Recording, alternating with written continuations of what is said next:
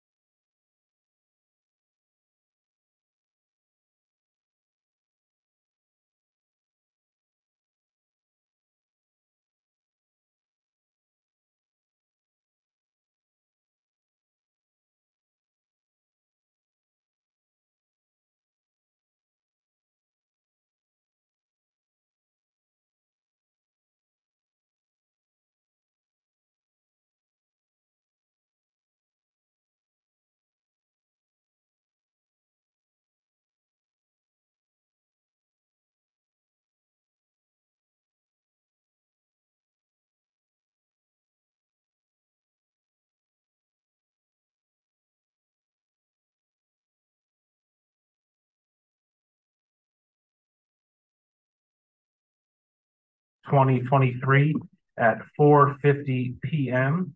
Let's go around and do a roll call. Noel, Charlotte Woodford. Nicole Birdie. Shelley Hart, manager, guard, DPD staff. Sharon Garner, council. Bob Azar, staff. and Michael Gazdaco, chair. We hope that you've received the minutes from the September 19th, 2023 meeting in advance and had a chance to peruse them. If anyone has any edits, clarifications, or simply wishes to approve them, now would be the time. Make a motion to approve the minutes. Okay, we have a motion. Do we have a second? Second. We have a second. Let's just all go around. All in favor, say aye. Aye. Aye. All opposed, say nay. Abstentions. The minutes carried. Mr. Azar. Good afternoon. Good afternoon, commissioners. I'm going to be talking in item number 2 about these new regulations that are going to be coming your way in a month. So we can save my director's report for then. I just want to make a note that item number 3 is going to have to be continued. We're going to have a recusal on that. That's going to take you below your quorum. So item number 3 for anybody who's here on that one, that's 870 Westminster, is going to be continued to next month. Okay, thank you very much. With that, we will roll into our first agenda item, which is a request for extension, case number 22-03063MI. It's 322 Washington Street, and I believe the applicant is here.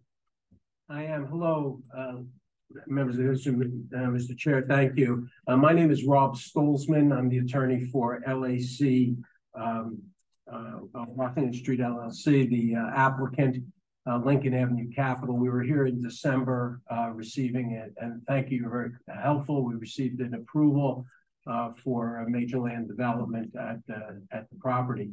You may recall that the financing of this was going to occur with Rhode Island Housing financing. This project is 100% affordable housing product.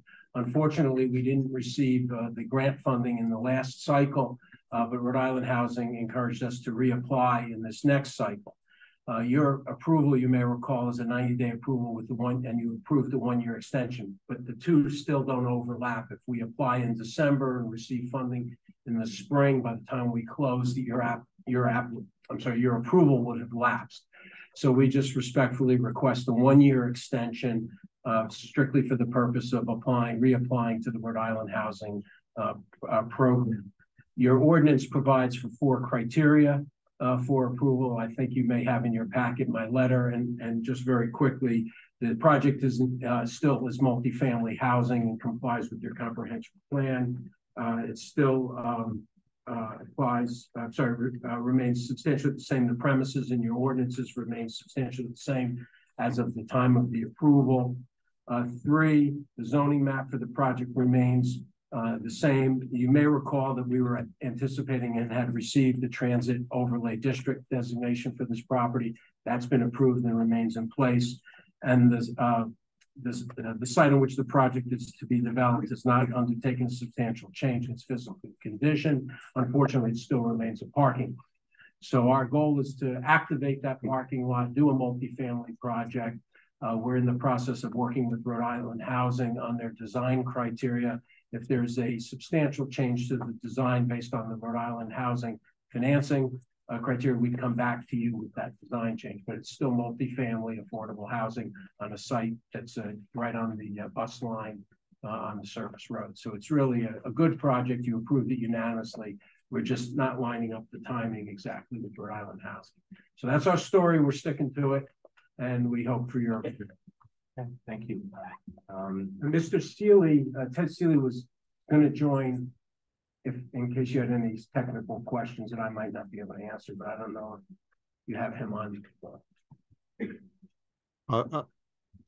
I believe we do have him, but I'm not sure it's necessary. No, that's fine. Commissioners, do you have any questions for the applicant? No. this is just an extension, so that we don't need to take any public comment, correct? Okay. Is there any other staff comments? All right. This is, we do this pretty regularly, so I'm happy to, based on what was presented, make a motion to approve the extension. I can second. Okay. Go around and do a voice vote. Noel? Aye. Sean? Aye. Nicole? Aye. And I vote aye. Thank you very much. Best We of luck. appreciate it. We'll move right into the second agenda item, which is the city council referral or the development review regulations. I guess, Bob, you're probably going to take this one. Yes, thank you. All right, so we've been talking about this for some time now. This is the second piece of the regulatory changes that we are proposing. We previously came to you with zoning changes, and those changes have moved on to the city council. We're going to be presenting them to the ordinance committee tomorrow, and then there's going to be a public hearing on November 1st. So that is moving forward. If all goes well, we'll have those adopted before the end of the year, which is the deadline by which the state has the deadline that the state has imposed on us. So now we're coming to you with this memo, not the actual regulations, but a memo describing the regulations that are in the works. These are your development review and subdivision regulations, and you use these to review land development projects and subdivisions. And now, under the new state law, you'll also use these for development plan review. They will also apply to the administrative officers who do development plan review. Those are staff of our department. It will also apply to our downtown design review committee, which will also be a development plan review body. So this is a new aspect of the Land Development and Subdivision Act, that development plan review becomes sort of a third type of review on a par with subdivision and land development projects. So that's important to understand. So I'm just going to walk through this, and I've got a couple of questions that I want to pose for discussion. And our intention is to have this full set of regulations in your hands before next meeting in November. We would like to schedule a public hearing in November where you can take public comment. Because this doesn't have to be adopted until December, and you are the body that adopts it, you should feel free to continue the public hearing until December. But we're hoping that we'll have this all tied up by your December meeting. You can adopt it, and we'll be ready in January with this whole new regulatory structure. So with regard to subdivision, administrative subdivisions are the same. You never see them because they're done at the staff level. These are subdivisions where there's no new lot creation. Typically, they're mergers or moving of lot lines. That stays the same. Minor subdivision has changed. Right now, anything where more than between 2 and 5 lots are created is a minor subdivision. It comes to you whether it's by right or not. Under the new law, anything up to 9 lots is going to be approved administratively if it doesn't require zoning relief. If it requires zoning relief, it comes to you for unified development review. So item number 4, which is a 2-lot subdivision, because it involves zoning relief, you're still going to see that. Okay. And then anything from above 9 lots is a major subdivision. You almost never see these, but the process will be the same. It'll be master, preliminary, public hearing. Okay, land development project. This is different. The statute, for the very first time, well, the statute used to say you can define land development project any way you want. You can set the triggers anywhere from a new single-family house to an apartment complex, whatever you want, to subject to planning board review. In Providence, our trigger is 10,000 square feet of new gross floor area or 10 new dwelling units, new gross floor area that creates at least 10 dwelling units, or 50 or new parking spaces. We didn't change that in the proposed zoning, so that's still going to be a trigger for land development project. But the Enabling Act now talks about minor land development projects. It has these triggers. For example, 7,500 square feet of floor area of new commercial, manufacturing, or industrial development or less, which is kind of odd. That means anything from 0 to 7,500 square feet is a land development project. Even though minor, back up for a second, under the new statute, minor land development projects, if they don't need zoning relief, are reviewed by staff. But I think it's kind of ludicrous for us to take an application for a land development project for 500 square feet of commercial and review it according to the stages and issue letters and have things recorded and so forth. These are routine building permits in Providence. The good thing about all these triggers is that the state law says that we can increase the thresholds. So that's why we want to stick with our 10,000 square feet. Under the existing law, anything that is strictly residential is a minor land development project, and anything that it has mixed use or commercial or industrial is a major land development project. That's different under the new law. The new law provides for a certain degree of commercial, even in minor land development projects. So, all that said, we're proposing these 4 different criteria: between 10 and 20,000 square feet of new gross floor area of commercial, manufacturing, or industrial development, an expansion of between 10,000 and 20,000 square feet of the same, new gross floor area creating 10 or more dwelling or rooming units, which is the case today for minor land development, and between 0 and 2,500 square feet of commercial space. So we're suggesting that a minor land development project can have a small amount of commercial by right, and it doesn't trigger major land development project review. And we're keeping the 50 or more new parking spaces. So once again, our proposal is if you hit any of those triggers, you're a minor land development project, unless it requires a zoning relief, in which case it comes to the Plan Commission. Now, a question. We are proposing also that if anything needs a dimensional adjustment, like additional height, that should also come to the Plan Commission. That's discretionary review, and it should continue to be at your discretion. Our question is, with design waivers, if a project is fully compliant, but for design waivers. And here we're talking about building facades, building entries, fenestration, roof materials, build to percentage, things like that. The question is, if it would otherwise comply and doesn't need to come to you because of a dimensional adjustment or a zoning variance, should those things be could those regulations be waived at the staff level? And we would develop a series of findings that would have to be made for waivers, regardless of whether it's staff or commission. But I'd like to kind of put that out there for a little bit of a discussion. Would you feel comfortable with staff granting certain design waivers? And it doesn't have to be all of them. It could be some granted by staff, but some have to come to the commission. Ground floor uses, for example, is this one that is often somewhat contentious, the ground floor uses within 20 feet. I think that probably still comes to the commission. But some of these other things, I'd like to hear your take on it.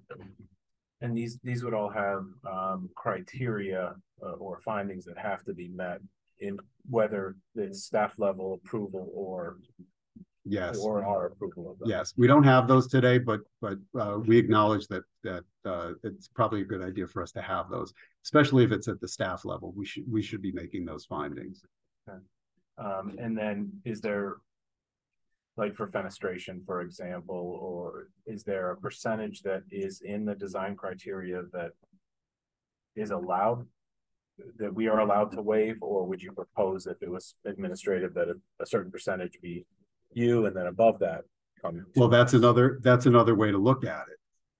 You know, like minor design waivers, absolutely. Yeah. As a course Yeah. of business, make the findings, and then major design Yeah. waivers, and we could maybe classify them one way or another. That's actually a really good point. And I think, you know, we haven't done anything like that, but we could. And one thing I'm thinking about is, as we talk with developers about what they want to build, we often will present to them, there's a very easy path and there's a more circuitous and more difficult path. The more difficult path usually involves coming to a public meeting, and, you know, having public comment and having things that are discretionary, where there's less predictability. If we can say to developers, you know, this is what you can do by right, and these are the things, this is the wiggle room that we have as staff. If you want anything more, you're going to the commission. So I think finding that balance is what we're looking for. Because also that would trigger the public comment. That's right. That's right. Public involvement. Public comment. So what's done in the staff level is not commented on by the public. Well, that's something I want to talk about in a minute, because if we receive something and we're reviewing it, you know, the public doesn't comment on every building permit that comes in, but, you know, for larger projects, should there be a process by which the public knows that we've received it, knows that we're reviewing it, and has an opportunity to see it, and comment on it. You know, if there's a vacant lot next to my house, and you know, it can be a house, I think I should expect that at some point someone is going to pull a building permit and build a house there. But, you know, something about larger, you know, buildings, you know, commercial, mixed use, that, you know, might be something where the public has an interest to at least know that it's happening. And that notice could come in a lot of different forms. It could come in in the form of a sign posted on the site. It could be a notice on our website. It doesn't have to be a certified letter, for example. And we also have to be aware of the fact that if we require notice be sent to somebody, we might be creating standing for somebody to claim aggrieved party status, and I don't know that we necessarily want to do that if the state doesn't require us to do it. So I'm actually on the land use commission that the House created to kind of analyze and hear public comment and then put forward some proposals. And one of the things that came up for the commission was, if there are projects that are allowed by right and they get delayed even though they're allowed by right, is that creating an expectation for the public that they could actually impact the decision when it's allowed by right and it can't? And so that's, I think, part of some of the reasoning for some of these changes. There's many other reasons, but that was something that had come up. So I like this proposal that you said in terms of the design. Like, if it's a minor design, it doesn't come to us, but if it's a major design, then it can come to us. Because if it's allowed by right and it's hitting all the criteria, we're not gonna object to something that's a minor design. Yeah. And so I don't want to waste anyone's time. Yeah, I'm thinking of like the most contentious design waivers that we grant, you know, being height. Well, that's not a waiver. Actually, that's a dimensional adjustment. That's coming to you. Ground floor commercial. Yeah, ground floor commercial, or well, it's the ground floor uses, which is the prohibition against residential or parking within Right. 20 feet of the street. Yeah, I think either probably should still come to us, but I think some like fenestration, storefront, things like that, within a certain amount, as long as they meet the criteria that we set forward, Yeah. I think that's probably. All right, so why don't we do this? We'll create two categories: minor waiver, major waiver. Major waiver has to come to the board. Minor waiver can be approved at staff, Yeah. and we'll include that in the draft next I month. assume a minor waiver would be, within a certain percentage. Yes, to and allow- anything more would have to come to the board, and that actually relates to something that's later in the memo, which is minor changes versus major changes. That is after a project has gone through review, it's fully approved. If the developers decide they want to change something about the building, the number of dwelling units, the orientation of the parking, the fenestration, the materials, what constitutes a major change, what constitutes a minor change? Because the law today says a minor change gets approved by staff, a major change has to come back to the commission. And I'm not thrilled about how we define major and minor changes, and I think it's due for an update. So I think as we think about waivers, it's going to sort of fall into the similar categories, so that we can say to developers, here's the path. This is the straightforward, easy path. This is what we can do as staff. This is what has to go in front of the board. And the hope is what we're looking for is compliance. What we're looking for is good projects, and what we want is for the regulations to be tailored so that it results in good projects, and anything beyond what the regulations allow may be good or it may not be good, but it's going to be for you to decide and not for staff to decide. That's my hope, and we really strive to kind of find that sweet spot Within the new state enabling act. That's right. And by the way, this has been a slog. It's very complicated what we're trying to do here, but we're getting there. I feel very proud of the staff. I thank Sharon and Choyan and Lev, Megan from the law department, and Alexis in zoning. We have a fantastic team of people all putting our heads together on this.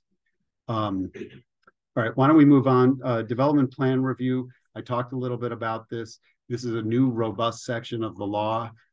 It's not going to change too much for what you do. Institutional master plans, primary and secondary schools, design waivers, those are all development plan review. The Downtown Design Review Committee is already a development plan review body. We're going to have to call it a technical review committee because of the way the law is written. But it's going to stay with the idea is that we're trying not to upset the apple cart with that too much. Unified Development Review is now mandated for all communities. We've been doing it all along, so no change there. Public hearing and notice. We talked about this question. If there's a minor land development project that would have come to you, that's now going to be reviewed at the staff level, should there be public notice of some sort? Should we, carve out a little space on our webpage for it? That's a question.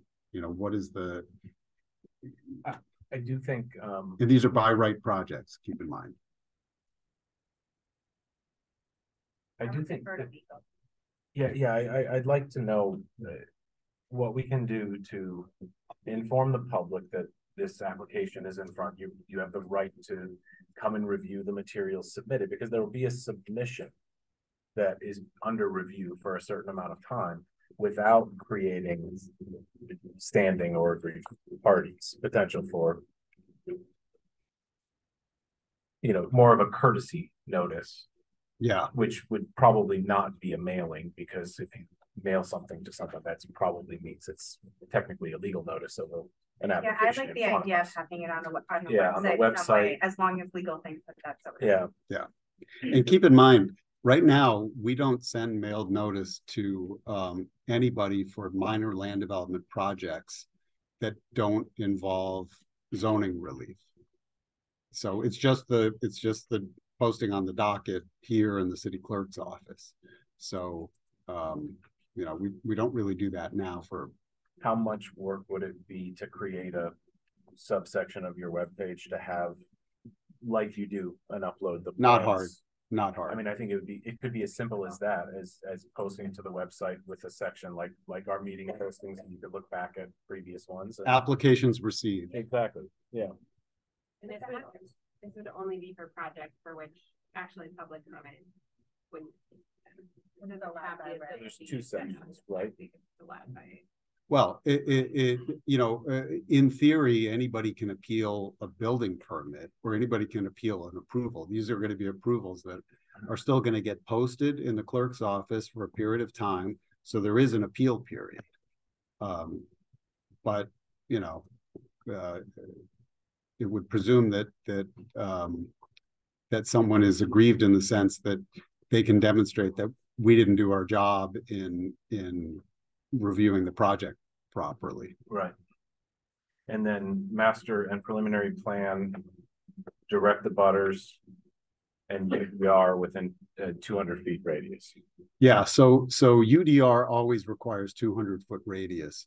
Interestingly, with the new state law for major land development projects today, there's a public informational meeting with mailed notice at the master plan stage, and a public hearing with mailed notice at preliminary plan stage. Under the new law, the public hearing is at the master plan stage. And then preliminary plan is not even a public hearing. There's still notice, but it only goes to direct abutters. It says that in the law, to direct abutters only. So there is, it's kind of interesting that approach.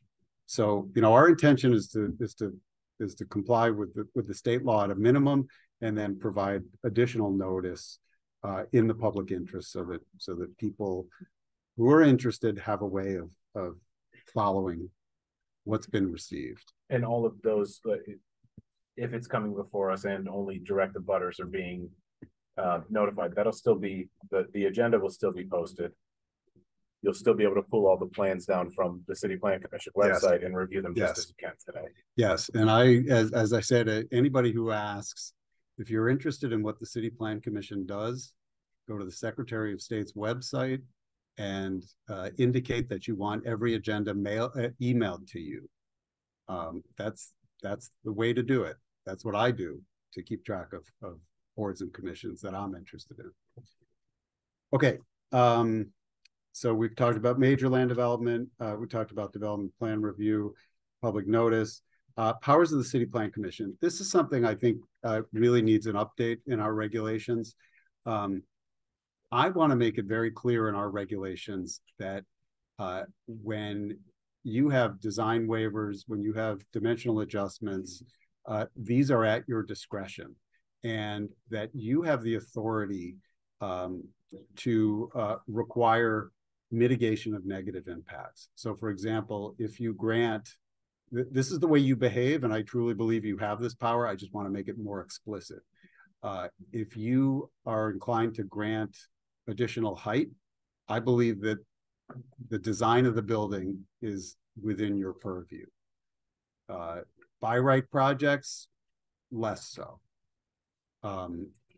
Because there may be negative impacts on the built environment, and massing, setbacks, materiality, fenestration, these things can all help to mitigate impacts. So I want to make it clear that you have that authority, and I want to speak directly to the types of things that you can require as mitigation. And I've talked a little bit about it.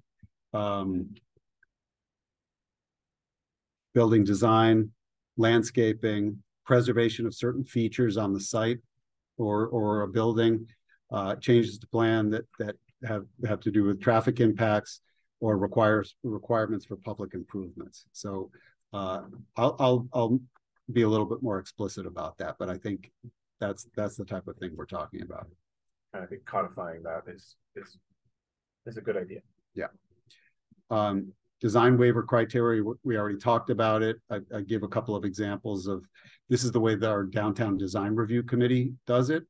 I think we should probably adopt something similar to this as findings for design waivers.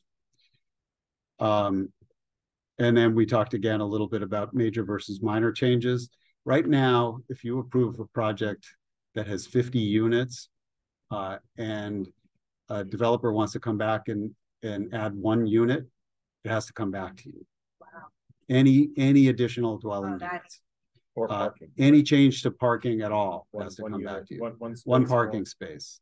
So that's got to change. So what I'm thinking of is, what is the essence of this development project? What did you review? What did you approve?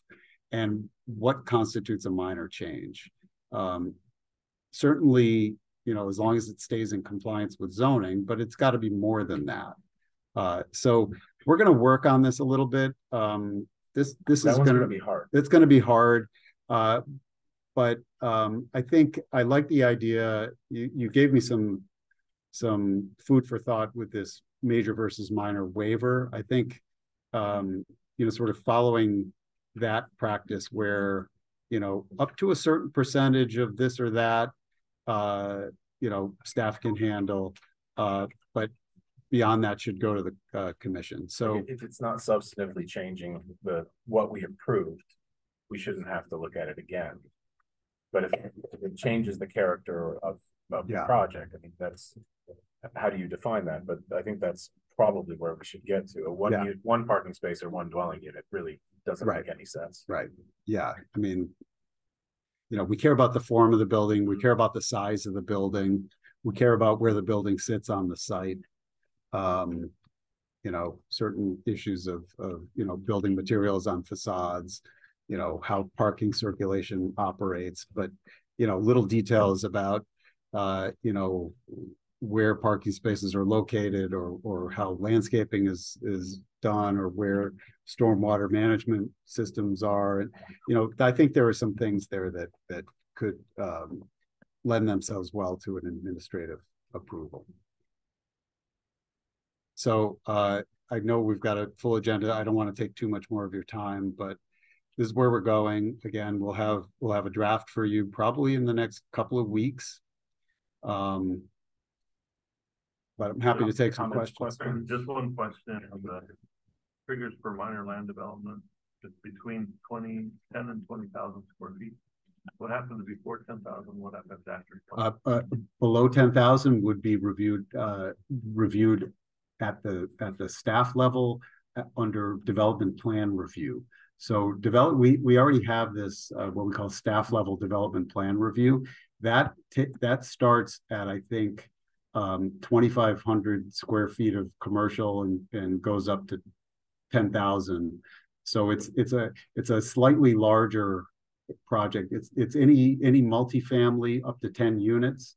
So between 4 and 10 units, and any commercial between 2,500 and 10,000 square feet. That's now going to be called administrative development plan review. Above that, it becomes a major land development project, and it would be reviewed by you automatically. Anything else? Well, this is an arduous task, and I appreciate the time and effort that's being put into it. So I look forward to the changes that are presented next month and getting this rolling. Okay. I will say I did give the city of Providence and the planning and zoning staff some credit at the last House Land Use Commission about how I think Providence might be one of the first to comply with the state law.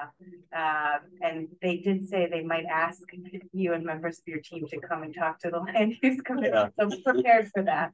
Yeah, if I'm not busy You're working on the draft. welcome. I will say again, kudos to the staff, and I have had a lot of conversations with fellow planners throughout the state, and there's a lot of angst out there about getting this done and getting it done right, and figuring out what all this language means, because there's a lot to it. So I feel very fortunate that we have staff that can work on this, unlike a lot of other communities where they don't. And I think our changes are not as drastic as some of the other communities in Rhode Island, having seen their planning processes.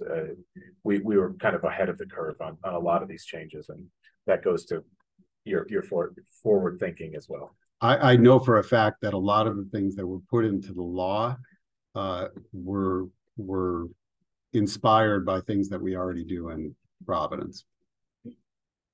All right. We're not going to take public comment on this agenda item because we don't have any changes to actually ponder at this time. How do we make comment on this discussion? Yeah. So you know what? It's a public hearing. We can take a. Well, it's not a public hearing, but you can take public comment if you want to. I would say, you could certainly do that now. There will be a draft posted on our website within the next couple of weeks. So that'll be available. But also you can always submit written letters or emails to staff. Meanwhile, if you have thoughts about all of this, we'd be happy to take it under consideration. Since you're here, we'll have you come up just really quickly if you have a quick comment about this. This is very brief. Please, you have to state your name, speak into the microphone for our viewers at home. No, stand right at the table right there.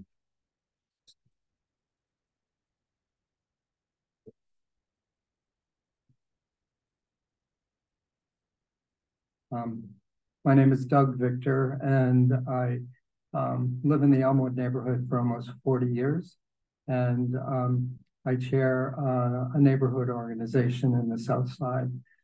I'm speaking for myself as a resident, and I just want to say I so appreciate the work that this commission does. It's really tough work.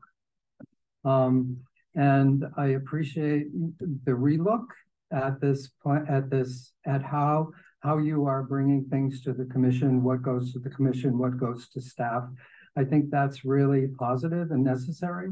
One of the things that I feel like is really missing in this, and is missing in many parts of city government, is the place of neighborhood association leaders who've been in the trenches for years and years and years to have a seat at the table, to be part of a steering committee, to look at and to give feedback into. So without the lens of the neighborhood, for those of you who live in the neighborhoods, you might have somewhat of that lens and you might have a full picture of that lens, but I don't think people in the neighborhood are assured that oftentimes the decisions that the city makes are really in line what the neighborhood is looking for, needs, deserves, or wants.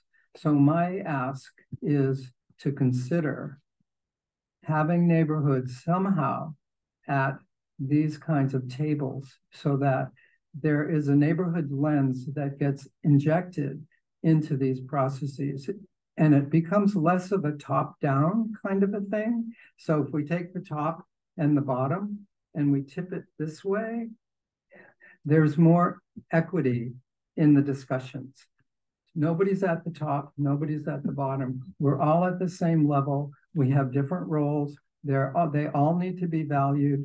And in the past, neighborhood associations haven't been valued. We've struggled with having time, with enough time to even give testimony at certain commissions and whatnot, because the time is so short and the way the commission structure is set up, you need to move things forward, but it doesn't allow, it hasn't allowed for a satisfying and fuller discussion about what's on the neighborhood's minds. That's all I have to say. Thank you very much for listening to me. So I think those comments are more akin to the rewrite of the comprehensive plan than what we're contemplating here. This is actually a very top-down approach, because this is the State Enabling Act that allows us to do our business. The laws have changed and we need to come into compliance with those laws. So there's not a lot of wiggle room here. But for your comments, I think engaging in the comprehensive plan rewrite is definitely the path to bring your voice to the table. And that's ongoing right now and will be presented next year. So I encourage you to join in those conversations. All right. With that, we'll move right into the next agenda item. Again, we are continuing agenda item number 3, which is 870 Westminster Street due to a lack of quorum. So we'll go right into agenda item number 4, which is unified minor subdivision with unified development plan review. It's a public hearing case number 23-051 UDR 770 Manton Ave. All right, thanks, Commissioner. And so a quick introduction before we hear from the applicant. This is a request for a minor subdivision with unified development review. The lot measures about 16,851 square feet, and it's occupied by a single-family dwelling that will be demolished. The applicant is proposing to subdivide the lot into 2 lots of about 8,500 and 7,750 square feet. Now, while the applicant will meet the minimum area requirement of 5,000 square feet, they are here before you seeking UDR for relief from the lot width requirement, where width of 50 feet is required, but widths of 40 and 41 feet will be provided.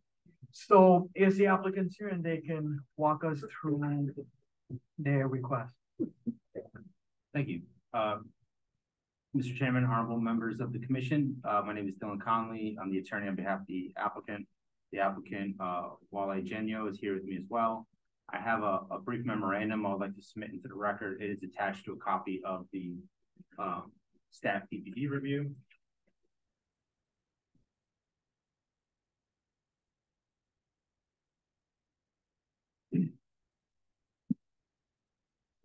The only thing I want to add to the description that you just received from staff is that if you look at all the other lots in the area, the proposal is very comparable to the other lot sizes in terms of frontage and length.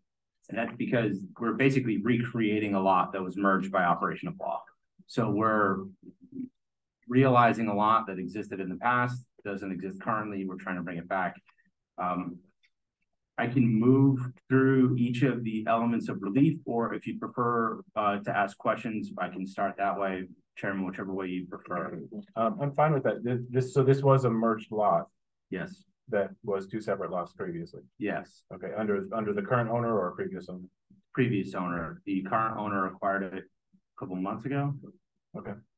Yeah, I'd like you to hit all the high level points of the findings that need to be found for UDR. Sure. So the first is that the proposed development is consistent with the comprehensive plan and has satisfactorily addressed the issues where there may be inconsistency. Do I need the witness to be sworn? If he's gonna testify. Yes. Can you swear that? So raise your hand again, please. Do you solemnly swear the testimony you're about to give in this matter will be the truth, the whole truth, and nothing but the truth, so help you God? I do. State, please, and spell your full name for the record. My full name is Wale Genio. It's Babawale. Last name is Jenyo. Thank you, sir. And so, Wale, if you could just address how the proposal is consistent with the comprehensive plan, the other uses in the area, your familiarity with the area. So I actually have built a few houses in the area, and a lot of the lots in that area is zoned for multifamilies. Well, on that particular street, you see a lot of single families and two families on Manton Avenue. So this lots will be similar to what's already existing in the area. And then the next requirement is showing proof of compliance with zoning ordinances. Obviously, the proposed subdivision is also requesting dimensional relief. But if you could describe relative to the dimensional relief, the need for the smaller lot frontage from instead of 50 feet each, about 40 and 41 feet, what the hardship is due to the unique characteristics of the subject land and not due to any physical or economic disability of yourself. Correct. So a lot of the lots in the area, the frontage is about 40, and the total square foot is usually about 5,000. And with this subdivision, we're gonna have the same thing, which will be a frontage of 40. But in terms of the total square footage that is required, which is 5,000, we are going to exceed that once for the subdivision because the total is over 16,000. In terms of the unique characteristics of the land, can you just describe a little bit what the rear portion of the lot is like and what you abut? So we abut the Woonasquatucket River. So behind the lots at the end is where the Woonasquatucket River goes. So there's also the Diaville Pond to the right of the lot. And to the left of it, all the way back there is the Woonasquatucket River. The next element is that the hardship is not the result of any prior action of the applicant and does not result primarily from the desire of the applicant to realize greater financial gain. Can you just again reiterate for the record about when you acquired the lot? So when I acquired the lot, a few months back, and it was like that. And like Dylan said earlier on, we're just reestablishing the line that was merged by, I guess, the tax assessor, and not necessarily a merger that was done by the previous owner. We already touched on the general area a little bit, but you know, in your opinion, knowing the area, do you think the proposal to have this lot separated out is in any way different than what the uses are immediately around you? No. So a lot of the houses around, even to the left of the property, they are all multifamilies, and the sizes are very similar to what after the division, what it will be the same thing.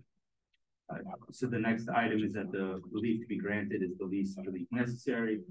If the board can see there's a bit of a turn to the front of one of the lots, but generally we're splitting the two lots almost exactly in half. It's the 40 and 41 feet. So we're not looking to do 10 feet and 70 feet. This is objectively the least relief necessary. And then the last is as part of Unified Development Review, that the hardship suffered by the owner of the subject property if the dimensional variance is not granted will amount to more than a mere inconvenience. You can just describe what would happen if you were not granted this dimensional variance. We will lose the opportunity to help the issue of the housing crisis we have in Providence and the state in general. Because with this, there will be more housing created that allows for people to be able to have options for where to live or just a place to live. And then as to the environmental impact, there was affirmative finding from staff that the subdivision will not pose a significant negative challenge, but as a result of any approval here, will you comply with all environmental standards and controls? Definitely. And are you already in the process of working with engineers and DEM relative to the water areas in the rear of the lot? Correct. We're in the process of filing applications with the DEM to establish the buffer zone of where the buildings can actually be placed. The next item is the requirement that the subdivision will create a buildable lot, and that the subdivision or the development of the project as proposed will not result in the creation of individual lots with physical constraints to development. Essentially, in your opinion as a builder and given your intention in the area, will the proposed subdivision do anything that will prohibit you from building on any of the lots? No. Both of the lots have full street access to Manton Ave? Correct. And it's an access on level, which... Correct. It's on level, so there's no necessarily ramp or anything that needs to be built. So the request for use and dimensional variances underneath the Unified Development Review that are outlined in section 1902, the zoning ordinance. So that's really the same elements that we have for the comprehensive plan and the purpose of zoning generally. And just for the last time, exactly what you're proposing to do is something that you've already done in the area a few times. Correct. So roughly very conducive to both the area historically and what you've been able to personally build in that area recently. Correct. Mr. Chairman, that's it for my presentation. I believe that goes through each of the standards necessary for the relief and the subdivision. Thank you, sir. Commissioners, do you have any questions for the applicant? Okay, Troyan, would you like to wrap up? Oh, I'm sorry, I didn't see that. So the intent is to go to two-family houses. So there was a bit of a debate about what to do with the single family home right now, because we're in conversations with the city on the adjacent lot. If you look at the survey, there's a single family home that's existing. The immediate right of it, there's a city lot. We're in discussion with the city about acquiring that lot. Plat 34, lot 304. Yes, a portion of that would include a land swap for the rear of our lot to abut the river. You'd be giving the city the control of the square footage that abuts the river. So because that's a legislative phenomenon that moves to the council and then it would be to the PRA thereafter, well, we don't know if there's going to be any strings attached to what we're going to do on the other land involved. But our original intention was to demolish and build two families. Depending on what happens with that third lot, that may change. If there are any changes that change the relief necessary, we would of course come back before this board. It looks like the other two lots on this survey plan are also owned by the city of Providence. Yes, but those are actually a city garden. It's used as a city garden right now. Okay. So your only interest is in 34, 304. Correct, because we don't want to take away the garden. Okay. I mean, I like the garden too. Any other questions for the applicant? All right, Troyan. And commissioners, so we would just like to say that the applicant's testimony concurs with the findings and recommendations now a staff report as they pertain to the criteria for the variance. So we would recommend that you approve the relief for a minimum lot rate. As with the subdivision, the applicant did speak to the criteria that you're required to find. We do concur with their testimony. This would be consistent with the comprehensive plan, subject to granting relief. It would be in compliance with the zoning ordinance. We don't foresee a negative environmental impact. These would be buildable lots and street access would be provided from Manton Ave.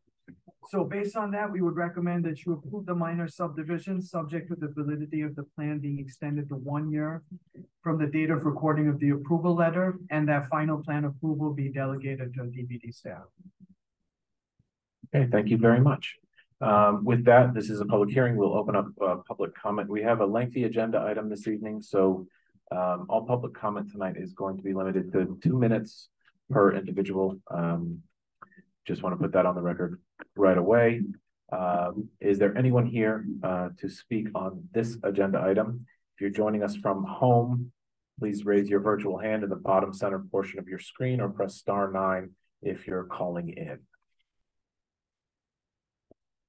We have a sign-in. We have nobody signed in to talk about this, and we do have folks who have their hands up. I will allow each to talk, just making sure that your hands are up to talk about the subdivision at 770 Manton Avenue and not any other item. If your hand is up to talk about something else, then please put it down and we'll come back to you. The first one we have here is Ariana Z, I believe. Can you are you here to speak on 770 Manton Avenue? Yes, I am. This is Paul Zanecchia. Ariana Z is my computer. So that's how it came through. Could you spell your name, please? Okay. Paul, P-A-U-L, last name Zanecchia, Z as in zebra, A-N-E-C-C-H-I-A. Thank you. First off, I'd like to say that I own 3 properties in the direct area of this particular development. I own 741 Manton, which is nearly across the street from subject property. I also own 734 and 741, which are just several houses down from there. Recently, without notice, and this is germane only in the sense that I never received notice for a change in zoning to 695, 697, and 699 Manton Avenue. There were 3 homes that went up, 3 family homes. There was a zoning change to R3. There is absolutely no parking for those. And I am extremely concerned what this particular developer is going to do on this property because of the lack of land to utilize parking. What the applicant hasn't indicated to you is there is wetlands there. And even though they have contacted the requisite parties, there will not be enough property to develop 2 family homes on each one of these lots and provide adequate parking for anybody that's a tenant in those buildings, making the area just so congested with cars, whether on the street or off the street, parked in non-parking areas, grass and other particular ways. This is not a hardship. This is absolutely crazy that a developer buys a property, wants to separate it out, and then say this is a hardship to him. He bought the property with the understanding that it was a single family home on a single lot, and he wants the city now to divide it, not have enough side restrictions, be a substandard lot, and have your board uphold that under a hardship certificate of some type. And the notion that the city of Providence, let me finish here. The city of Providence needs more housing. There's plenty of housing here. We don't need housing on top of housing. Okay. Thank you very much, sir. Okay, next,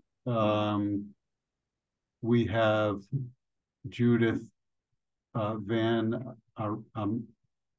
Amringe. I'm sorry if I'm not getting the name right. You can go ahead and unmute Judith, and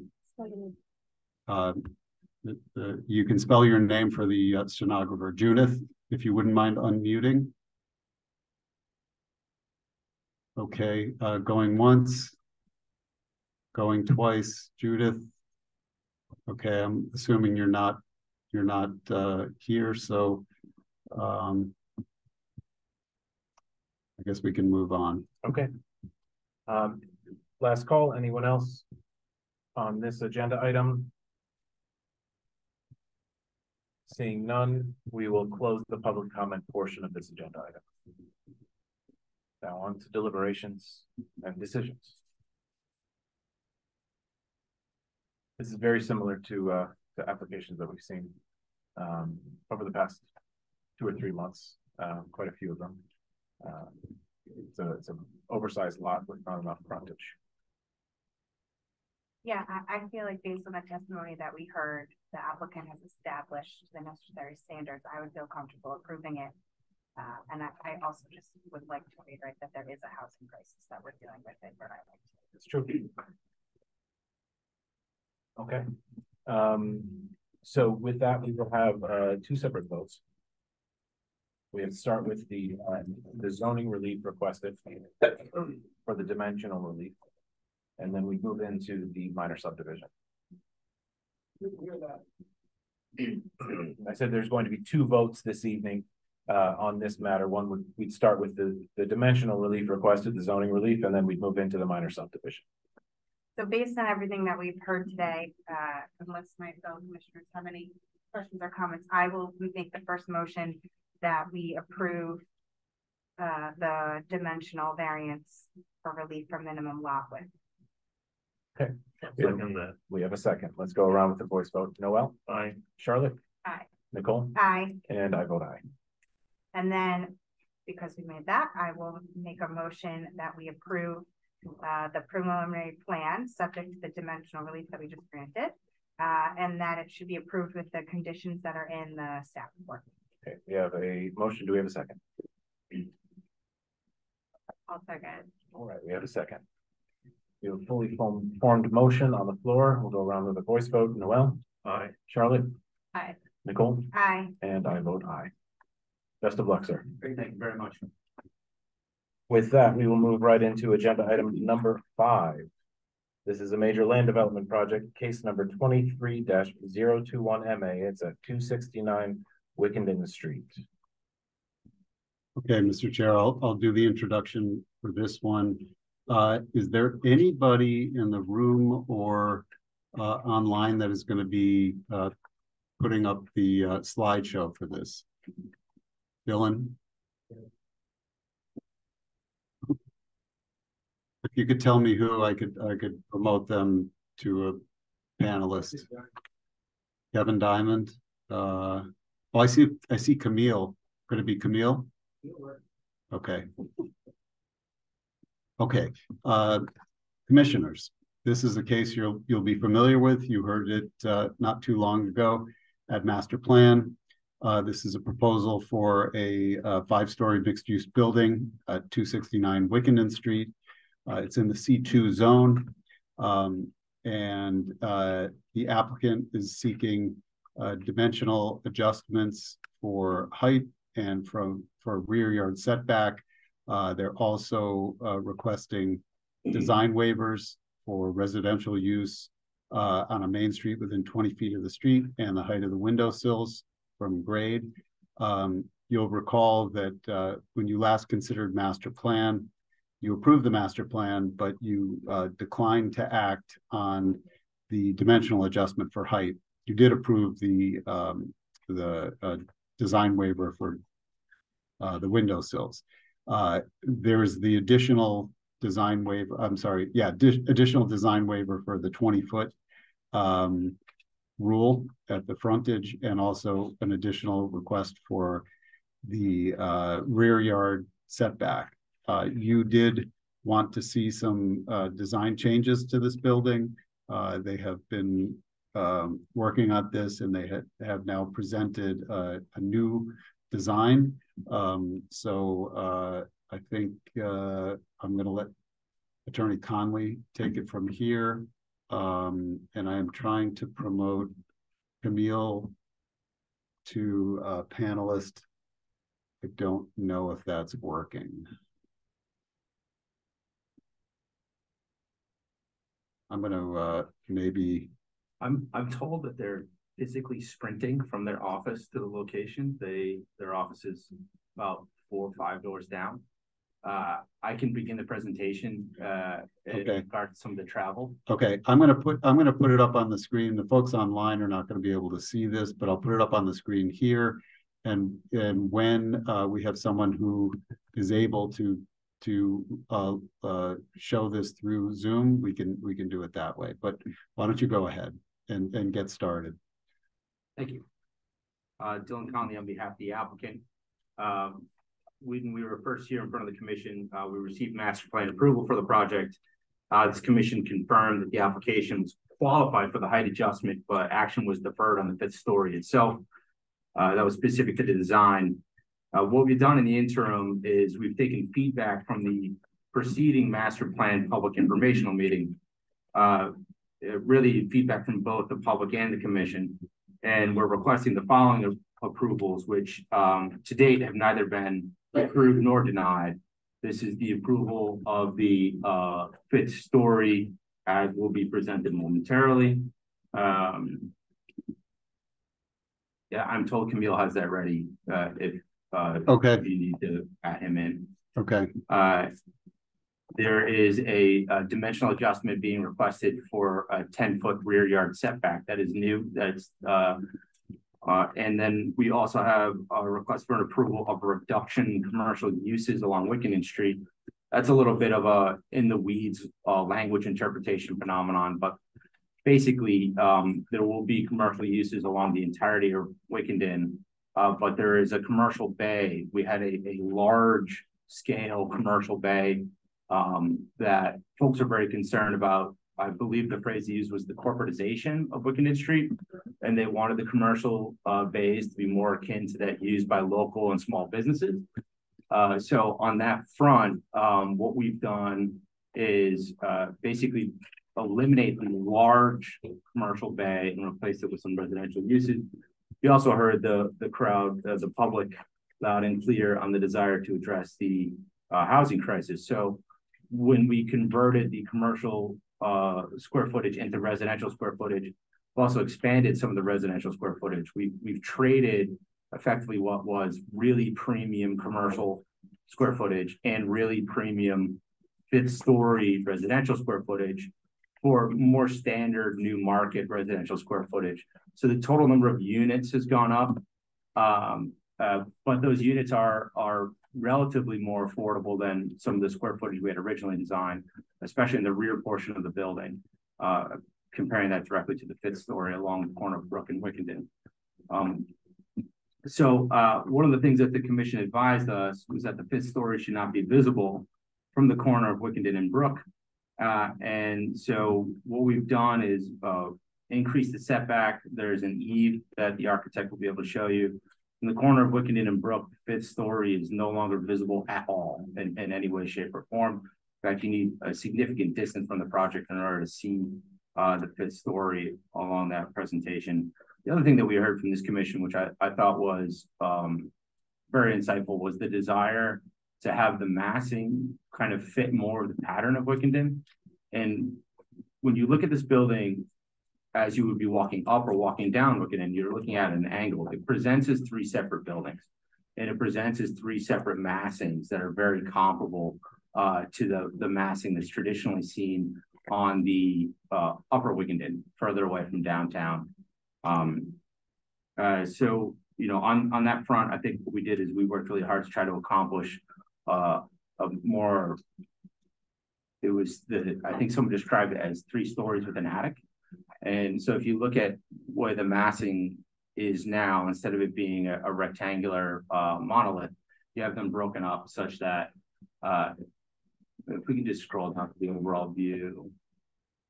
There we go. They look like 3 separate buildings with attics, right? I think it's very complementary to the sort of uses that are in the area generally. As you can see, the fifth story is hidden. Even the massing on the building along Brook has been broken up to 2 primary pieces. So I think with that, I would love to hand over the architectural presentation to Kevin Diamond. Kevin is here.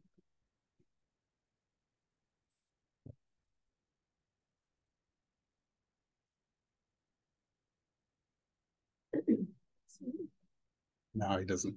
Not for this.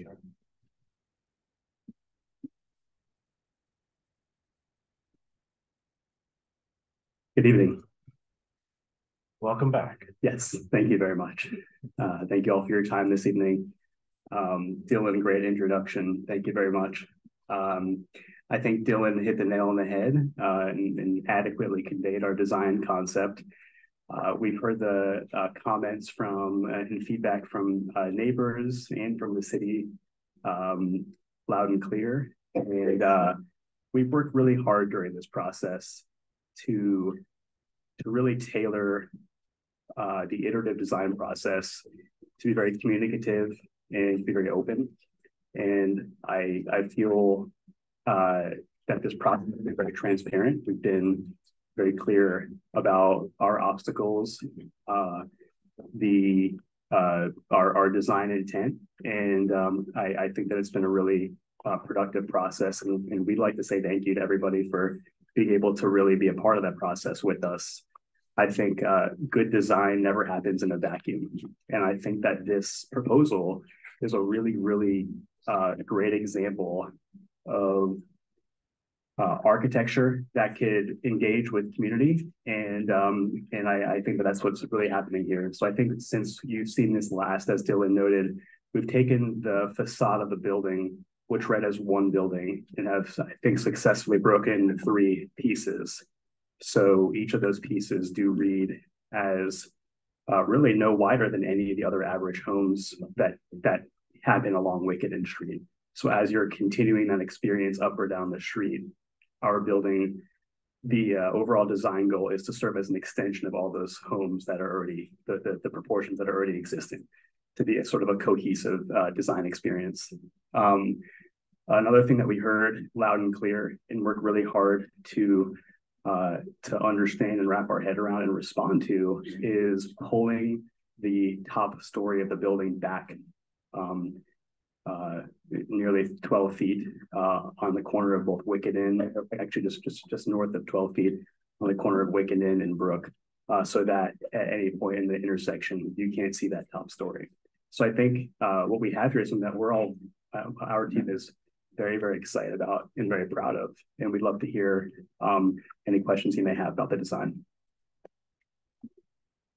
Okay, would you like to roll through the schematics of the building and whatnot, the changes that you've made, just to give a brief overview for the commissioners and the general public? Yep, absolutely. So I've talked about sort of the high level moves of breaking the facade into 3 components and really addressing the human scale of the building. I think that's evidenced by the cover page here. In terms of the elevations of the building, if you go to the next page here, the elevations, I think, also portray sort of the tripartite design intent, breaking the width of the building into 3 components, taking a pretty common architectural form, which is the gable, putting that on the left-hand side of the building, and then in the middle volume, and then a flat roof, sort of like a little corner building to read as something kind of quaint and human scale around the edge of Brook and Wickenden Street. Happening here in the elevation. I'd be happy to walk through some of the changes to the plan too, if you'd like. Mr. Chairman, one of the tricky things about when you're reviewing these elevations is this is not a view that a person would ever really see them. So just for the benefit of the public, when you're looking at these plan sets, these elevations are basically in a vacuum. You wouldn't have a view of the building like this. The views of the building are angled from either coming up or down Wickenden Street, where it presents much more as 3 separate buildings. So when we do see the elevations, I just want to remind folks that this is what the experience will be like in person. The elevations are really necessary for us to understand things like height and measurement, et cetera. Understood. Thanks for the clarification. Thank you. Well put. And yeah, one second. Oh, sure. Mr. Chair, I just wanted to make sure that in looking at that Wickenden Street elevation, that the applicant explains what's happening at the various levels of this building, specifically at what is happening at the ground level, which in some places is the basement level, and in some places is the first floor, and then also that the first floor actually is split level. I think that's going to be really important because it'll help illustrate the design waiver that you're asking for, and it will also help, I think, everybody understand how this building functions. That's great.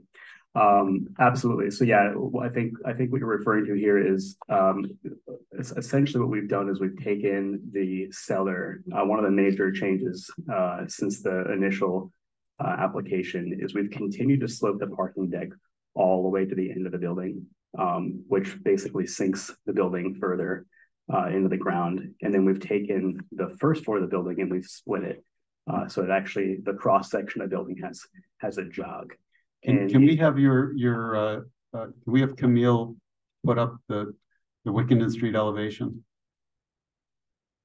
Right there. All right, so just to amplify this is the first floor of the building right here. This is floor 1, 2, 3, 4, 5. And for this particular area, that's the situation. Here, you have this level right here, which is the quote unquote basement. So this is the first level, which, as you can see, is the floor of this level is higher than the floor of this level. This eventually dives down and under, such that you have a large proportion of this, which is below grade and which is considered a basement. That's why, and when more of the volume of this lowest level is below grade, we call that a basement, and it doesn't count as a story. So this appears to have 6 levels, and it does, but this is a basement, and this is the first story, second, third, fourth, and fifth. That's why it appears this way. That's a good clarification. Thank you, Bob. And can you explain from this elevation why you need this design waiver? Yeah. So there is language that within the 20 feet on the first floor of certain streets, Wickenden being one of them, that it must be commercial use. It's that it can't be residential. Thank you. It can't be residential. Thank you. So what you actually see is the ground pedestrian level all along Wickenden is not residential. But the first floor, because of the way the building is sunk, is residential on the right side of the building, right where that mouse is. So the design waiver we're asking is for that level, which is the first floor, to be residential.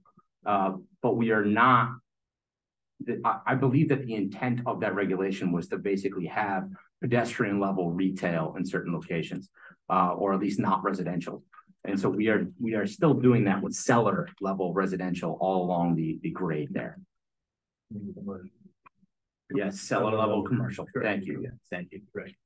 Okay, thank you. Clear in my mind. Yeah, exactly. There's mud. Yeah. Yeah, exactly. I think the earlier iterations of this building, sort of the cellar wall was very opaque.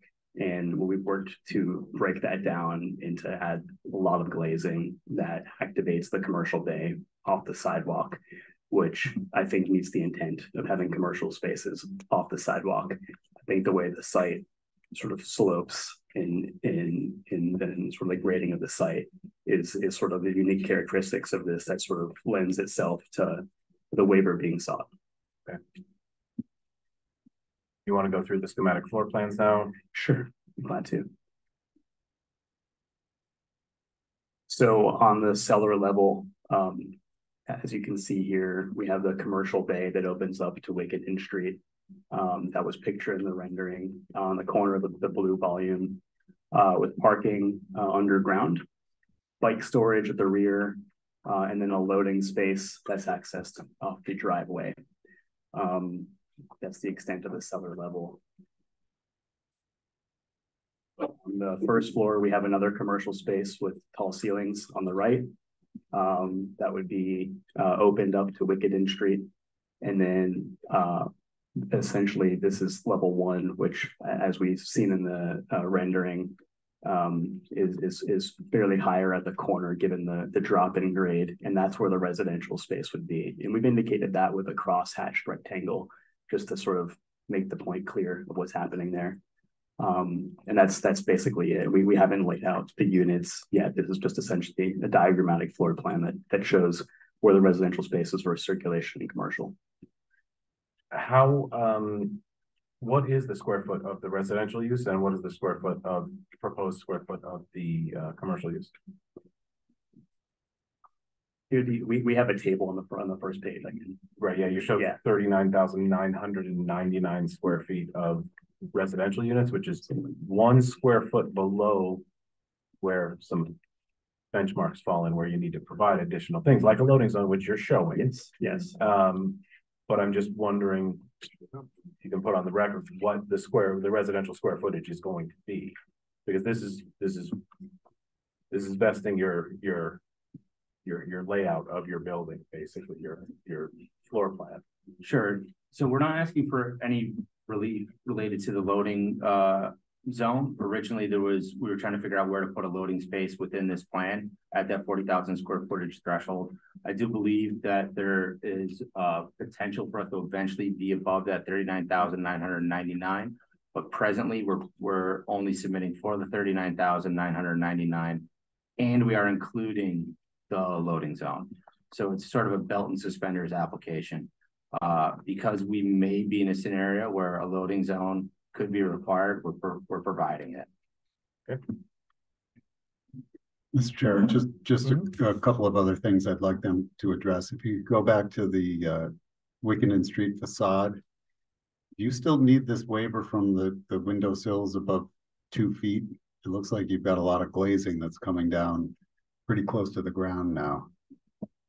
I wasn't sure if it would, I didn't know if we needed it relative to the first floor because the windowsills were raised. Yeah. The first floor is cellar. And my approach was to apply for it in case. It's really driven by the grading. Right. Okay. You want to ask other questions? Yeah, we could. Yeah, we could sort of come back to that. I want to look at the rule and see exactly what it says. But the other thing is, you are now you've talked about the dimensional adjustment for the height. You haven't talked about the dimensional adjustment for the rear yard setback. Can you show that? This is one that piqued my interest more than the others, actually. So basically the exchange of the premium commercial square footage and the premium residential square footage is squeezing the building's project viability relative to total square footage available for rent. What you have in a C1 zone is a 10-foot setback against the residential zone. What you have in a C2 zone is a 20-foot setback. This building, all of the uses included in it, the size, scale of the building, et cetera, would all be permissible in a C1 zone. So what we're looking for is something that is approved by right throughout the city. The discretional adjustment for that additional 10 feet back is the rear of the lot. There's not a lot of activity there.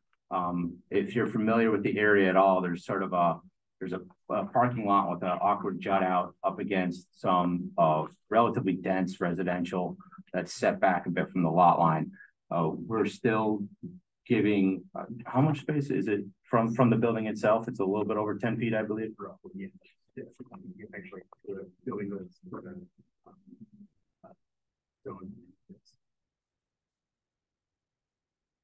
okay, so it's at least 10 feet of space from the property line, and in addition, I'm off the top of my head, I'm not sure what the gap is with the residential building nearby, but it's more than that. They're not on the lot line. Right, but it's the property line you're creating in order to stay at that 10,000 square foot threshold. So I take issue with the expansion of this to the rear property line to expand the intensity while trying to minimize your regulatory burden by creating that additional lot at the bottom. We can talk about it more later, but you also proposed in the last layout a generator behind the building, which obviously is not here now because there's not room for it. I want to be abundantly clear that this not for development can have nothing to do with this building on it. So if you have a generator that's powering this building, it cannot be 1 square inch onto that property that you're subdividing to keep that property 10,000 square feet, keep that parcel. Yeah, understood. Yeah, understood. And I think for the feasibility of getting the generator there in and out, it wouldn't work anyway. So it's not part of our plan. Okay. Any other significant changes?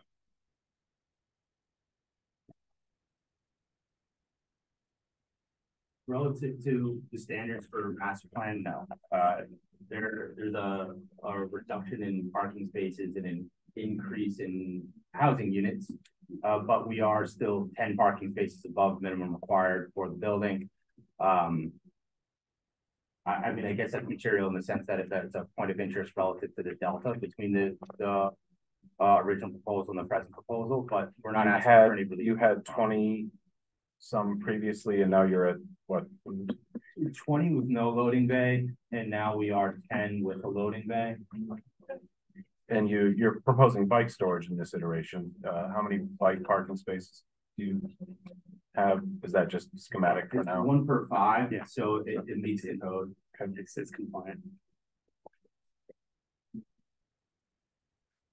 Commissioners, do you have questions for the applicant? I feel like I'm taking all the time here. I think there was also a mention somewhere in here of a transformer. Yeah, the transformer, on the previous iteration, it was shown at that little jog. If you're looking at the landscape plan, it was the bottom portion of the area that doesn't have a building closest to Brook Street. Is that still the proposed location? We think there's a likelihood it's a vault. It's a vault inside the building? There's a lot of, I think we have to get past this step. I'm sorry, we couldn't understand that. I'm so sorry. Yeah, so we in terms of what whether it's a vault or a pad mount transformer, it's largely going to depend on engineering weighing in, and so we're essentially earmarking that space on the corner as a potential location, and if it needs to grow and the building needs to be reduced to accommodate that, that's something we can discuss at a later date. But I think at the moment it's either going to be there or in the form of the vault inside the cellar. It's not determined yet. Where would that, just hypothetically, what would you be reducing inside that cellar space to create that vault? I don't know at the moment. Largely, it's going to be determined by Rhode Island Energy and their requirements. Good luck with that. Yeah. Then I had one other question, which is the first floor residential units. They look like they're accessed by they're in an elevator, but are there two? Can you talk a little bit about how you see egress working from those units? Particularly on the first floor? Yeah, because of the split level, I guess. Got it. Yeah, so it's essentially a split level, and the elevator will have a secondary stop to get to that level. So it has its own stop, obviously, to get to that specific space. And then there is egress off of the stair in the center. And then essentially getting to the staircase to the right. It's something that we're still working through. So would you propose that stair on the left-hand side be exiting through the parking area, through the cellar? Yes, and then there's a path of travel that leads it out to Brook Street. It's not, you're not walking through the drive aisle. And then the other stair would exit to grade on Wickenden Street through that hallway. Through the hallway, correct. So currently, there's no path between the units on the left and the right. At the moment, no. So that's a dead end corridor. On that floor. Right. Just on that first floor, on that half of the first floor. And I guess the reason I bring this up is not, I know that's a building code issues, just knowing that there will probably be changes in residential access.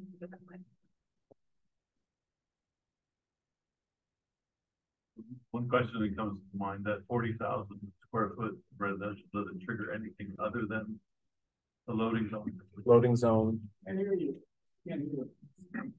The question, the question was, does the 40,000 square feet trigger anything other than the loading zone? The answer is no.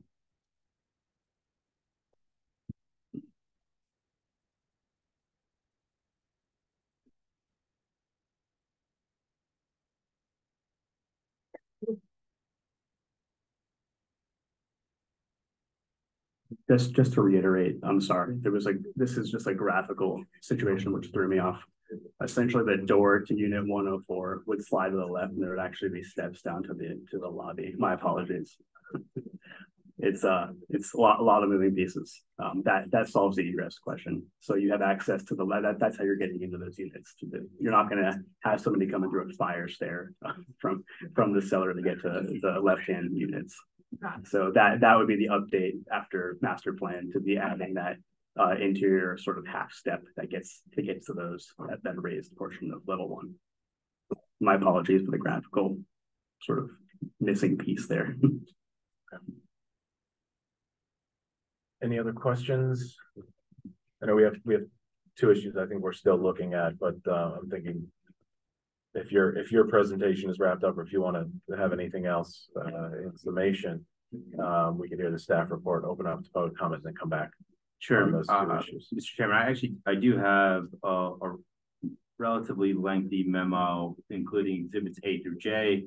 Within those exhibits, almost all of them are already part of the administrative record as they were submitted at the previous master plan approval. The only additional items are a part of the record for this meeting, which is this submission, the previous master plan approval, and the recommendation relative to this submission. So there's no new information in there in the sense that there's any information being provided outside of the public record in terms of the exhibits.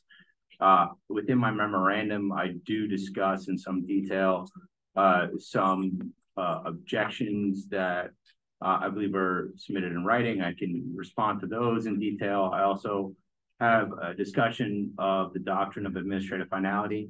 To be honest, I would be very happy to defer to after public comment and only address those things as may be necessary. I don't know that addressing the hypothetical in detail is to the benefit of anyone at this point in time, but I did want to provide all that material so that it is a part of the record in one convenient stack.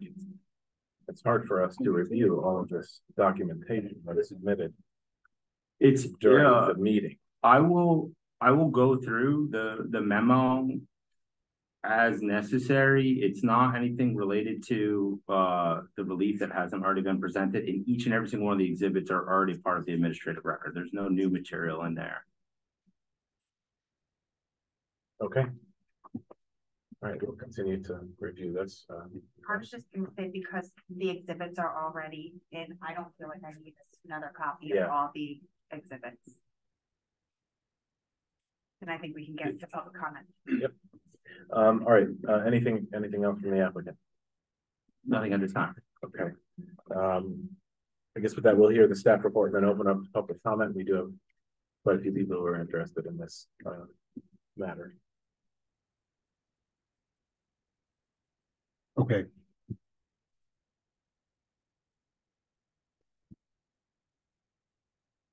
So because this is a major land development project, you have to make certain findings. In addition, there are requests for design waivers and dimensional adjustments. We've had a little bit of discussion about the design waivers and whether they're necessary.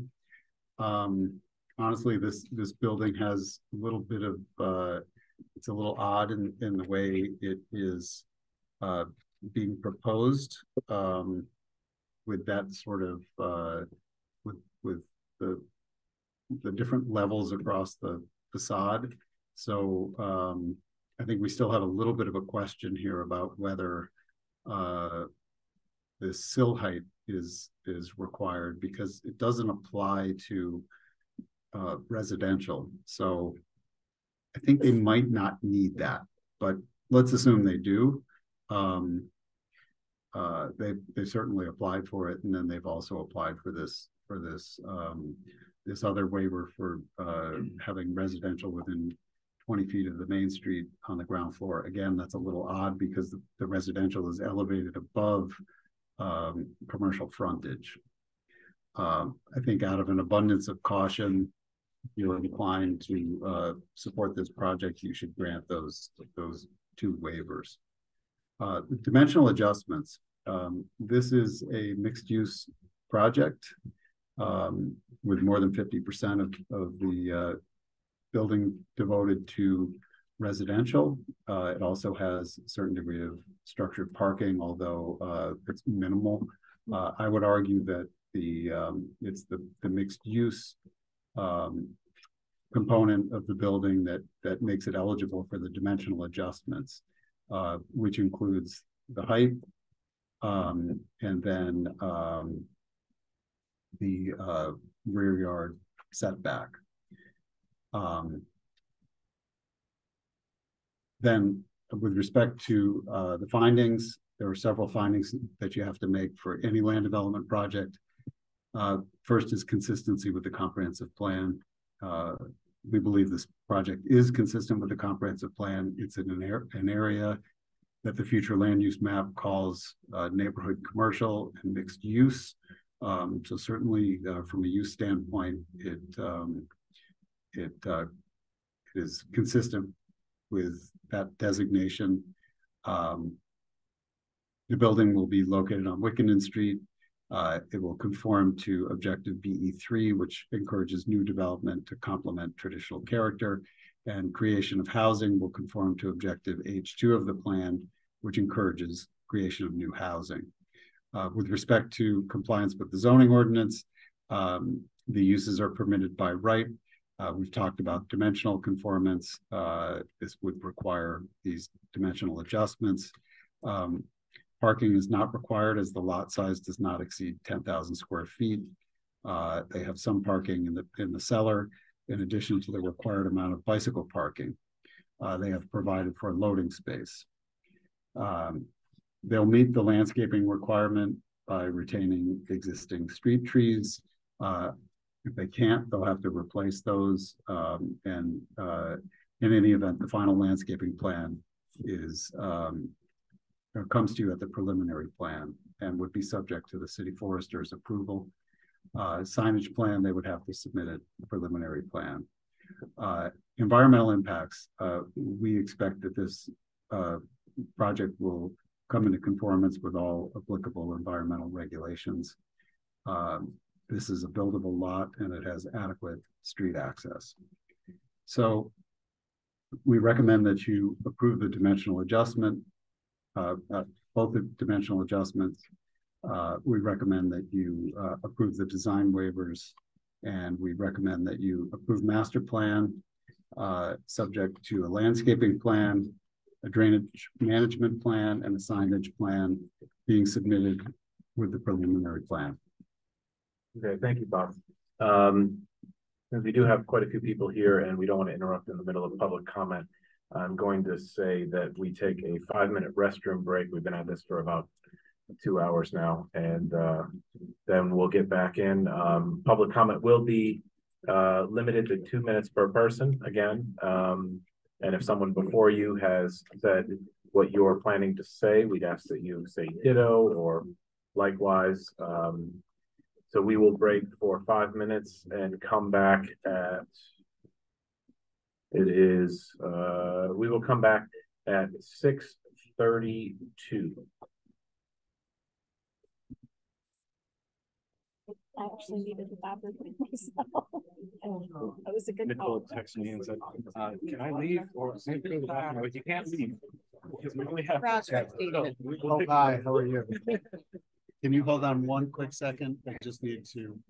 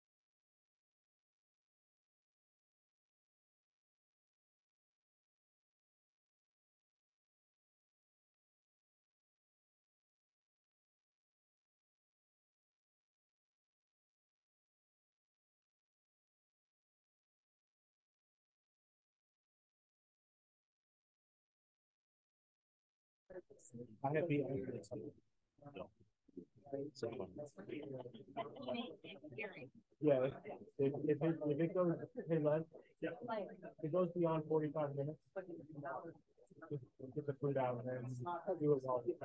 Yeah, plan for 7:15. Yeah. Just wheel it around, we'll keep going.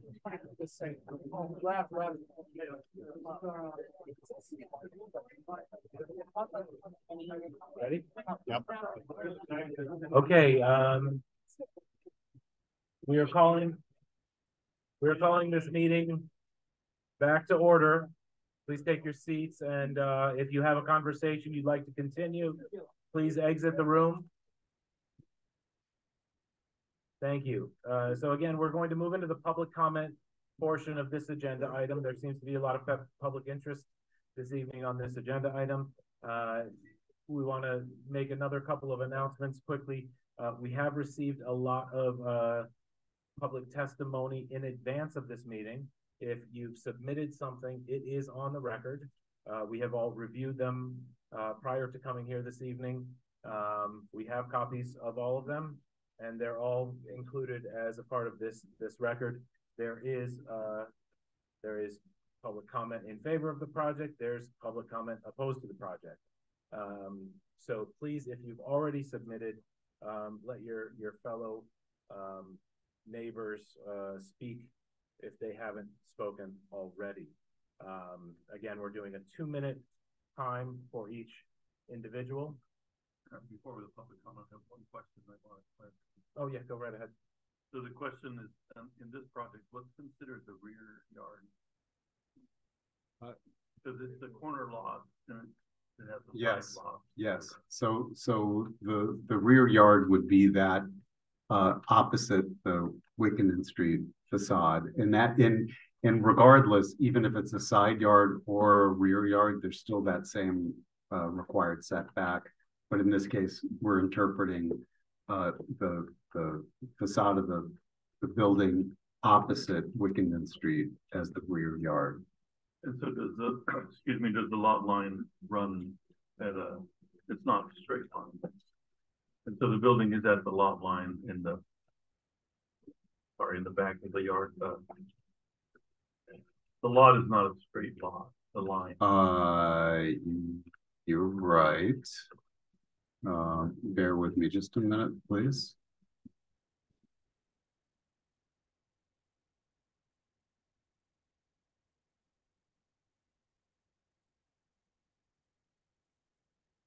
Okay, so if I might.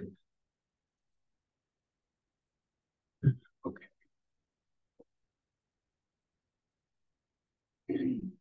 So the portion, the portion of the building that abuts the lot on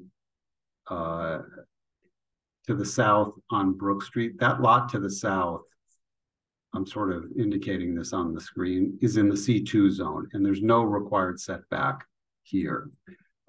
This right here, the lot to the south here, is in a residential zone, and that's why the setback is required here. So just in that section. That's correct. All right, now I understand what that is. Okay. All right, now, again, we'll be calling you up if you signed in. We'll also be giving the virtual friends a chance to comment as well. I'm going to have my stopwatch. I respectfully request that you abide by the 2-minute time frame to make sure everyone gets to say their piece.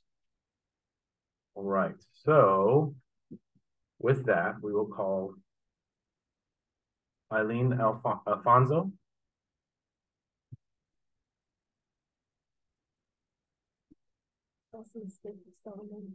Now, everyone, please just state and spell your name for the record, and then go right into it. I won't start the timer until after that's done. Hi, I'm Eileen Afonso, EILENAFONSO. Thank you. I live 1 block away from this major land development. project. Use the microphone. Oh, sorry. Oh, I was. Both, yeah. Oh, just go like this? Yep. Bring it right up to your mouth. Really? Close, yeah, Like that? that's better. Wow, that's really loud. And I have an extreme Fox Point accent. Well, anyways. Don't move away from it once you start Oh, talking. okay. Let me do this then. Our friends at home need to hear as well. Okay, thanks. I live 1 block away from this major land development project on Wickenden. Yes, it is a major land development, and it also has major issues. It has a designation of 75 residential units. And I think the last time I had 20-something parking, now it's reduced to 10, if I'm not mistaken. This causes a major concern in my neighborhood. I've lived there all my life.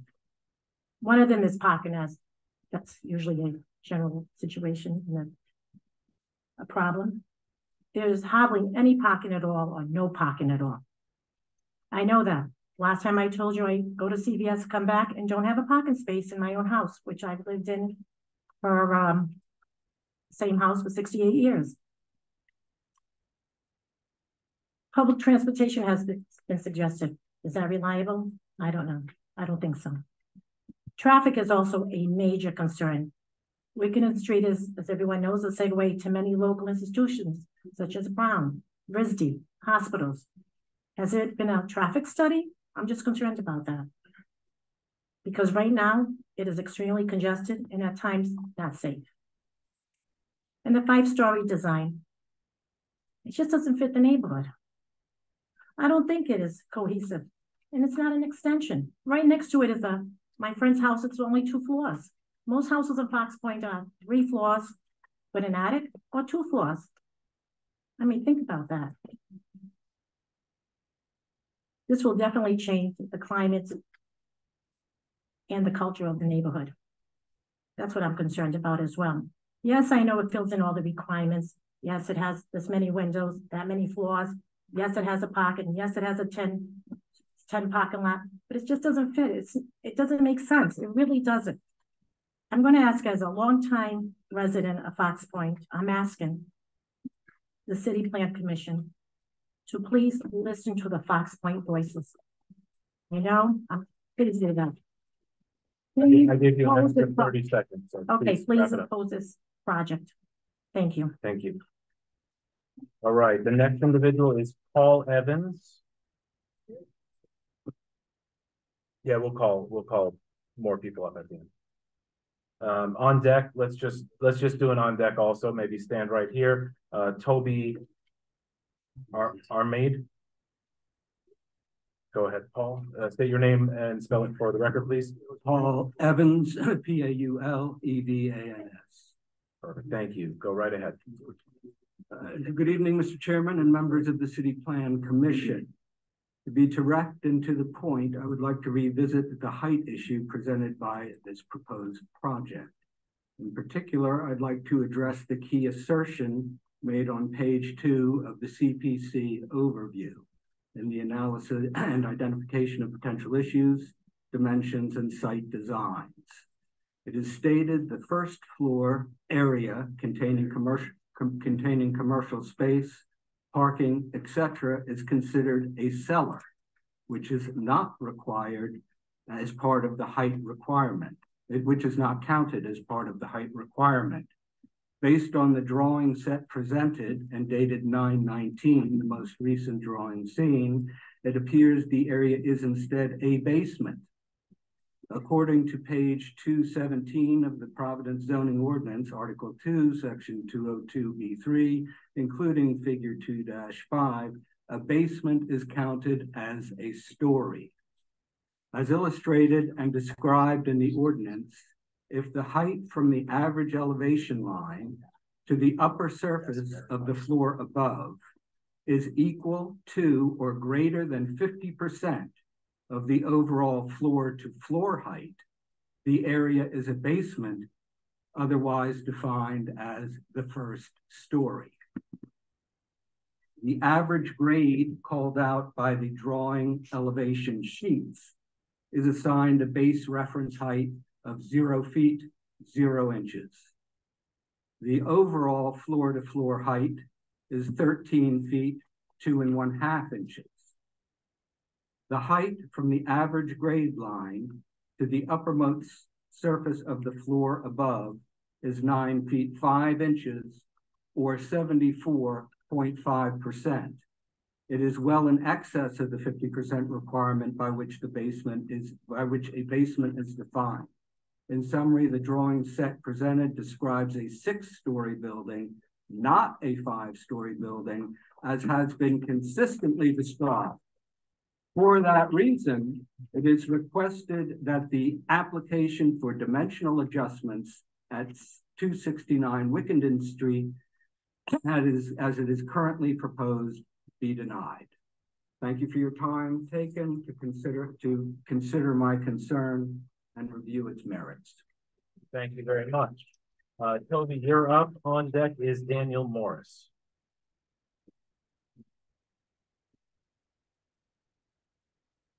Again, state your name and spell your last name for the record, please. Toby Arment, A-R-M-E-N-T. I'm a resident of Fox Point, and I want to start off by just thanking the Commission for all you've done, recognizing the housing crisis and doing your part to fight it. It's a serious issue, one that impacts many people. 47% of all renters in Providence are cost burdened by their rent. And I would like to point out that these people are probably not the ones who are able to come to 3-hour-long meetings, to give comments, to forego childcare responsibilities to be here. So I want to take in mind these kind of things when we're thinking about whose voices are being taken into account in our democracy, and who cares more about affordability than about neighborhood character. All right, I'm going to pause you for just 1 second while you take a breath. I'm pausing my timer. The stenographer has trouble recording what is being said. If there's outbursts or clapping, booing, anything from the others in attendance, please reserve your comments for when you're called up in front for public testimony, please. Thank you. Thank you. In addition to supporting this project for the fact that we're bringing new units to the neighborhood, which is going to support affordability and also bring more residents who are able to support local businesses, I support this project in and of itself for its economic benefit. It's going to allow 3 new small businesses to open in the area. It is also going to add value to the site, which increases the tax value of the site, which is going to increase the tax revenue to the city, which benefits city services for all of us. That is a good thing. Additionally, I think this is just, we need housing to be built, and this is being built by a good developer. This developer, I am plainly impressed that they've been able to fit so much into a small box. They've listened to public comments, they've changed the design iteratively, they've listened to feedback, they've taken steps to activate the ground floor, make rents more affordable, make it more in line with the neighborhood character, add parking for bikes and cars, a lot of things that I think is not easy to do. And I would like to point out on the point about parking, I, as a resident of Fox Point, do not own a car. I was able to come to this meeting without a car. I get my groceries without a car. I think many of the people joining this building will not have cars, and that's better for everybody else who does have cars. That's less cars in the street for you guys. So for all these reasons, that is going to be good for our tax rolls, good for affordability. Super proud to support this development. Thank you. Thank you very much. Okay. In between would be the only appropriate time. Thank you. Daniel, you're up. Ken Ornstein on deck. Again, state your name, spell your last name for the record, please. Good evening. My name is Daniel Morris, D-A-N-I-E-L-M-O-R-I-S. I am a renter in Providence. I live on Jasmine Street in the Elmhurst neighborhood. Michael's mentioned a few times during this meeting, the city is in the midst of a housing crisis. At this moment in time, I sacrifice over half of my monthly income to rent, along with my partner. We are unable to find cheaper rents in the city. We wish we could. I'm in support of this project due to the construction of a lot more housing. 75 units is a great addition to the housing crisis we are in. In regards to the issue of parking that was brought up, I'm also impressed that the developer has added bike parking. I also generally do not commute in the city by car. I usually use RIPTA or bike. Having bicycle parking in the building is a great way to alleviate car travel and the necessity of it, and will lessen the congestion of parking on the street. But overall, the addition of 75 rental units in the city hopefully can just add more housing stock that's desperately needed for renters like myself, who are increasingly having the problem of affording rent. In addition, the development is in the site of a place with a lot of restaurants and small businesses in the city that are desperately in need of workers. This can be a great place for them to live and to be within a walkable, bikeable, or busable distance to work. If you talk to many of the restaurant or small shop owners in the city, they will tell you that they cannot find labor. Part of that reason is because of the high rental prices that the city is experiencing. So hopefully, with the approval of this project, this will be one area where those who work in our thriving small business community could also live.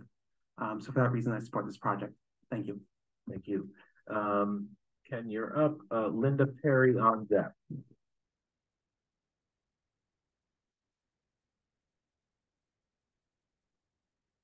Hi, my name is Ken Ornstein, Ornstein. The developer and developer's architect has presented an extreme example of what can now be put in the city, given the disconnect between zoning and building. Before 2014 or so, the city was regulated by BOCA code. BOCA code basically allowed 3 floors with an attic of wood frame. When we switched to IBC, this is why you're seeing these developments all around the city. It created the opportunity to build either with platform construction, which is a concrete base, separated that use below it, to residential use above it. It was started off as 3 floors, which is what you saw on the Gilbane property on Thayer Street. Now it's 4 and 5. So the only thing left to you folks, given what has occurred between the disconnect of the zoning code and the building code, is 75 feet, at which point high rise comes into play, and therefore you need additional fire safety and other regulations. You're also inadvertently or advertently raising land value costs, which therefore force the development of the extreme amount of development, because the minute one is approved, the next owner is going to say he's going to raise his values. So therefore you're creating the self-fulfilling prophecy of forcing development to be at this scale, whether you want it or not. Hey, thank you. Linda, you're up. Melinda Rainsberger, you're on deck.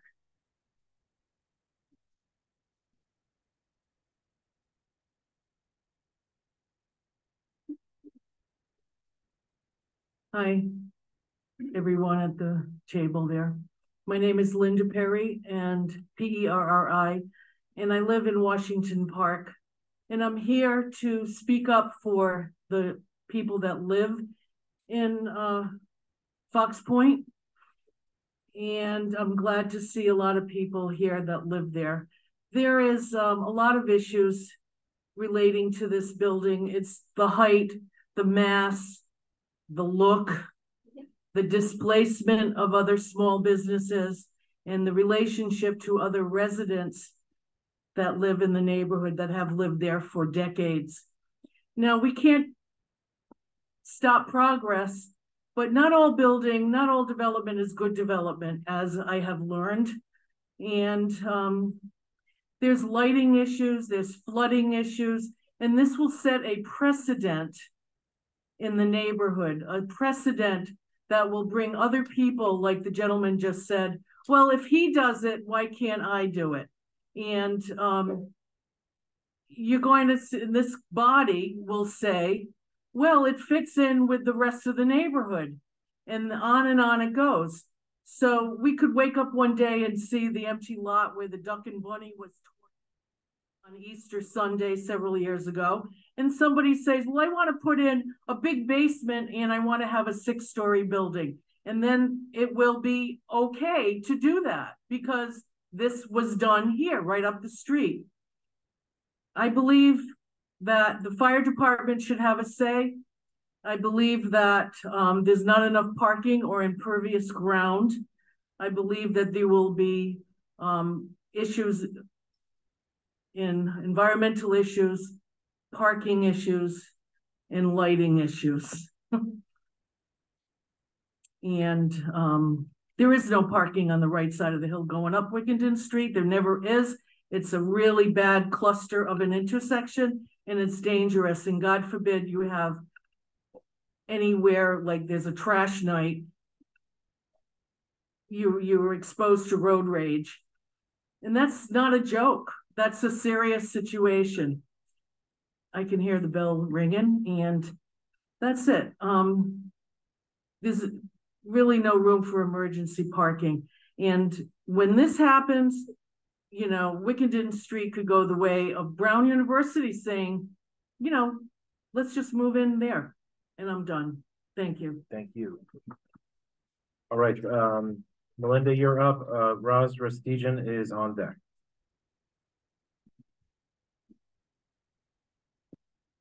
Thanks so much. My name is Melinda Rainsberger, last name Rainsberger. Thank you for having us today and letting us all talk. I'm really excited about this building, and I came here to say that. I wrote it down. I've called Rhode Island home for the last 23 years. I've lived and worked here. I've only owned a car for 3 of those years, and that's one of the reasons I love Rhode Island and I love Providence. I also run the 48-hour film project for Providence. I see a lot of creative people. I see a lot of families. I see a lot of students that love Providence and they want to be here, and they're being pushed out. And this is an opportunity to make a space for them, because that's what cities need. Cities need people to live. And that means that we need to make space for them. We need to find spaces for them. And something like this only increases the value and the resiliency of our city.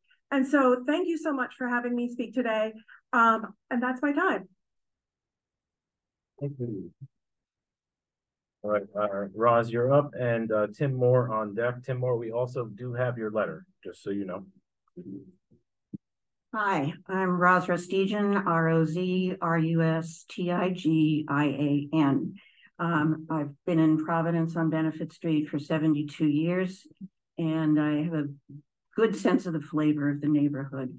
I view this project as the first stone in the pond that's going to kill the creativity, the valor, the independence, the spunk of the people who have populated Wickenden Street with their commercial endeavors, their hopes, and their dreams. As others before me have said, once this building raises property values around it, everything else is going to fall. And I don't want to be a Stepford wife, and I don't want to live in Everytown, USA. It is appalling that I took a trip to Mexico years ago. I couldn't tell whether I was on Route 2 or in Mexico. And the product of what this city has allowed to have happen on Thayer Street is illustrative of the points that I'm bringing up. And that's all I have to say. Thank you. All right, Tim, again, we have your memo. So if you're here to say anything else, Vincent Bonanno, you're on deck. And Vincent, we also have a letter from you. Thank you. I just would say 2 things quickly. One, introduce yourself then, state your name, please. Timothy Moore, M-O-R-E, live at 135 Benefit Street. Thank you. Go ahead. And I'm here as legal counsel for several of the abutters. As I stated in the memo, this application shouldn't even be before us tonight, because there are no floor plans for half the building. You have a requirement in your regulations that the entrances into the ground floor spaces are supposed to be clearly shown. You can't see any entrances to speak of on the elevations. On the floor plans, they show one entrance recessed well into the building. They show one tiny little doorway in the left-hand commercial space. So the building design does not meet that requirement in addition to the many other requirements. But the main issue that 2 main issues I would raise is the comp plan that asks for a lot more than simply a use that is compatible with other uses in the neighborhood. It talks about height, mass, scale of a building. And this building is grossly larger than any of the neighboring buildings, as I've noted in my memorandum. So to say that this complies with the comp plan is a fiction. And the other element is the square footage of the lot. A lot that is more than 10,000 square feet has to meet the parking requirements. They have said, well, we're going to remove 180 square feet from the development, and therefore our lot will be only 10,000 square feet and not 10,001 square feet. This was like the joke they played of 39,999 square feet, so they wouldn't be 40,000. There's no plans that you have that will give you confirmation of the accuracy of that statement. It's a fiction. They've just said, you know, here's what we have and here's what we want to do, and they want you to approve it, but it does not comply with the law in many respects. Thank you very much. Okay, thank you. Vincent, you're up.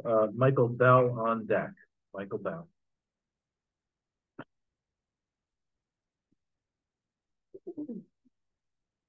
My name is Vincent Bonanno, Bonanno.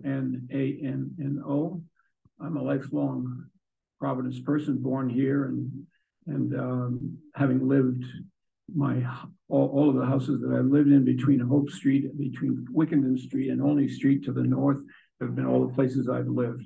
I'm president of the Mile of History Association, which is a neighborhood association for people who live on Benefit Street, and so I don't come representing any particular constituency. This is not my zone of my association, but I come as a concerned citizen about a place where I often spend.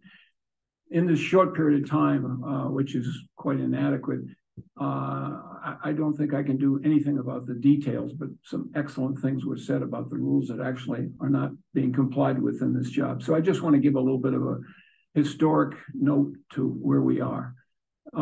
Historic preservation used to be, in America, preserving the houses of famous people or famous artists or very, very old houses. Stevens Hopkins is sort of a sign of a house when that was the thing. And then, of course, other preservation projects built with bigger complexes and so forth. But today, there's an understanding that preservation and the human aspects of a place have to do not just with the most rich or famous people, but with the general populace. Fox Point is a perfect example of an ethnic neighborhood. It was Cape Verdean and Irish and African-American and so forth for all these decades. Preserving the spirit of that place, I see no concern of that, what I've heard in the summaries from the commission, and maybe I'm not reading them enough. I was kind of, to see today, to see the attention given to all the heartfelt passion that people feel for this neighborhood, which is, I think, dismissed as a kind of NIMBY thing. We're not, that doesn't work, you know, it's how many square feet, how many apartments, how much tax revenue, so forth. So, you know, this is a very disappointing aspect of it. And I agree with Tim Moore that it is not in agreement with the comprehensive plan about what's thought to be done about in a neighborhood. When I saw the picture put up, your best photograph of your building, which immediately was said, this is actually not what it looks like. This reminded me of when Mark Twain first hit Wagner. He said, it can't be as bad as it sounds. So this is what this is like. If this is the building, it can't be as bad as it looks. It's awful. It's a monstrosity. It's way out of scale for our neighborhood. Okay. It will increase all the social problems, from cars to bicycles to turnarounds to danger of truck deliveries that have become a tremendous reality for all of us now in the days of mass consumerism. So it's a very unfortunate thing. I think it's a sad occasion, and I think today we know that preservation in neighborhood means much more than just a few old houses. Is that okay? Yeah. Thank you. Thank you. All right. Michael Bell up next. Lily Bogosian on deck. Hi, thank you for letting me speak tonight. My name is Michael Bell. I'm a Fox Point resident, been there for 17 years on Sheldon Street. I just want to echo a lot of what I've heard in opposition to the project. I just think it is truly out of scale, and I don't think it really fits with the comprehensive plan, specifically LU1, with keeping things in scale. of and preserving stable neighborhoods, which the comp plan has designated Fox Point as an area of stability. You know, it is a sad day. I think it's really going to fundamentally change the neighborhood in a negative way. I'm not against housing, but I don't think this is going to solve the housing crisis. It's not going to be affordable for anybody. It's going to drive up the rents everywhere. So my appeal to you is to just say, to really look at this not as an individual project that maybe checked off all the administrative boxes, but to look at it holistically with the neighborhood and what it really means. Because once Wickenden Street's gone, it's not coming back. And it's a cherished part of the city that many, many people love. So that's all I have to say. Thank you. All right, Lily Bogosian is up, and on deck is John Wolseley. Good evening. My name is Lily Bogosian, Bogosian. My first name is spelled Lily. I am a resident on John Street in Fox Point, and I am also the president of the Fox Point Neighborhood Association. I want to start by bringing to your attention some of the concerns that were made in statements at the last meeting. They were echoed throughout much of the testimony, and I'm going to take them. I took these from the recording of the last meeting, and I'm not a stenographer. You have a very good one who I admire. But I took them as literally as I possibly could, verbatim. These are some of what they said. The mass of the building is so big, it will turn the building from a residential with commercial to a commercial building with residential, because there is no passageway. It is one long building. Passageways on Wickenden are part of the comprehensive plan. This does not comply. I'm taking this literally. This is a transformational project that will change the unique and, dare I say, quaint feeling on Wickenden. It will have an impact. It is a large building and it does take away from the area. Whether residents that live there, people that travel throughout the state to visit commerce or friends, and also tourists who can find a unique place in Providence that can be enjoyed, we have to weigh in on that impact and what that does to the historic fabric or the cultural fabric of that street and neighborhood. Take that consideration in our decision today. It's a question of the right place and the right context. This seems going in and out. I just want to say that those statements echo our neighborhood, but they were made at the last meeting by our commissioners.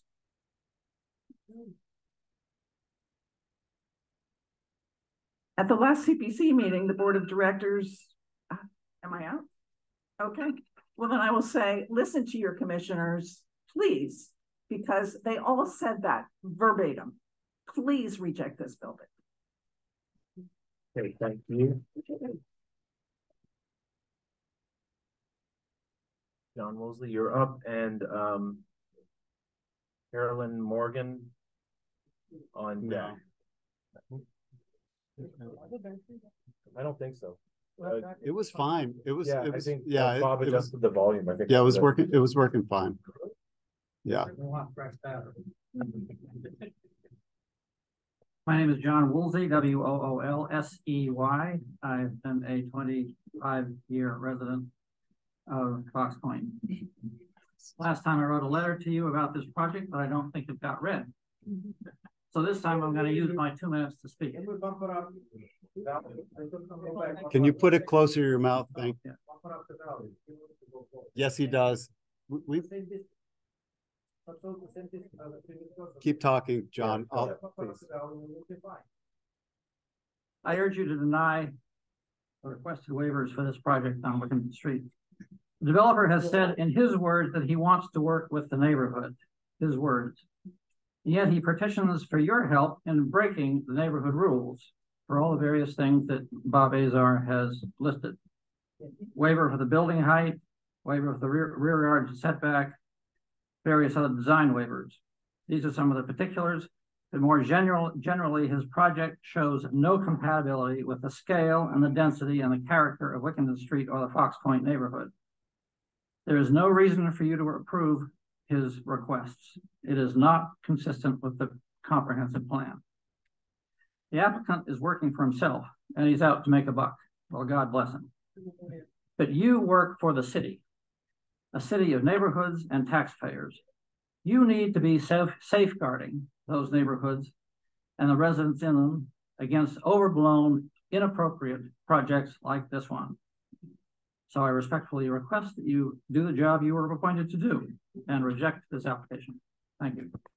Okay, thank you. We have Charles Morgan up, William on deck. Right, William Morgan, MORGAAM. There you go. The proposal. Sorry, but before you start, you said your name, and then we have Richard.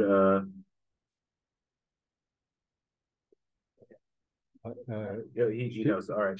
Decker. Ready? Go ahead. The proposal for 269 Wickenden fails to meet any of the most basic tenets of good city planning.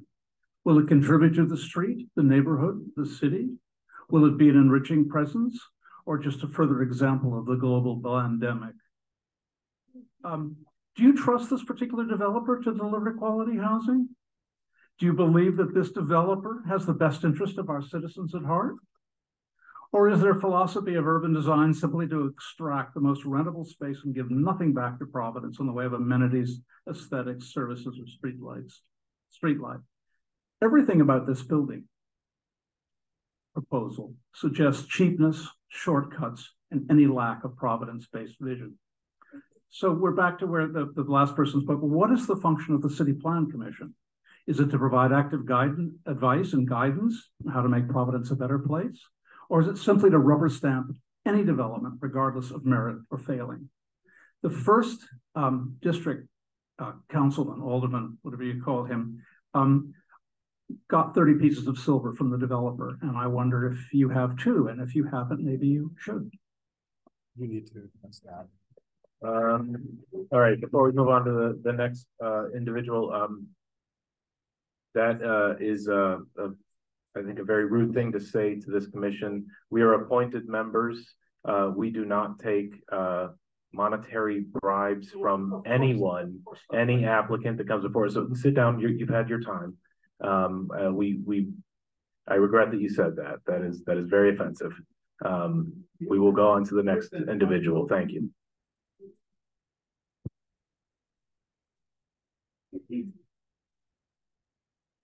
My name is Richard Schieferdecker. I live at 122 Brook Street. I'm an abutter to this proposal. I'll spell your last name SCHIEFERDECKER. Thank you. Thanks.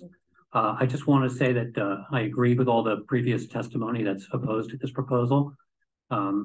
I registered my disagreement with the proposal or my opposition to the proposal at the first meeting for the master plan. And I'd like to say that I think the revisions to the proposal only make it worse as far as I can see. Thank you. Thank you. All right, Ian Saxene is up next, and Alyssa Peachy is on deck.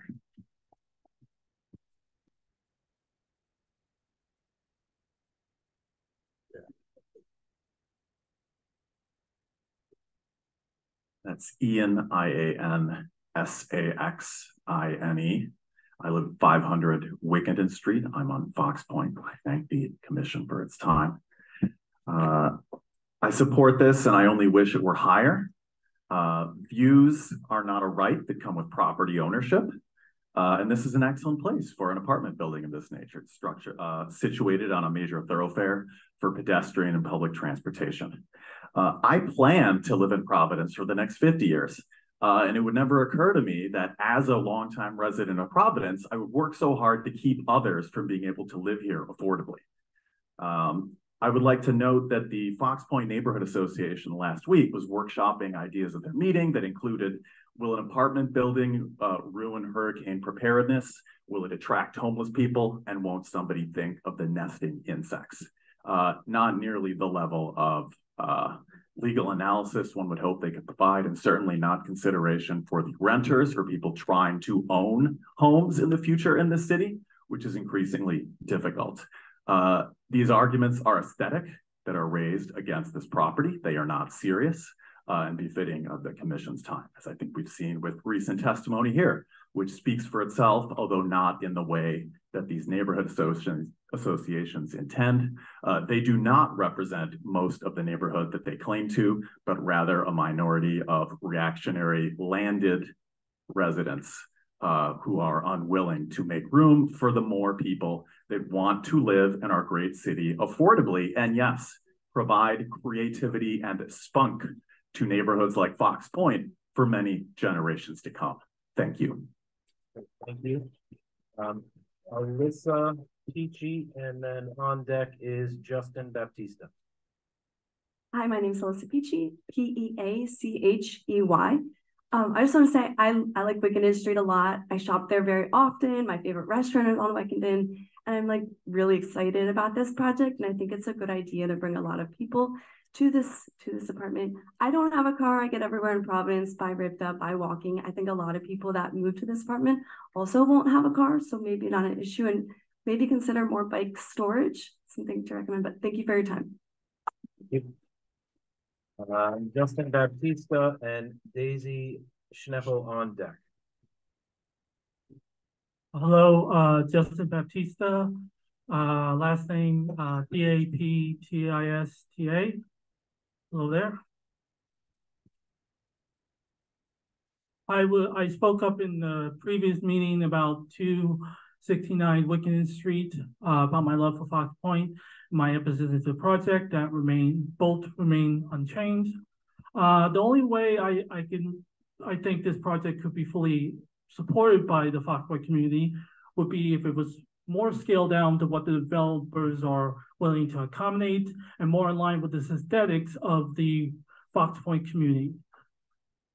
But the developers will never agree to such changes because despite all their talk about it being good for the community, all they truly care about is money, how much they'll profit off this project, even at the community's expense. That's what's behind their pretense of good intentions. And if you give in to them and pay the way for this monstrosity as is, what you'll get in return, besides the flow of cash that those of you on the board or for the project are banking on, is the outraged community suffering from the impact. And communities like Fox Point have long memories. They don't forget or forgive, and that can be a hell of a hindrance in the machinery of politics. So what you ultimately need to ask yourselves is that a risk worth taking for the long run? Thank you. Okay, Daisy, and then Charles Hewitt on deck.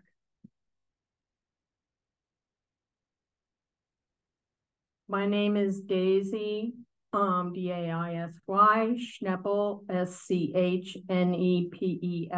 I am the Vice President of the Fox Point Neighborhood Association. I've lived in Providence since 1976, and I bought into Fox Point because I liked the area. I worked on the past comp plan. I've put a lot of time into my neighborhood and into Providence.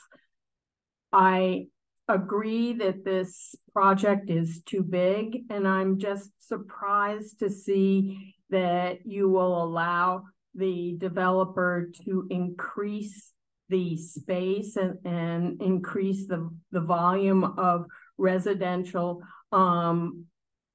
inhabitants by 20%. It was bad before, and now it's worse. So the impact will be unthinkable on Wickenden Street in particular, and very difficult for everyone to get over. Thank you for your time. Thank you. All right, Charles is up. Doug Victor on deck.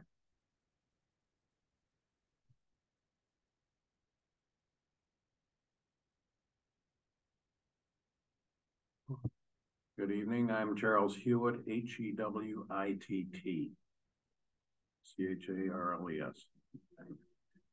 I'm not going to take my full time. I just want to say that I absolutely agree with the folks from Fox Point that oppose this project. I think the mass is way out of scale. The extension to turn 5 stories into 6 stories and call it a day, I think that is ridiculous. So I will just end it there, but I am very much opposed to this project. Okay, thank you. All right, Doug Victor is up. Charles Fishbein is on deck.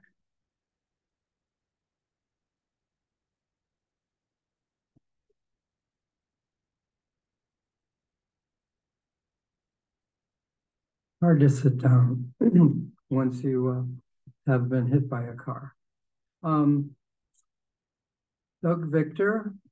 I live on Princeton Avenue in Providence. Spell last name for this. Victor.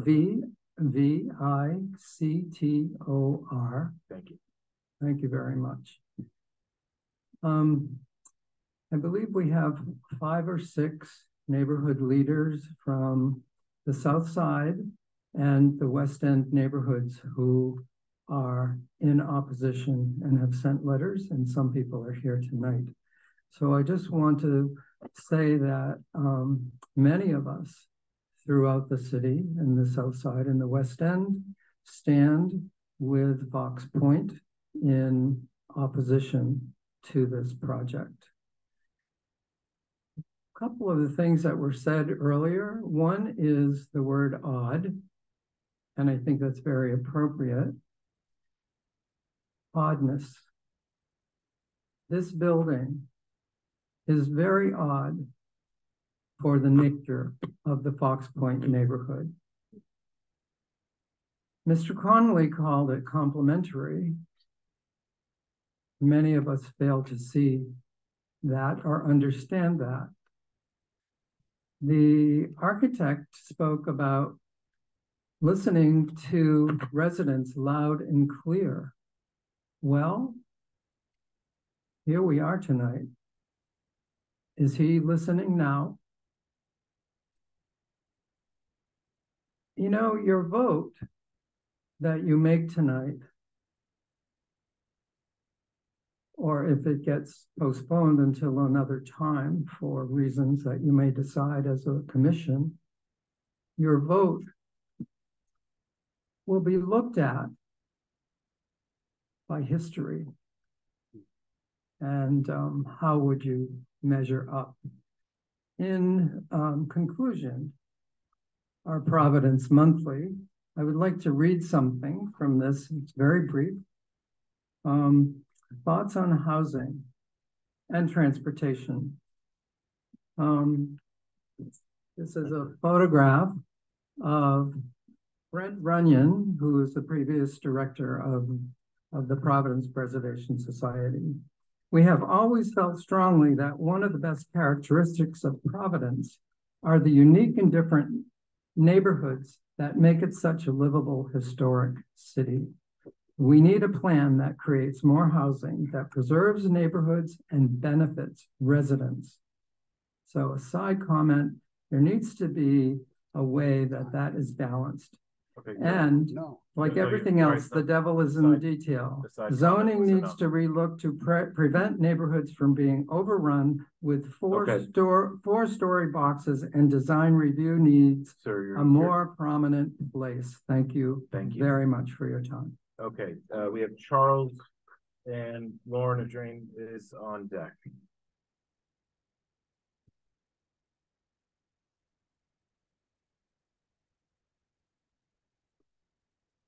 I'm Charlie Fishbein, Fishbein.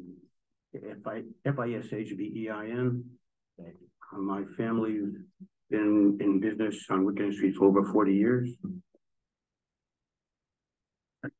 I come to this meeting with, there's some words that come at me like trust, and truth.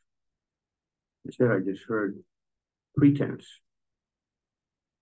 The rendering that was shown at the last meeting and this one, it shows a wide street and nothing on the other side.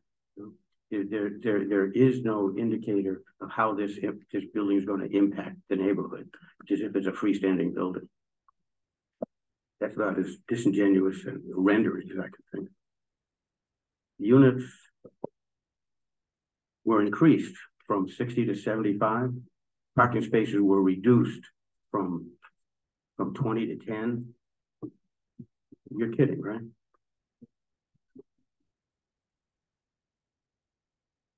I keep hearing questions like, will they, meaning you, get away with this?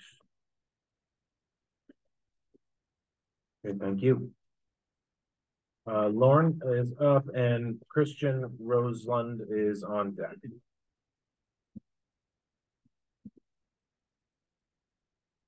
Lauren Adrian, A-D-R-A-I-N. I'm a 30-year Fox Point resident. I serve on the MOHA board. I'm the founder of National Neighborhood Day. I'm a strong supporter of development, and I know most of my fellow neighbors are as well. We want more neighbors who expand and improve the quality of the neighborhood. I am also a strong believer in the long-term value created by prudent, appropriate development. There's no do-over once such a project is built. In fact, it will set a precedent that enables and encourages more and larger such projects. I understand the desire to approve dimensional adjustments in support of development, but forget about local residents for the moment. I believe if we were to have any human on the planet look at the images of Wickenden Street and ask them to pick out the drawings that don't fit, 100% would be likely to identify this proposal. The same humans would say they see 6 stories, not 5, on the corner. If it looks like a duck, walks like a duck, it sounds like a duck, it's probably a duck. If inappropriate projects were ducks, this proposal would quack very loudly to any interested and even completely disinterested people. Let's set the stage for appropriate development in Fox Point that accomplishes the goals of development and building our city while being sensitive to the character and content of our neighborhoods. Thank you.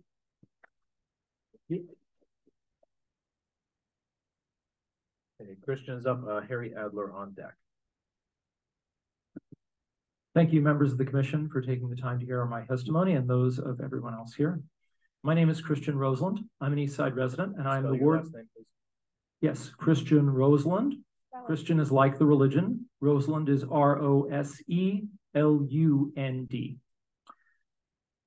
I'm an East Side resident, and I am the Ward 3 coordinator for the Providence Urbanist Network. Not all of our members could make it tonight, but those who are here in favor. I strongly support the project at 269 Wickenden, primarily because it brings us 75 units of much needed housing. We are in the middle of a housing crisis right now. Rents went up 23% in 1 year alone. The average rent for a 2-bedroom apartment is $2,200, which is 47% of the area average median income. Many people in this city are rent burdened, and the problem is we simply don't have enough housing. Rhode Island was 50th in new housing, in per capita new housing development over the last 30 years. And this is a primary contributor. This is the reason why we're having these problems today, including rising homelessness.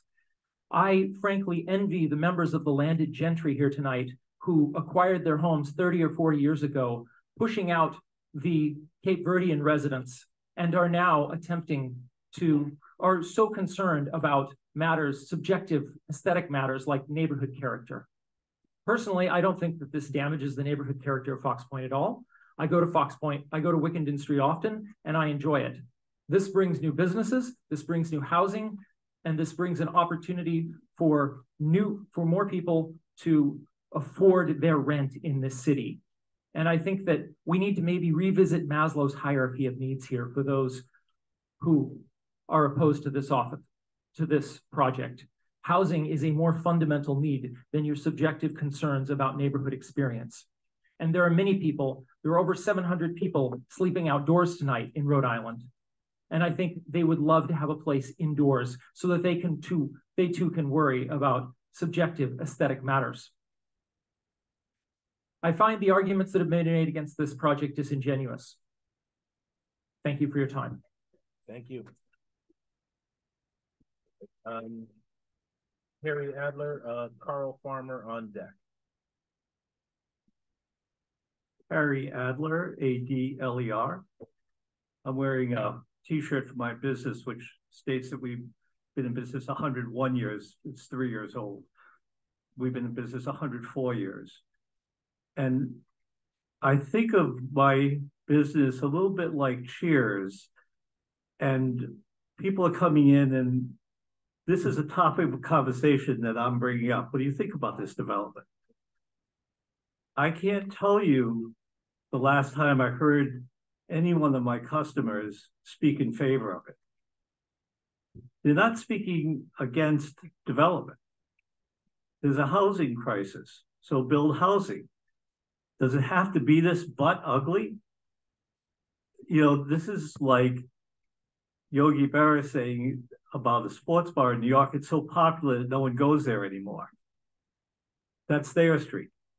We don't go to Thayer Street anymore. This is a Trojan horse. This project is a Trojan horse for Wickenden Street. And you commissioners are the gatekeepers. You let this happen, you are going to take a street and turn it into Thayer Street, which is not a positive development for the city. So you have a weighty responsibility because it's not just this project. This project could happen and be aesthetically pleasing, because the argument that aesthetics do not matter to a city is absurd. It's offensive, it's ridiculous. Providence wins by being a beautiful city of old houses that are well cared for, which could be blended with sensible, beautiful new architecture, which this project simply is not. And anyone who thinks that that doesn't matter is very out of touch with what I'm hearing day to day. So please do your jobs, protect our future. Thank you. Okay, Carl Farmer on deck, Aaron Hill.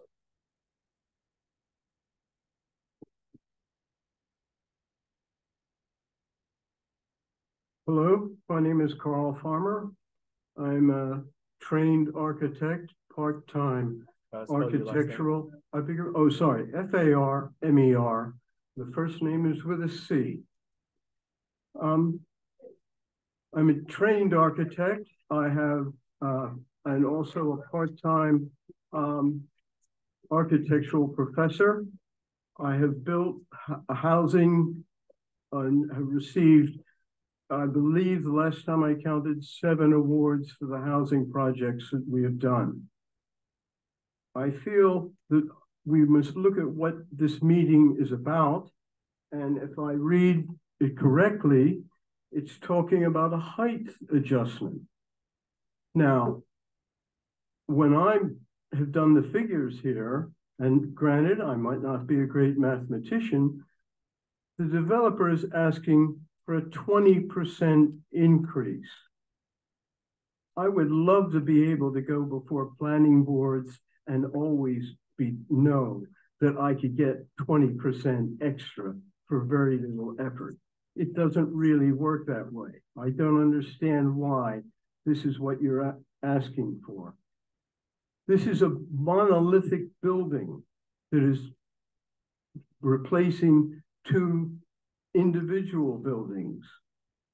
It supposedly has been used with a bit of facade architecture to make this big blob look like 3 buildings. That's like putting lipstick on the proverbial pig. So I would like you to do what you're meant to do tonight, which is consider the 20% increase. That's not, you know, we've heard all sorts of other arguments about the aesthetics and such like that. That's not what good architecture is. Good architecture is providing things for the community. And that's what I've done in all the housing developments I have done. And this would not be a development I would put my name on. Thank you. Okay, thank you. Aaron Hill. On deck is Matt Shaling.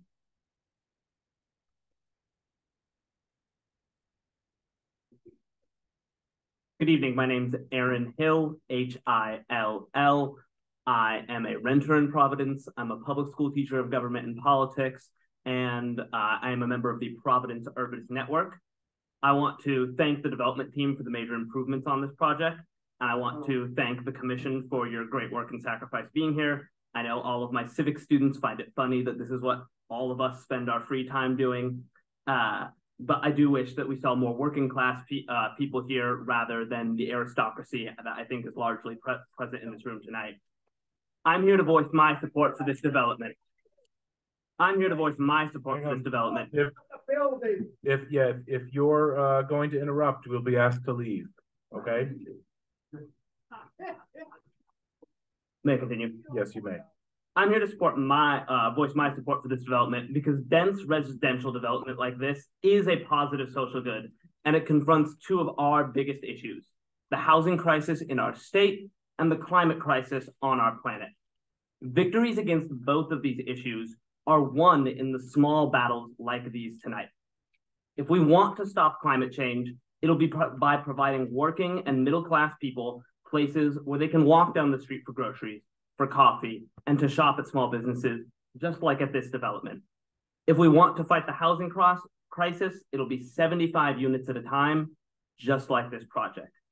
So, if we want to let our planet burn and let teachers and working class people like me go without a place to live that they can afford, then go ahead and oppose this project and save your parking space. But if you genuinely believe we should save our Earth, and if you genuinely believe that we should help normal people lower their rent costs so they're not spending 50% of a paycheck on rent, then you should support this project, which I'm glad to say that I do. Thank you. Okay, thank you. Matt Shaling and Susan Costello on deck.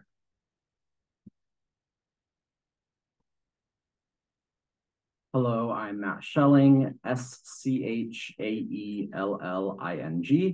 I'm here in support of the project. I'm an East Side resident. I live, and also my office is, within a short walking distance of this development. And yeah, I agree with the comments in support of the project. I think more housing is important. I really agree with the comments just made about the about the environmental crisis, in addition to the housing crisis, that dense development is a good for us, and that I don't think that dense development negatively affects me as a resident of the area. I think it's nice to have more people around, especially if there's less parking and more people don't have cars. My wife and I, when we decided to move here closer to downtown a couple years ago, we sold the car. We decided we really wanted to be able to live with mostly walking and biking. And so I'm excited to see that this development's aligned with some of those ideals. Yeah,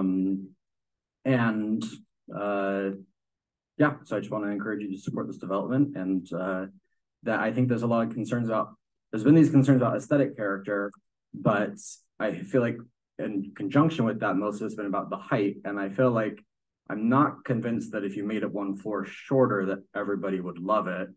I think they would still have the same aesthetic concerns. And so that's why I'm a little bit confused from my fellow residents, that I think that the aesthetics change is going to happen. And if we want to work together to build the most beautiful building we can, I'm in support of that.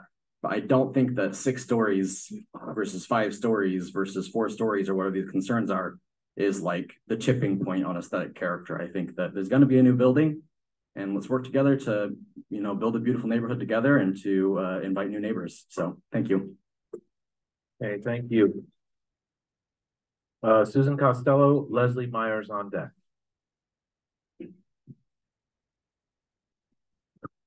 Hi, I'm Susan Costello, Costello, and I live on John Street. And I'm concerned about the dimensional setbacks and heights. The developer can build a parking garage and decide to provide parking, which is not required by Providence zoning, for 18 occupants who own cars. And in so doing, the city zoning will allow zoning relief around building heights and setbacks via variances, despite the fact that the regulations reflect careful consideration of health, safety, and welfare. The city is not saying, okay, let's make some trade-offs to achieve larger goals. In this case, encouraging biking and walking and discouraging cars. Instead, it's not asking the developer to tell future occupants only 18 may own a car, and then the city will allow relief with regards to the building heights. Instead, it's saying, go ahead, build that garage that ignores potential ownership of between 60 and 120 cars without parking spaces, and we will allow you to increase the building height beyond the allowable 50 feet by 16 feet 5 inches. And it's saying, the city's saying, no problem. The narrow historic streets of the surrounding neighborhood will absorb the additional cars. The neighbors will assume the burden. A variance is also allowed for the rear yard setback adjacent to additional residential building, an area that is normally planted, providing a buffer between two residential buildings, an area that would be perfect for a sizable garden and tree canopy. Instead, the developer may reduce the 20-foot setback to 10 and expand the building footprint. The developer may also opt out of the on-site tree canopy and use existing street trees to fulfill the tree canopy requirement. In the end, providing no additional tree canopy coverage and no natural absorptive area on the site. The city is not saying if you assume care for the existing street trees, plant swales near the curb cut at Brook and Wickenden, and plant a 1,500-foot tree canopy on site, ensuring clean air and water in the future, we will grant you a rear yard setback variance. Without the city assuming, again, the city is assuming that the neighbors will step up with their gardens and canopies, that the neighbors will assume the burden, and the progressive concept of an on-site required tree canopy is lost. Thank you very much. Leslie Myers is up. I heard a few people in the audience who didn't get a chance to sign up. If you'll just stand up by this column, if you wish to speak on this matter as well, just line up and we'll call you up next. Hi, Leslie Myers, M-Y-E-R-S. First, I want to say what I am for. I am a long-term representative on the 195 district land development. I have represented Fox Point. I was for a 10-story building, which is going to be on the other side of Trader Joe's. I was for affordable housing, the Penrose project, which is going up next to the church. And I am extraordinarily saddened that there's this misunderstanding and wool has been pulled over the eyes of so many people that 269 Wickenden is going to be affordable. It's market rate. Everyone who, all of the people who want to work and walk to work in this neighborhood are not going to be able to afford these apartments. This developer has a long record of picking cherry locations for his developments at market rate. So that's just a total red herring, and I'm deeply saddened at that. I now want to address the CPC's mandate, as they have described it, that they are now stepping up to following what the state of Rhode Island has mandated. And I would like you to look at the state of Rhode Island at the 195 district and see that they are doing a much better job than the conversation around this particular development. I'm very concerned that the only justification I keep rehearing from the CPC is by right. They have by right to build it. I will say one last thing. Finally, Wickenden is the only fully rented retail district in the city. New retail built over the last 2 to 5 years remains empty. New development has not brought in new business at the retail street level. Wickenden is the healthiest retail district in the city, and this project will bring it down. Okay.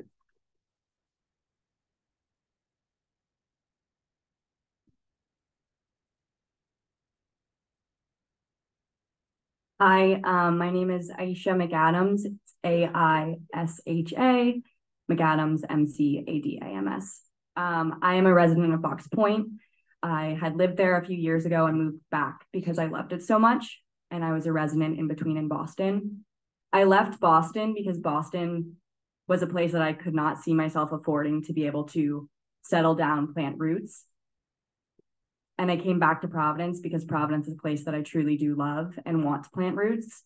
But seeing since having been here, lived here a few years ago, and seeing the change, the commercialization, the corporatization, the development, I'm not in support of this apartment. I understand there is a housing crisis. It is well aware, but I think to say that these apartments are affordable, that would address the housing crisis, is a bit of an exaggeration. Fox Point is a neighborhood and a community that I do want to invest in, eventually have a family in, but with the continuous development, I don't think and I don't feel that the neighborhood, this development is going to bring in people. Again, from my own experience of knowing people who have moved into these apartments, they're not coming from Rhode Island. They're coming from outside areas. They're coming from Boston, they're coming from New York, they're coming from Connecticut. So I think if we want to invest in this community and invest in the people in Rhode Island, I think we should oppose this. Thank you. Okay, thank you.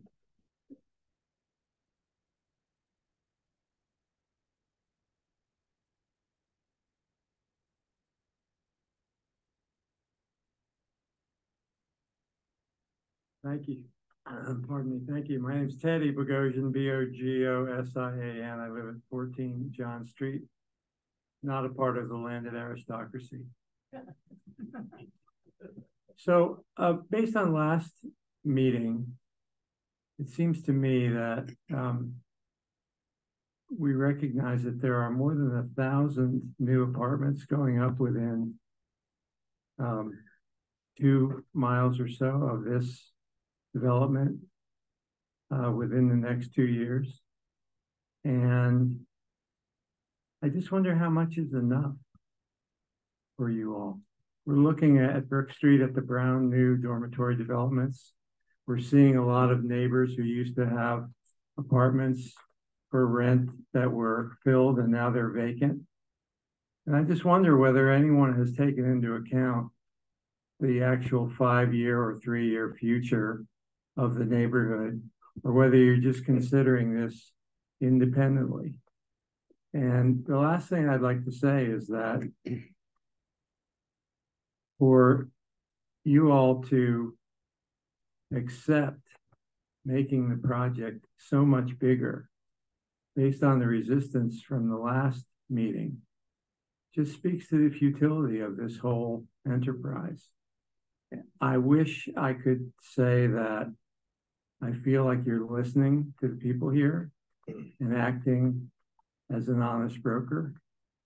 But honestly, it's hard to see that, and it's hard to say that. Thank you very much. Yep.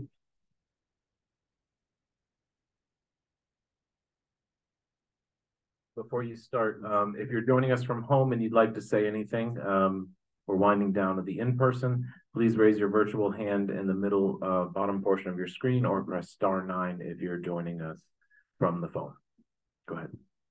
Hi, my name is Toyoko Shifadecker, SCHIEFERDECKER. First name is TOYOKO. I'm an abutter to this proposed project. live on Brook Street. I already submitted a letter, but I wanted to add one thing because people seem to be confused or don't understand that most of the store owners on Wickenden Street are renting, they are renters. So if more of those buildings come in on the street, then all the new owners will create a bigger space or higher the rent. Those stores we love, that everybody wants to live here because we like Wickenden Street, right? But those stores won't be there. You know, this is very short-sighted. It will be wonderful for 5-10 years, maybe. But after that, it will be all national chain stores. I'm big on local and the individual stores. I always try to shop local as much as possible. And then I want to support local businesses, but this, you know, will be a very huge impact to the local business, individual business owners. I just wanted you to think that even as many buildings built on the Wickenden Street, it's not gonna be the same, you know, maybe same for 5-10 years, but after that, it'll be completely different. That maybe you don't wanna live there anymore. So I want you to think about not just now, but for a little bit farther in the future and see what kind of impact this building will create. Thank you very much. Thank you.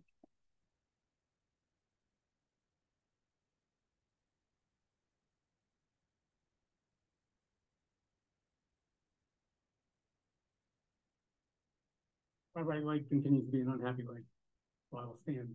Grant Belgarian, D as in David, U-L-G-A-R-I-A-N. You've heard me talk before about Providence. What attracts folks to Providence is because it's a human scale. I grew up with a zoning ordinance. It was 3 stories, not to exceed 45 feet. That's human scale. 4 stories is marginal. After that, it's not. But I'm not going to talk about, I'm not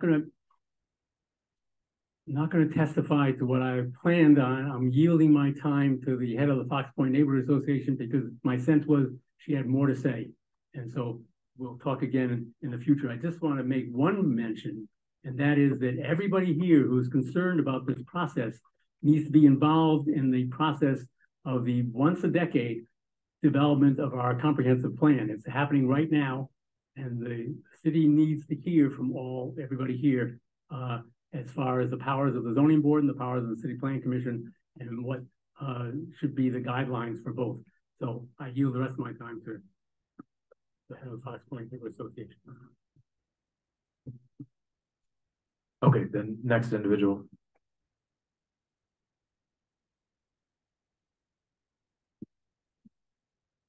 Okay.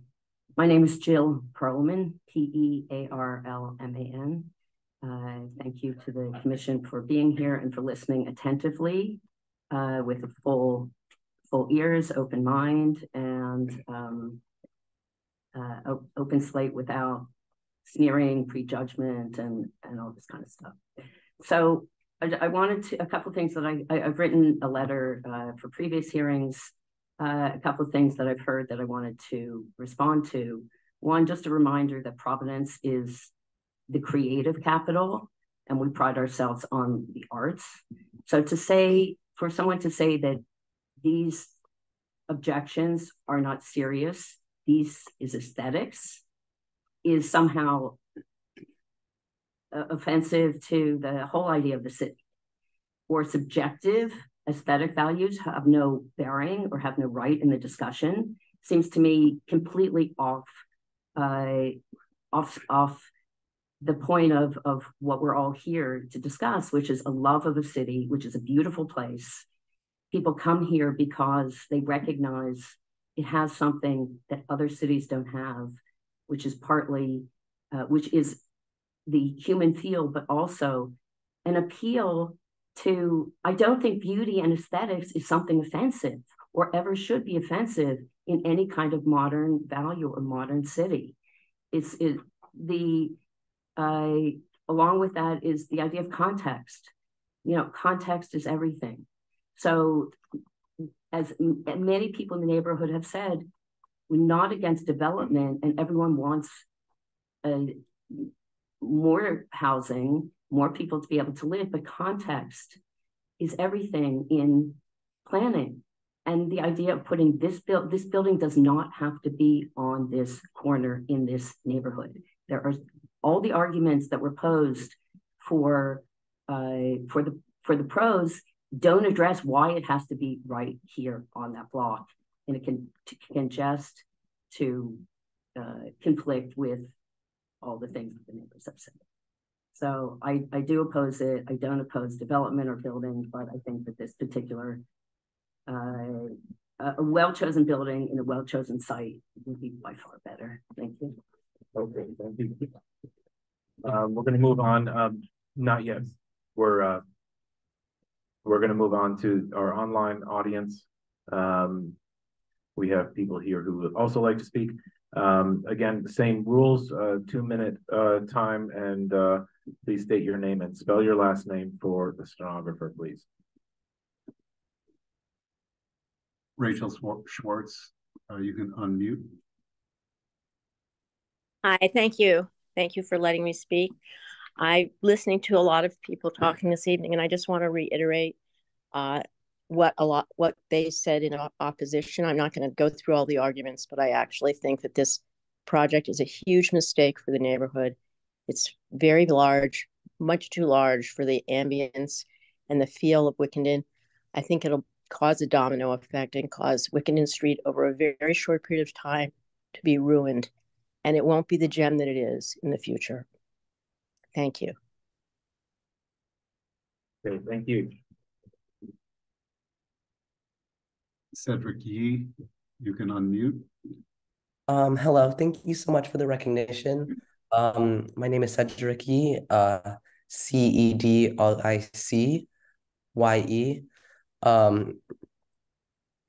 I'm a little bit, I'm just recovering from the flu right now, so apologies if it can be a little bit patient, but I really wanted to give my input on the project.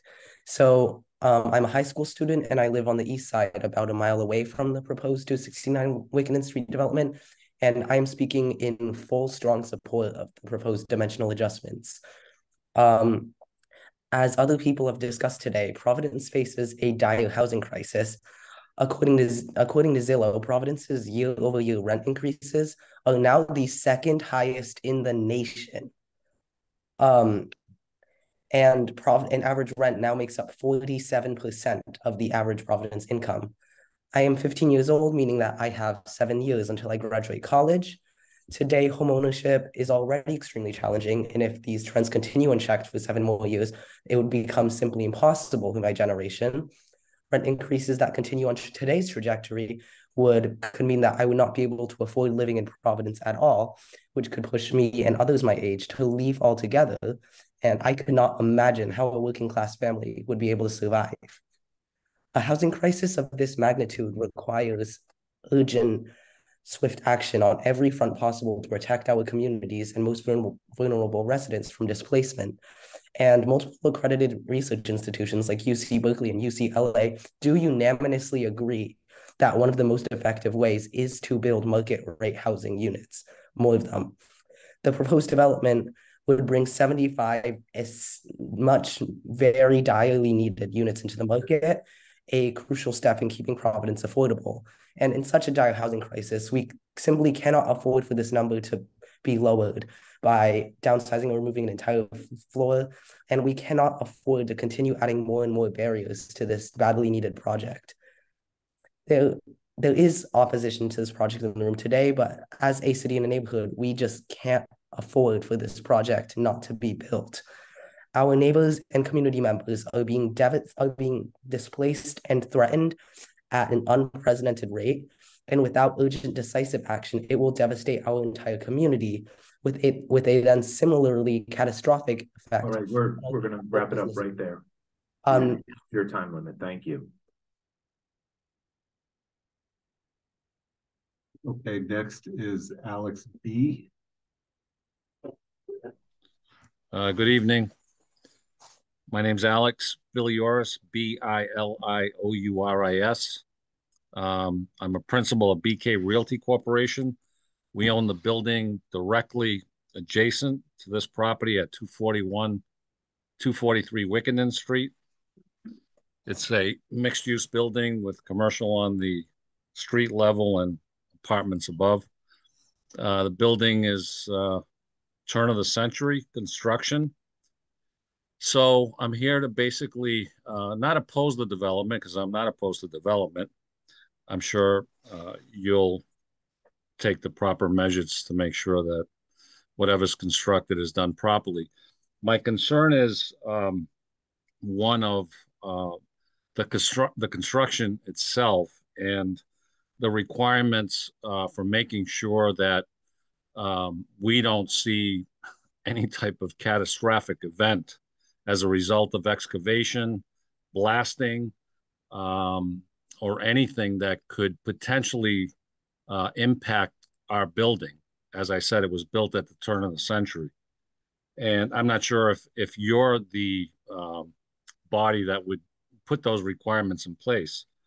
But I can tell you, since we own property across from Trader Joe's when they were building that, we own a unit in the Corliss building, and that building was continuously shaking.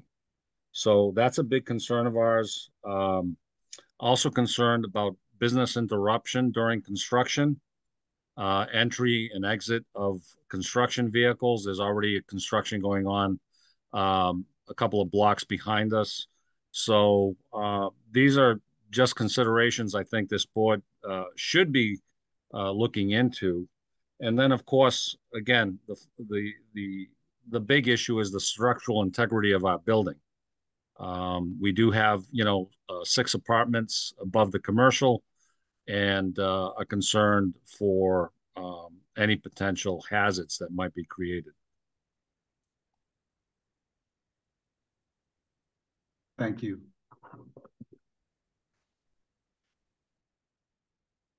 Okay, next we have Vincent Scorziello.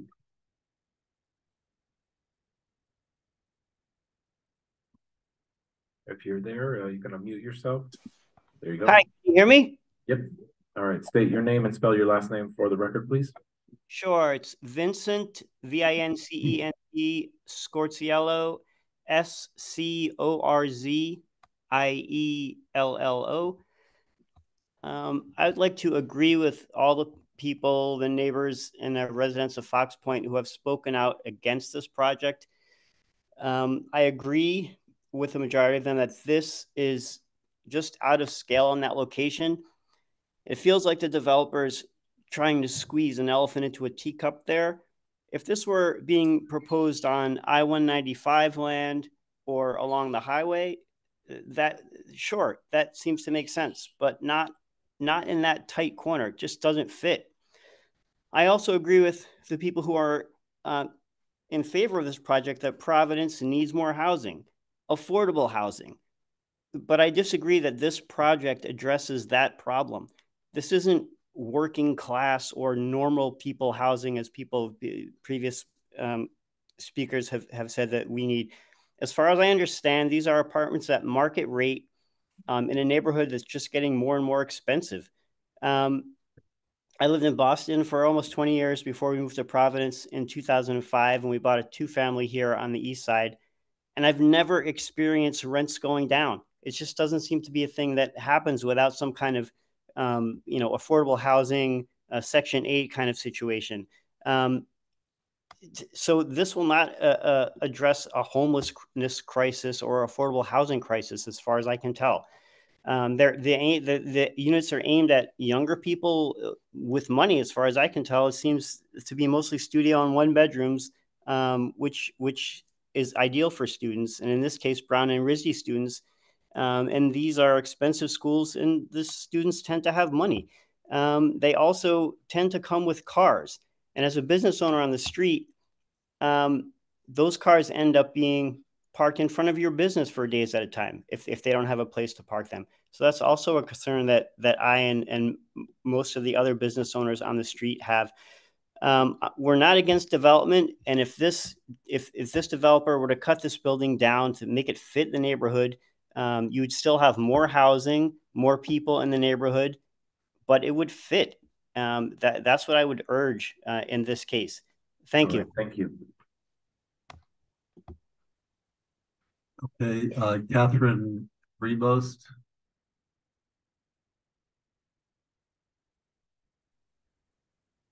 Hi, my name is Catherine Prevost. It's Prevost. And I would like to support this. I am somebody who does understand why this needs to be at this location. It's because we already have enough density here in terms of shops and other businesses that support people, that people can live in this area and walk. That I will bike to this area from Edgewood, where I live, to visit shops here. And I would like there to be more interesting local shops here, which is why I was glad to see today the improvements in having small spaces for shops, so that we don't have that issue with extremely large spaces that only national chains can move into. All of the things that people supporting this have said, I am strongly in favor of this. Thank you very much. Okay, thank you.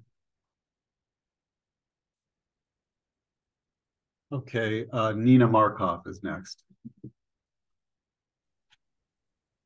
Hi, can you hear me? Yes. Hi, I'm Nina Markov, Markov, and I'm on the College Hill Neighborhood Association board. And I'm just here to support the other neighborhood associations that don't think that this building should be built in this form. A smaller building that better suits the neighborhood would be totally acceptable. I am completely in favor of appropriate development, and we definitely need more housing. But I also don't understand the idea that good design is elitist and only for the landed gentry. I think that even people of modest means deserve good design.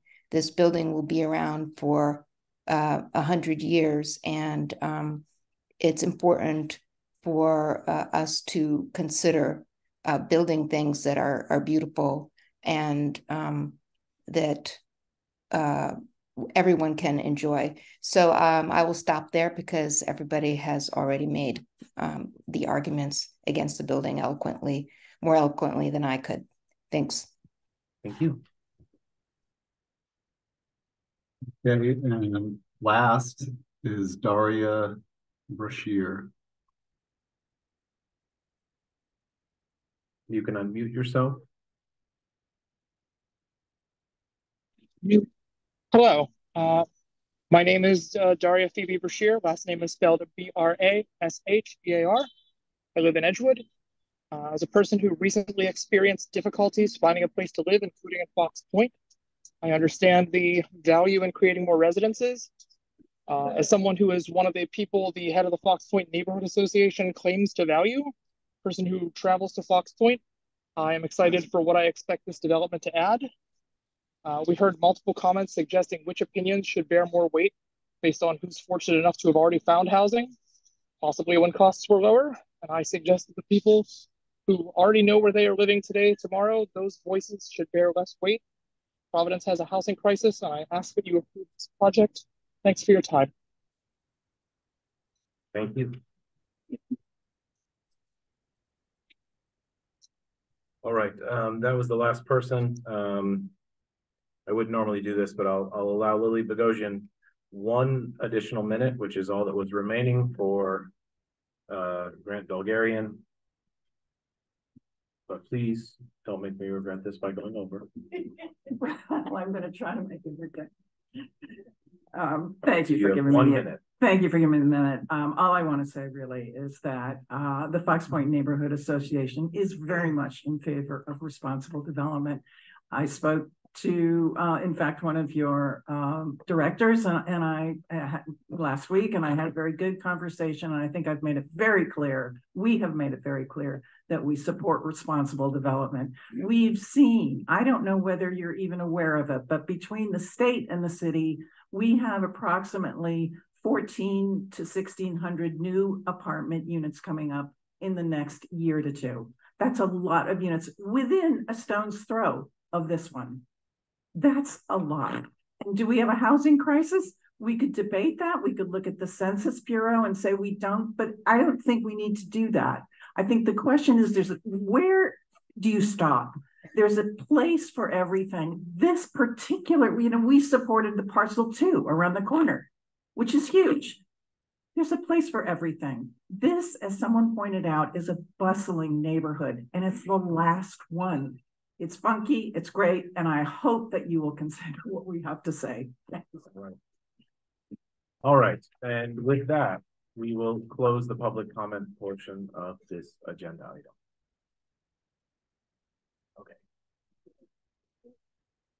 There are quite a few opinions on this one.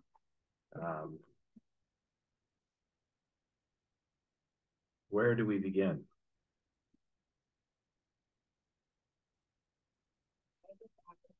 Yes. Maybe goes back a long way in the comments, which is the definition of basement versus cellar. Oh, actually, yeah. Bob can answer that. That was my question too. The way to think of it is if more than half of the volume of that element of the building is below grade, then it's a cellar, and it's not counted as a story. If more than half of the volume is above grade, then it's a basement, and it is counted as a story.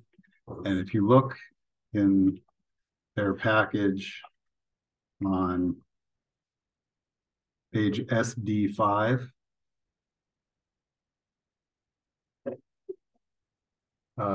the section number 1, longitudinal section through the garage, I think illustrates this probably the best. Oh, this is the one that was handed out. This is the one that was handed out. Some of us have colored ones and some of us have black and white, but okay. SD5 volume. So they show volume above average grade and then volume below average grade. And the volume above average grade is about a little more than half of what's below average grade. So this is something that has been reviewed with our zoning official, and she concurs with their calculation. Therefore, and you can see it's a little complicated because you've got a cellar that has a sloping floor and you have height, the height of the ceiling changes. Mm-hmm. So I guess where my question comes from, and I hadn't looked at this drawing, but their plans at least don't show any sort of like notation of the slope of the garage, like the actual ramping. Sorry, the actual ramping of the car surface. So it seems like a very finicky calculation that is close in its character, but just because there will need to be flat areas and well, I mean, that could be something that the architect might respond to. My understanding is that they intend for this to be, they said it earlier, that they intend for the slope to carry through all the way to the end, as depicted by that section.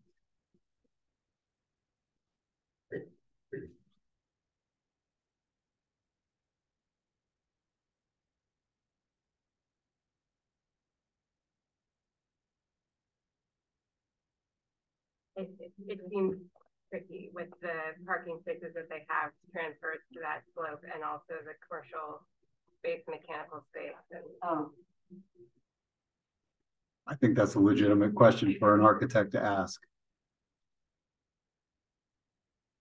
Any other discussion points before we bring the applicant back up? There were quite a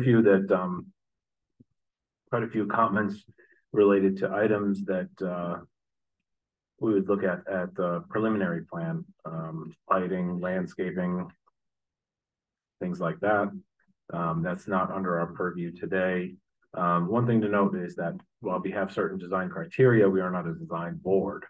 Unlike the downtown review, we are the city plan commission, and we only have a certain amount of objectivity where it comes to design, and we try to work with the applicant to make the best design within the purview of our oversight. A lot of these things are, like it's been mentioned a few times, they're asking for dimensional relief related to height, rear yard setback, and then some design waivers. So if you think about the size of the building that would be a by right, I don't know how significantly that would change the opposition to this. I think the idea of this large of a building in the corner, whether it's 4-story, 5-story, or 6-story, I think it's the size and the massing of this building. Now, I have to say, as skeptical as I was about them coming back this quickly, the exterior facade is significantly improved over the last iteration. I asked for it to present differently than it was, and you did bring that back. So I do appreciate that. Not without my concern still, but I do want to give credit that you did. This is a completely different building from the exterior, from what you presented 2 months ago. I think it was, you were here. There are a few, there was support for this project as well. One thing that definitely is not under our purview is construction means and methods. That's not us. That's Department of Standards and Inspections during the construction process, or OSHA. Yeah, I guess they're ultimately oversight. Again, just something I want to state. We are volunteers.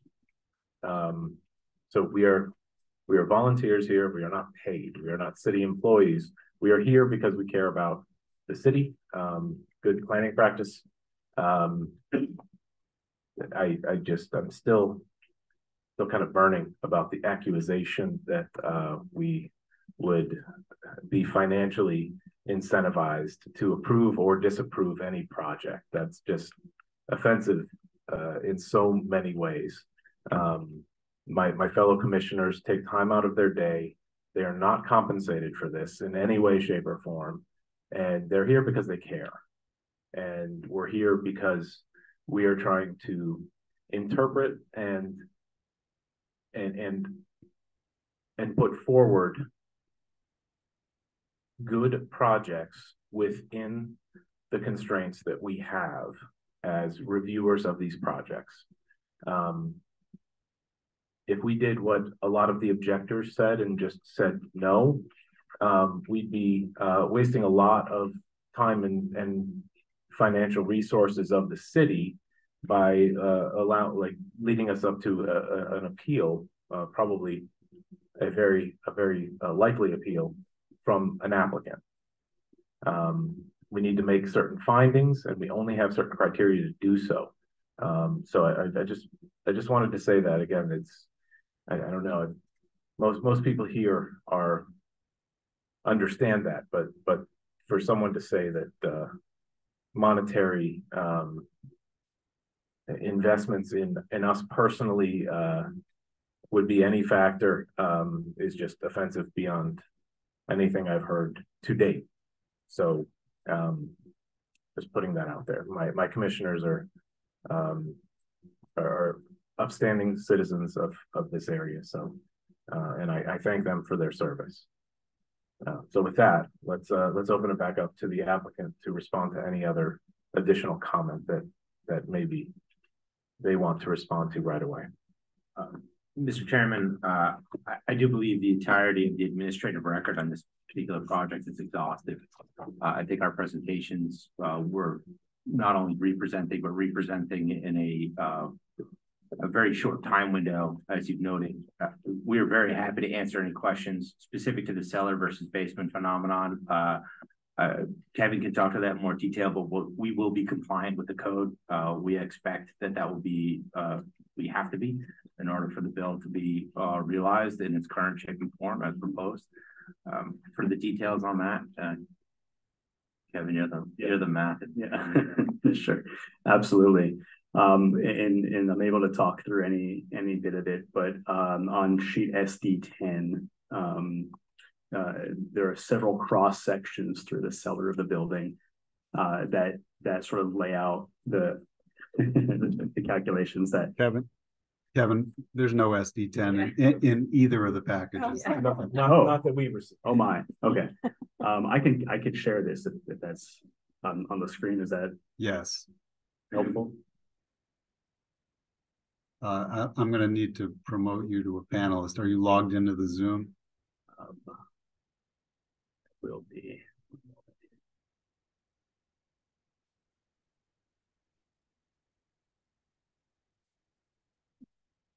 Yes.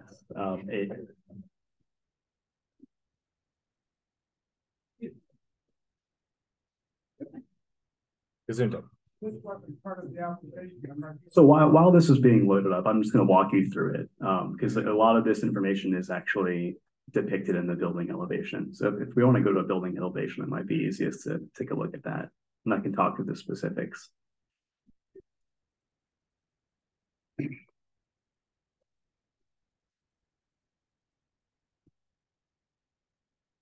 Thank you so much. Appreciate it.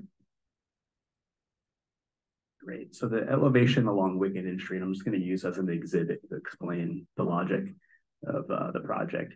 So at the right-hand side of the image, right where it says lowest grade, that is where a car would enter, and it slopes continuously down to the left-hand side of the image. And the calculations that we've, sure, yeah, absolutely. I'm going to bring my computer with me, which has some calculations, if that's okay. So, okay. So essentially what happens in grade, in section, the building slopes down this way, all the way to the end of the structure. It's a continuous slope, which is different from our original proposal, which only sloped partially and then flattened it. So the actual cubic calculations were very mathematical. It was done on a volumetric calculation. We went ahead and essentially calculated all the cubic area above grade, all the cubic area below grade based upon the average grade plane of the site. And as a result, the total volume below average grade is 62.5%. And we'd be willing to share any of our calculations with this commission upon request. And Bob, you said that you and Alexis have already reviewed this? That's right. Okay.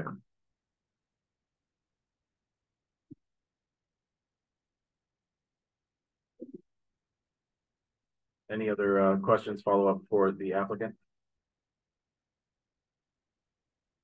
The rear yard setback, that additional area, what does it do to your project if we don't grant that tonight? It's a pretty severe impediment. So trying to realize the square footage, not every single square foot of a project is worth the same. So the exchange in total amount of square footage is not one-to-one. That square footage in the rear is worth significantly less than the premium commercial square footage and the square footage at the corner of Wickenden and Brook. The Wickenden and Brook square footage is your city view, water view square footage. Another component about that, we are applying for that relief based on conversations we've had with the city. I take the chair's comment about the not using the lot not for development in any way for the development. I appreciate that consideration. The language on the 2-foot window sills, on the 20 feet not residential on the first floor, and the language on the rear setback, you look at each of those in the code, we're applying for each of them because they may apply. I am not convinced that any of those 3 waivers necessarily apply. So the first 2, I agree with you. The rear yard setback, that's pretty cut and dry unless you eliminate that property line. It's from the abutting property. So there's a 0 yard setback when you're up against a commercial parcel, as we are to the east of the site. Correct. And because you're making a arbitrary lot line to reduce you're saying that that's your new setback versus the residential behind that. So underneath the code, when you read the code, it's to the parcel line. So there could be a 0 line setback all the way up and through that line. Based on our conversations with the city, they've asked us to honor the distance from the residential zone as opposed to the parcel, and we've done so. Mr. Chair, you know, we don't believe that you can where you have a commercially zoned lot up against a residentially zoned lot. We don't think that you can create a subdivision of an infinitesimally shallow lot to avoid the setback requirement. It's an absolutely absurd result, and that's what I said to Mr. Conley. The proposed parcel, not for development, is still their parcel. It's not technically part of the lot that has the building on it, but it's part of their property and their property holdings. And, you know, we insist that the 20-foot setback is a requirement and that they need to request this adjustment to get down to 10 feet. That's why we applied for it. Whether or not they have that new lot line, they still are, it's still 10 feet instead of 20 feet, right? Well, yes. Yeah. Okay.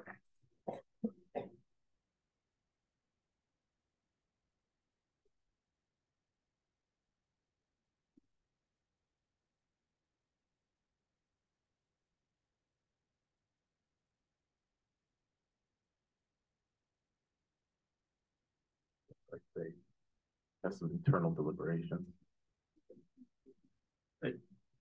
Just as the building goes back, it gets narrower. So I guess it's my understanding that we're not even using the full buildable footprint in that area. How so? Yeah, sure. Yeah, so the render, so essentially the view of the building that would best portray what we're getting at here is going down the hill from Wickenden. So coming down, let's see here at the last page. There you go, left-hand image. So essentially, we are not using the entire width of the buildable footprint. So basically by extending the building back towards the rear yard, we've been able to essentially slim up the width of the building to allow for more light to come into the building, windows, glazing. Oh, along that property. Exactly, yeah. So essentially you're staring at so it's in the northern property line. You're also encroaching a significant amount of rentable square footage over the public right of way, which you'll need an encroachment permit for, I know. But it just seems like a lot. I mean, at this point, I'm less offended by the additional height and more to the setback from the rear. I think the design of the building has come a long way, and it just seems like even when you get a little bit, you're trying to get a little bit more, and it.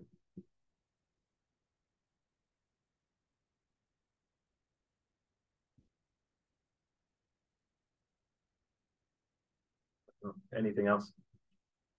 You know, if there's questions, I don't want to keep repeating other things that we've said over the course of the application, so I'm trying to be respectful of the board's time and the record. I could talk about the impact of Class A housing on affordability downstream for about an hour and a half, but I don't know that that's a standard you want me to go through. Not necessarily. No, thank you. Thank you, Mr. Chairman. Anything else for the applicant before we dismiss them? Can I just make one other clarification? Absolutely. So the 108 or what is, 108 square feet that we're cutting off of the lot to get to the 10,000 is what means that they don't require parking on campus. Okay. But also what enables them to ask for the dimensional variance. It's the no, they still need that. They still need that dimensional adjustment regardless, because this part of the building is within 10 feet of. No, so I understand that the rear setback, but the extra height, they're sort of slightly more, I guess,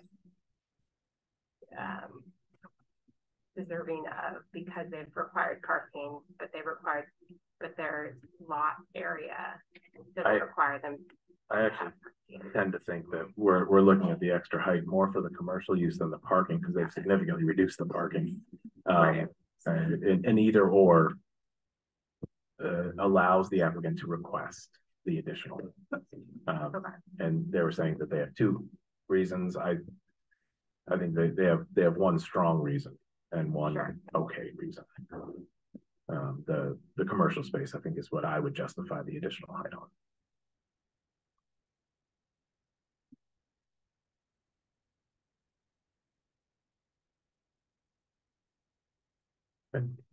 All right, anything else? With that, we can excuse the applicant. Thank you. Thank you all. We've heard a lot on this one. I do agree. I think the look of the building is much more in line with the size that they're allowed to do by right, which was my goal when we sent them back on master plan without granting the height. The fact that there's new waivers, the two design waivers in the front, I think those are just safety measures. I don't think those may not even apply, but I think it's best for us to assume that they do. And those are just because of the unique characteristics of the grading. I see no issues with those two design waivers. The one in the rear is the one that still continues to baffle me. I don't know what we can do as far as requiring additional landscaping or things of that nature in the preliminary plan phase. If we were to grant this, I think that's the only way I'd be even comfortable contemplating it. You know, we're talking about so much and so little thing, and the height I'm finally almost okay with, and then we have to give another bit of relief in addition to that. So that's what I'm struggling with right now. I don't know how you guys feel. So it's an additional 10 feet over 4 stories or 5 stories. For the height?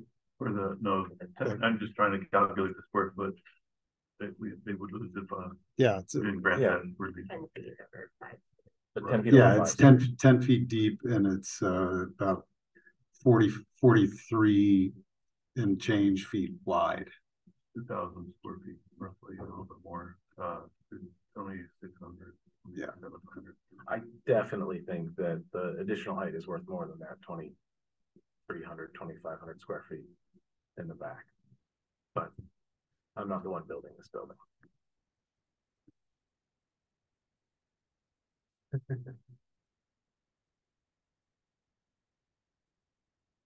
Even if we can grant it, probably drive up the cost of the rent to make it work. Yeah. There's that. And in my name. Well, we don't control that. We don't control that aspect, and that can't be a part of our decision. I think at minimum, if we were to contemplate the relief in the back, sorry, not relief, it's a dimensional adjustment. It would be, I think we'd need some pretty robust plantings, especially in the parcel B, not for development. Does the rear adjustment need to be decided today? Could we potentially decide approved master with the others and hold that to preliminary so that we could wait to see some more of the fully fleshed, some of the stuff we were discussing? We might see him back for master again in 2 months. 5-7%. Yeah. Oh, sorry. We're looking at about 7 or 8% difference in the amount of floor space for residential. Or like 40,000. We're talking about 2,000 square feet. Yeah, 20. Yeah, give or take. What are your thoughts on a dimensional adjustment? I mean, we did it with the height. I'll just say that the reason why we're still here at master plan after how many hours of testimony last time and more this time, the reason why we're still here is because the applicants are insisting that you make a decision on the height, the adjustment, the dimensional adjustment. They wanted to come back very quickly afterwards because they want a decision on that. Now, on both, or well, I mean, I'm assuming both. I'm assuming both because this is the discussion has been, well, and I don't want to, there's a lot of nuance to this discussion, but what I have essentially heard from the developers is that there's a certain amount of square footage that works for this project. And if they reduce the square footage at the top, which they have done because you required them to, they need to make up for that square footage somewhere else. And the way they're doing that is by pushing the building further into the rear yard. And as the chairman said, they're already, portions of the facade are encroaching over the public right of way, which happens, which people do. There's a lot of it in this particular case. But that's kind of what this is about. This is about them trying to achieve a certain amount of square footage to make the numbers work, however they're making the numbers work. I don't pretend to understand how these numbers work, whether a project works or doesn't work. But you definitely have a building that is taking up every inch of this site and then some.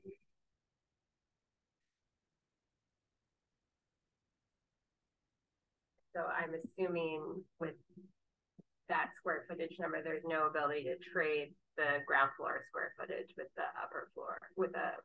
Well, that was one of our suggestions the first time around, which was to maybe reduce some of the commercial square footage. I don't know to what degree. I don't know how that's changed. But that was one of the things that we talked about. But this is what you have in front of you is the solution that they've proposed.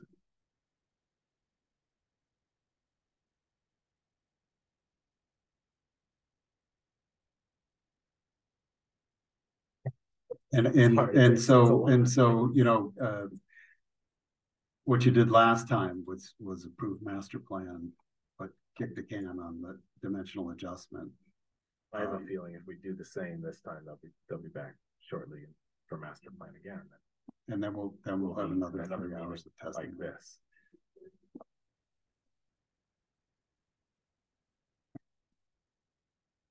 I like the design feels a lot better from the front. I agree completely.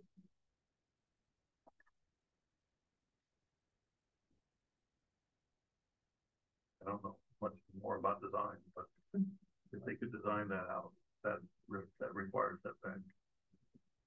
I guess maybe we could put a recommendation to look at the rear setback, and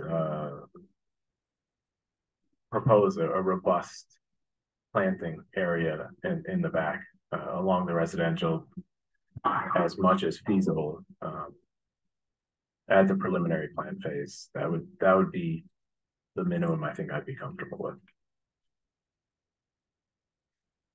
I do acknowledge that there have been significant improvements from the last time that this was before the commission. And I also want to say, and I appreciate, and I think we as a commission really appreciate hearing from the community.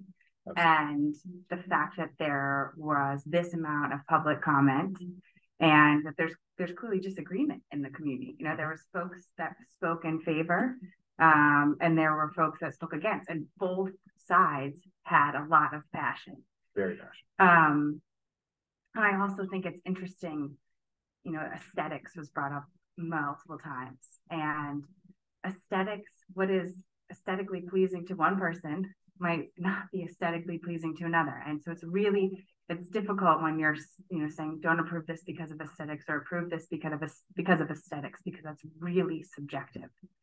And I try to the extent possible and feasible with the work we do here to be as objective as possible. I feel with what's been presented and what was laid out in the staff report, I feel comfortable approving this. I like your idea in regards to the rear is, you know, making preliminary conditional on what you said and making that a requirement for preliminary. But I will say that rear is, I think this would be easier if that wasn't before us. But we signed up to this because we care, and we signed up to this to make decisions that are not easy. And I do think, based on what was presented, we've been presented with evidence to support that adjustment. So I agree with that. That's where I'm. It'd be so much easier if they just came back for the height, like the only thing that they didn't have approved last time. But correct. But they didn't. Yeah, I think I'm getting there. I'm going to need to see a pretty robust planting in the back. There's going to need to be a buffer there, significant buffer, and obviously that not to develop parcel, that should just be chock full of landscape, but also on their property side as well of this parcel.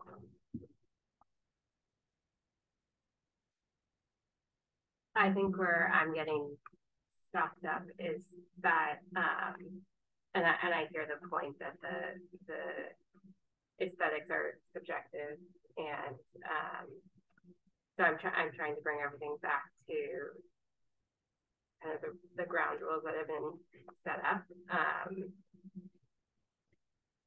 I guess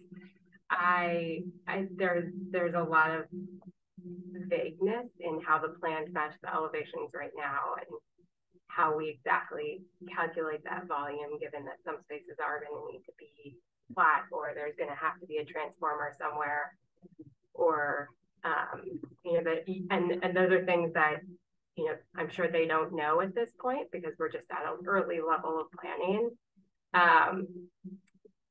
But we can request any of those at the next stage of review that you specifically like to see. Okay. That can be a condition of preliminary plan. Or sorry, a condition of master plan approval for preliminary plan. Show up with X, Y, Z at preliminary plan phase.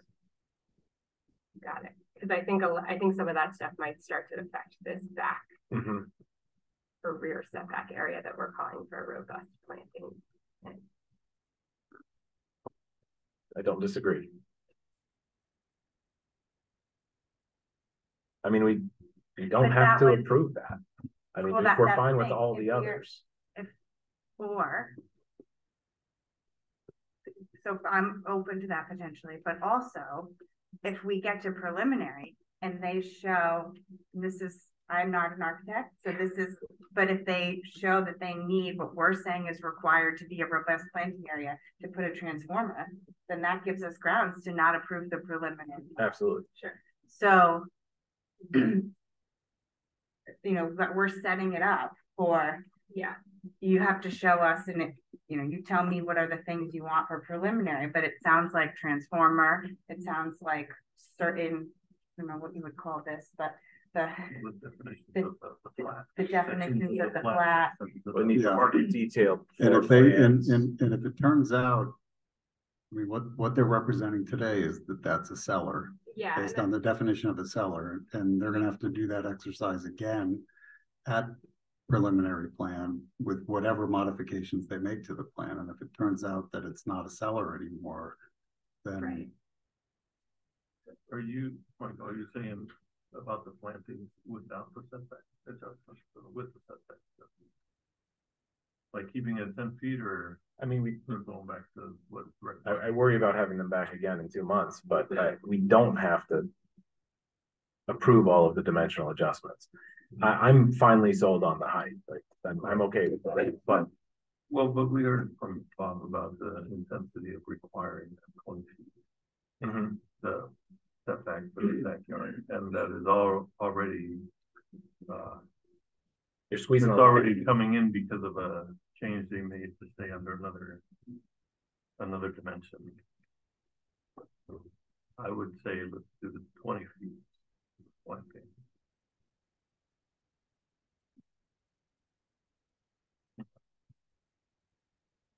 We've had it before where we just one pushes the other. We get to where we're back looking at. So you're saying don't approve the dimensional adjustment for the rear, right? That would be my. I'm okay with the design waivers. I'm finally like okay with the height. But the rear is the choke point. I mean, it's just like, it's like the straw. Like when they're really trying to get so much out of this parcel. Yeah, and I think I'm slightly less sold on the height than you are, but I also didn't hear, you know, I wasn't in the room for the last. It's much better. But I'd almost, you know, it keeps coming to mind of sort of trade between back and the height of at least one of these 3 sections. Yeah. And I think we have encroachment over the public right of way. We have additional height, and we have a setback in the rear on a lot that they're cutting off 100 and some odd square feet to make 10,000 square feet, so that they can be under certain restrictions. And I guess I hear all the arguments for housing, and I agree with them. I just wonder how many housing units we lose. At 2,000 square feet, maybe a unit or two. I mean, that's. Some of the single units are small. Yeah. 500. Okay, so maybe 2.5, 3. But I also hear that there's a pro forma here and kind of workers. But that's not our problem. That's the developer's problem, trying to figure out how to pencil it out.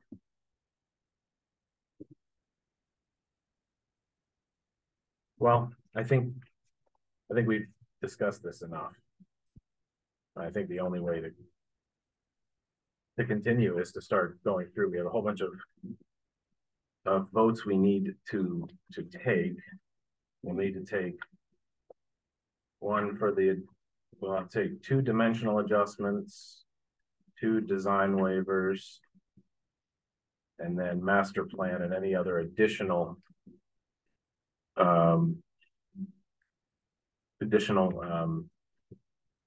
conditions that we'd like to add to the master plan approval. Specifically what we'd like to see in preliminary plan or additionally. If we're approving the master plan, that is.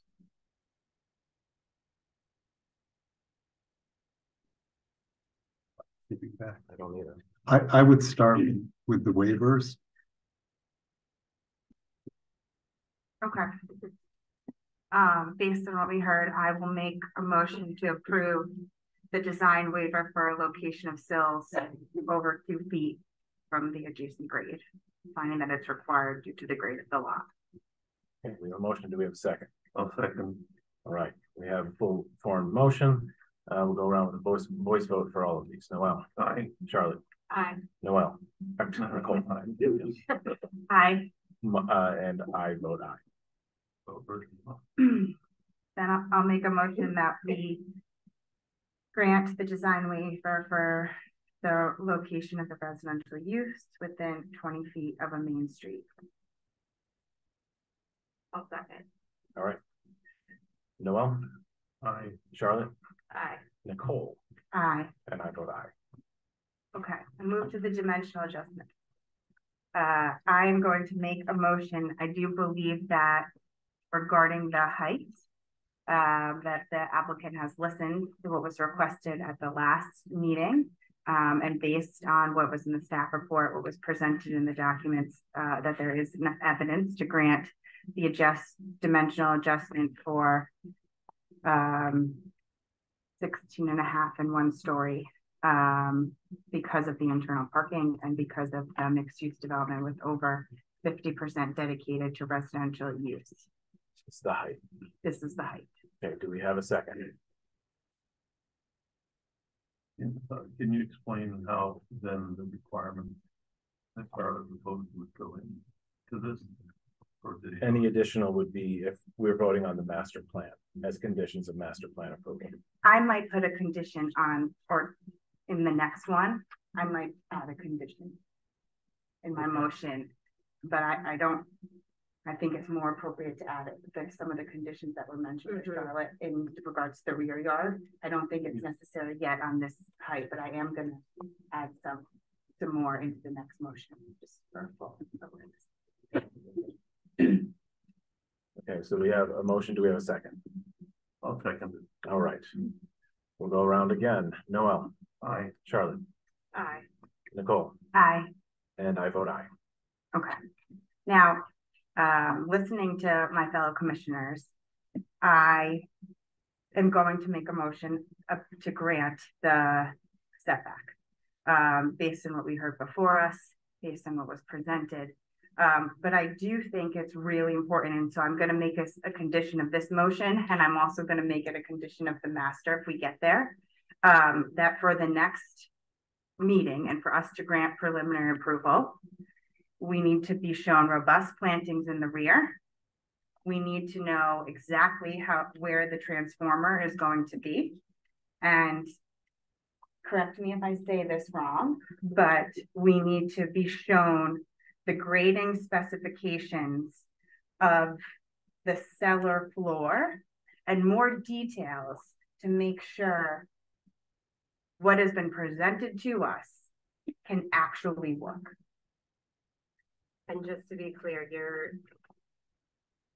your motion is to approve the 10 feet from the outside most lot line, not the new, or the 10 feet from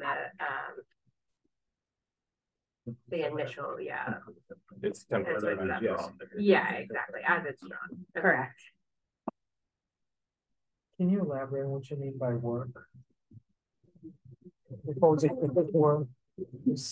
So this is where I'm not an architect. Okay, I think what I'm interested in seeing is not just a pure sloped section, but the section through a variety of conditions at that cellar floor, so that we understand both the ceiling heights and the floor heights with the necessary landing, and we're actually looking at the full cubic volume, or a few section cuts through the cubic volume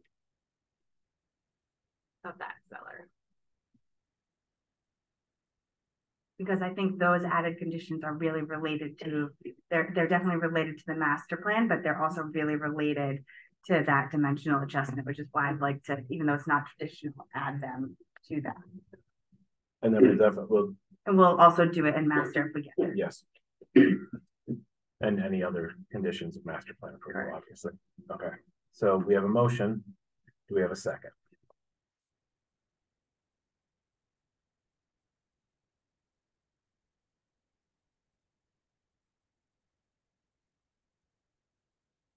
Without a second, the motion fails. Okay. And in the alternative, do we have a motion to deny the dimensional adjustment for the 10-yard rear setback? I guess the thing I'm just thinking about is the definition of the cellar is really the thing that affects the height adjustment, not necessarily the back adjustment. I think we've approved the height adjustment based on, I think, the statement today and the statement amongst this group that this is going to be a cellar. And if it's not, they don't have the height. Yeah. So I think it's almost that provision is kind of moot. I guess my question, and maybe it goes back to a comment you made, is whether the 20 feet is really what we should be enforcing here or not. I think the standard setback. And whether it wasn't presented before. Right. It's to compensate for the loss of space, I understand. There may be other ways to do that. And I guess I question how much planting can really go in 10 feet. So we had a motion, we motion didn't have a second. So we have a motion to deny. Do we have a second?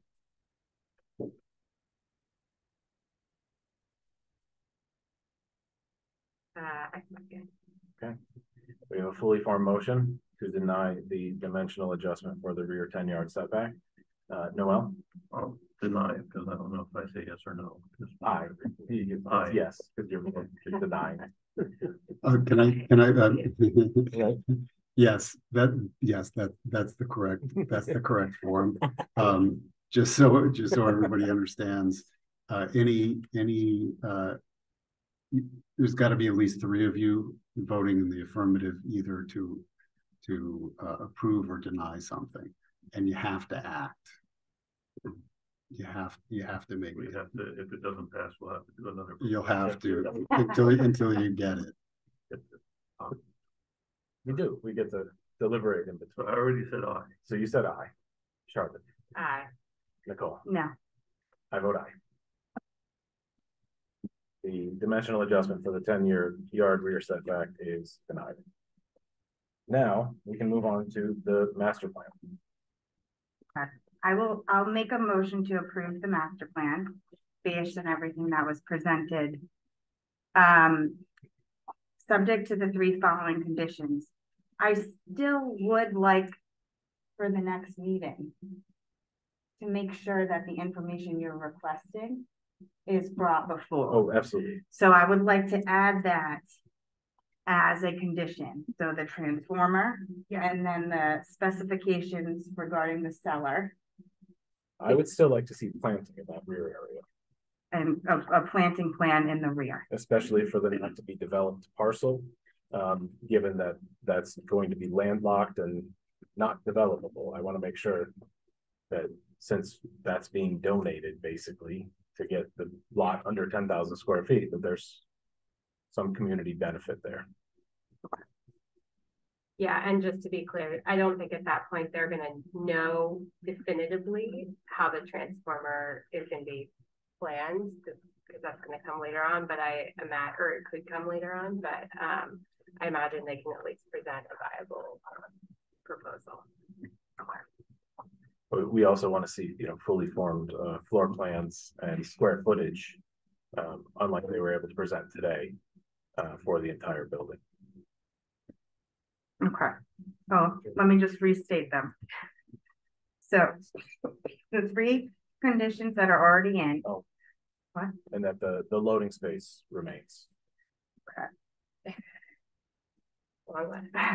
So the 3 that currently are in the staff report, we also want to know a plan for the proposed transformer location, the grading specifications and the details regarding the cellar to show that it actually will be a cellar under the definition. A plantings plan to show robust planting in the rear for the not to be developed parcel. Floor plans that include square footage and that the loading area remains. Okay, we have a motion. Do we have a second? I'll second. All right. Go around. Noel? Aye. Charlotte? Aye. Nicole? Aye. And I vote aye. Best of luck. Now, do we need a restroom break, or we want to go to the last agenda item? I can go, people can go. All right, we will move right into the next agenda item, which is agenda item number 6, minor land development project, unified development review. It's a public hearing for case number 23-053 UDR. It's at 45 Parade Street. And commissioners. Yeah, Oh yeah, there's more back there. Give it a sec. Yeah. Yes.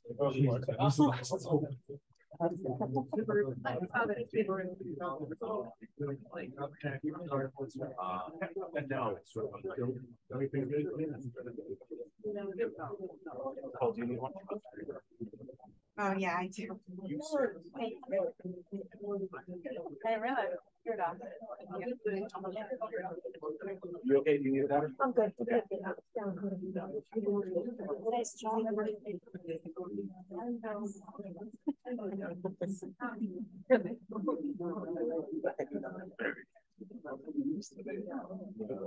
I wrote just notes about it.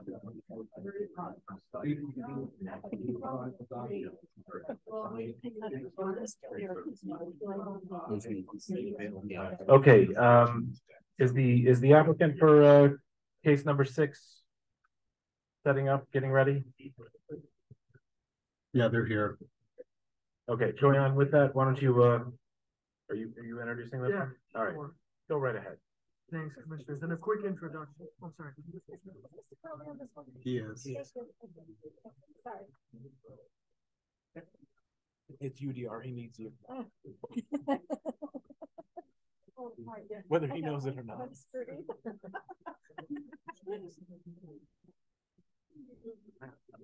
If you're going to continue conversations, please exit the room.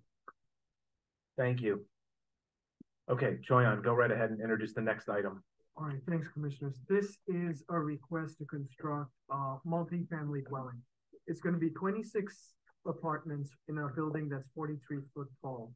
And this is a sister project to a project that you've seen a few years ago, which was the rehabilitation of a former nursing home. And this is going to be built on a vacant lot that's directly adjacent to it. So in constructing this building, the applicant is seeking some relief through UDR. They're going to be talking about relief from the total maximum impervious surface coverage in the rear yard, total maximum impervious surface coverage on the entire lot. Off-street parking, they're going to be providing 26 units, but 22 parking spaces. They're also going to ask for reduced drive aisle of 20 feet where 22 feet are required. And also they're going to ask for 40% of the spaces to be compact where 10% is the limit that's in the ordinance. So based on that, the applicant is going to walk you through the project and request for relief.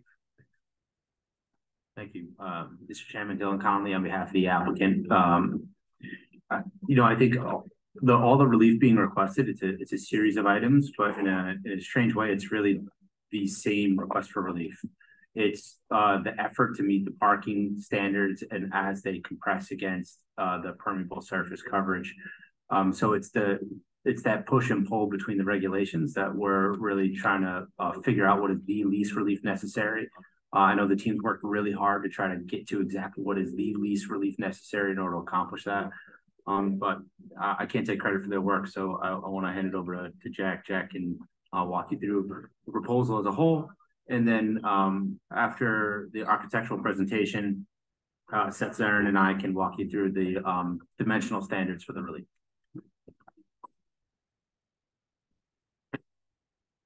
Yeah, my name's Jack Ryan, R-Y-A-N. Thanks for having us tonight.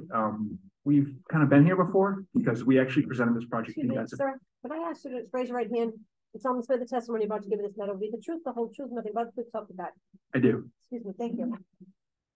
Thank you. Yeah, we were a few years ago. We were here. We presented actually a version of this project, and we're actually granted approval at that point. it had expired. We decided to focus on phase one, which is the building you see on the right here.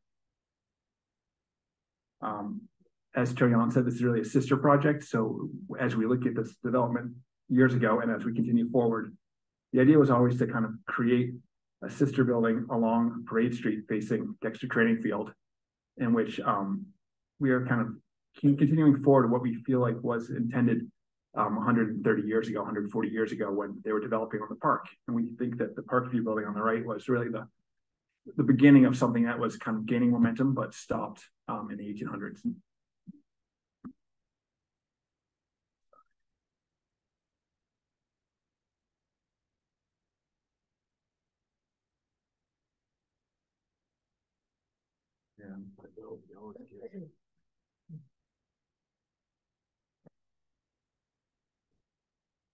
So here are some photos of the existing conditions. So really what it is an empty parcel with a parking lot and a long curb cut facing Parade Street, and a foundation of an old building that's been no longer there.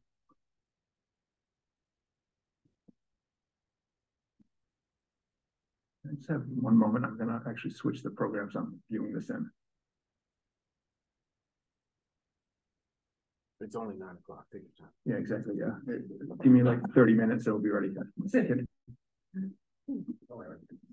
Yeah. One of my favorite things about this project is Jack lives like a couple hundred yards away. Seth lives a couple hundred yards away. I live a couple. Actually, I moved when this started. I was in a butter. Now I'm all the way on the other side of the park. Mark is my next door neighbor, so I think we can.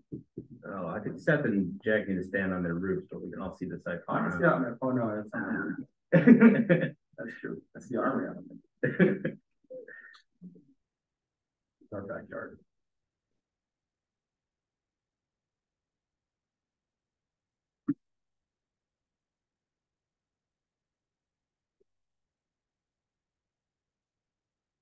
We still have the Projo here, but you lost the news camera. I'll leave that.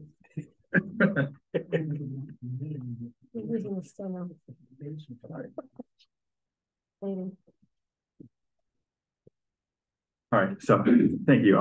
Apologize for the technical problem there. No problem. So actually we missed a slide. This is just an aerial photo that we took a few weeks ago of the site. And you can see the lot area, 22,800 square feet off to the left of the existing Parkview building. And we actually will be accessing our site through Oak Street, which is here on the right here, and moving through the existing parking lot that we did in phase one into our new parking in the rear. Existing photos of the site, and in the background you see the Parkview building that we just finished on over the summer. It's currently occupied. Here's a few photos on the back of the site looking towards Dexter Training Field, and you can see it's really a wide open, fairly flat site with just a few existing trees on the site that we will be keeping. And here's a photo actually from our development looking to the south, at the neighboring house to the south and the trees that are there. And here's a photo of the building that we just finished. And we're including it because a lot of the material palette that we used on the rear building, the addition here, will be carried forward into the new proposal. This is a street elevation showing the massing of the homes on the park. Many of the existing homes, the 61 Parade Street on the left, that large 3-story mansard, it's quite tall. Then there's several average size houses, and then we move to the right of our project. There's 31 Parade Street, which we will be matching essentially the height of that within a few percentage points. And then as we move to the right, to the north of Parade Street, there are 2 other large mansards. So really surrounding the park are quite a few large homes. But what we really are playing off of is the existing building, Parkview building. Survey, we don't really need to get into this. It was originally 4 parcels, and then it's been kind of already subdivided into 2 parcels with the lot line really kind of going down the middle between the 2. And you see that more or less follows the common pathway that we're proposing between the 2 buildings. Here's our civil engineering plans. We've sent these actually to Department of Public Works. They've been submitted. They're being reviewed right now. We haven't gotten any feedback yet, but we have a full stormwater system designed by LDEC engineers. And it's really kind of what we're dealing with is kind of, we have some retention basins in the back here that are planted, and we have a bit of an underground system here, holding tanks that will release into the open system in the back there. Let's see if we can do this quickly here. As far as the relief that we're seeking, this is our zoning chart where we've kind of gone through the zoning ordinance. And really what we're asking for tonight is the impervious rear yard surface area. And if I zoom into this here,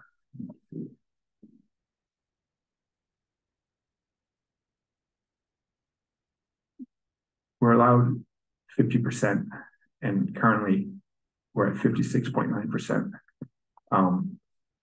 And then that's related to also the other thing, as Dylan mentioned, it's all related to parking. And what we have is on our parcel, we can fit 22 parking spots. We have 26 units, where our pro forma is to have 28 parking spots, to have 2 guest spots. Can you X out the tools? Sorry, I'm not just right there on the exactly. Perfect. Yeah.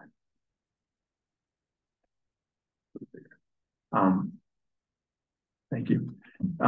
So 22 parking spots will be on our site. I'll show you the parking plan in a moment. We have excess spots on the other lot. We have 12 apartment buildings, 12 apartment units in the other building. We have a surplus.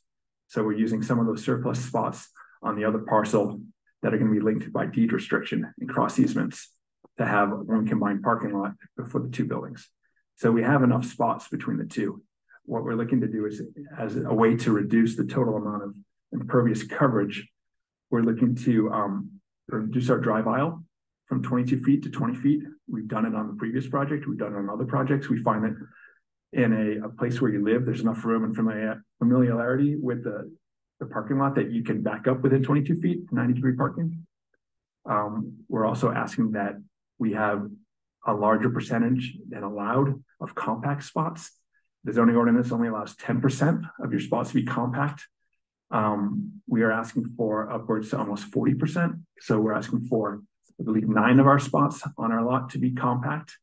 And this really is a way to help us kind of provide 1 parking spot per unit, and also at the same time reduce the amount of asphalt and impervious surface that we would have.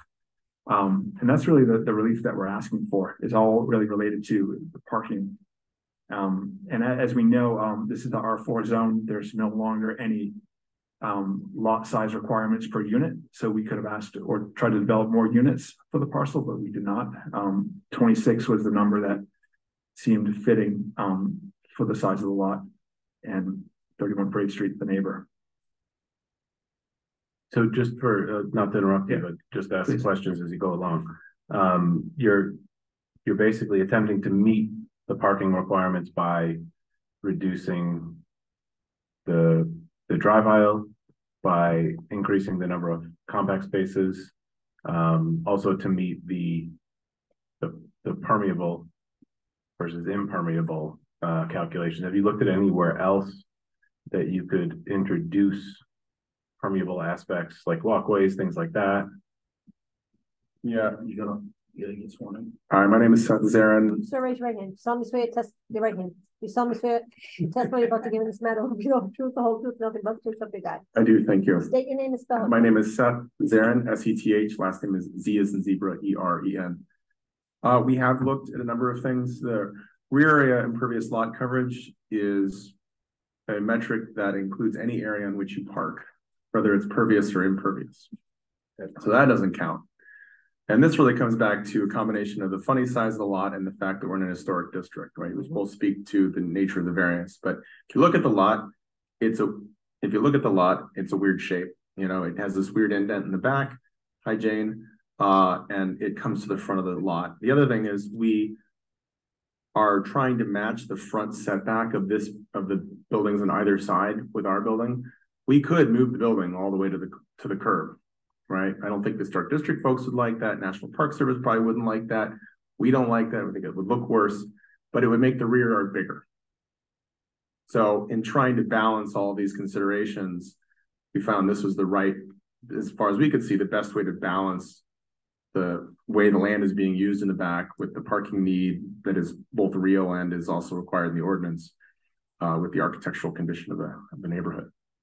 That being said, would we consider permeable pavement? Potentially, yeah, if it makes sense in the installation, but yeah. Just a thought, just asking.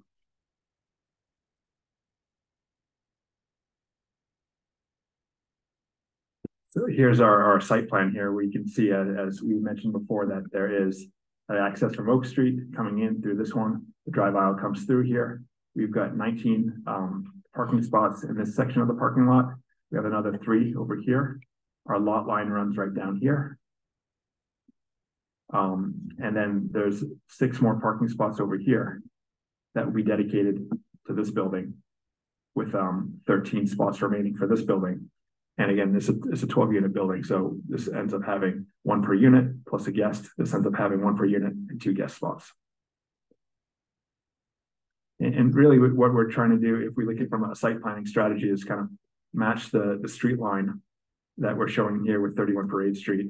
And as we move down here, you can see with the following houses on Parade, they all are set back about the same amount of distance. You can see the depth of our building here is equivalent to about, it's a little bit less than what we have at 31 Parade. And it's more or less matching the back L of this building over here, as far as how far back it goes.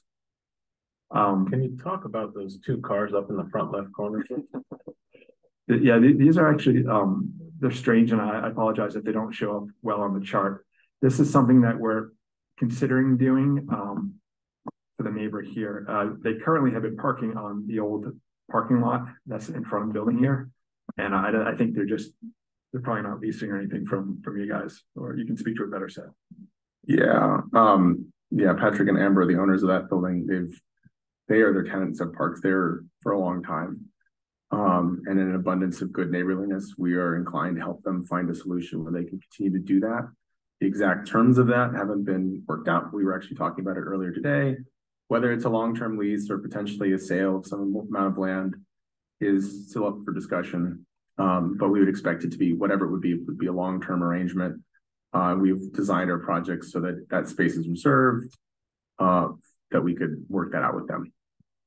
Yeah, that makes a lot more sense than the thoughts that we're going to. Yeah, no, we just wanted to have a couple extra cars. We shoved them in the front. We should also mention, we have proposed applying permeable pavement on walks that aren't located in the rear. They're on the sides. So it doesn't really help our rear, so to speak. But I mean, I think one thing to note is that the overall lot impervious coverage is within the requirement.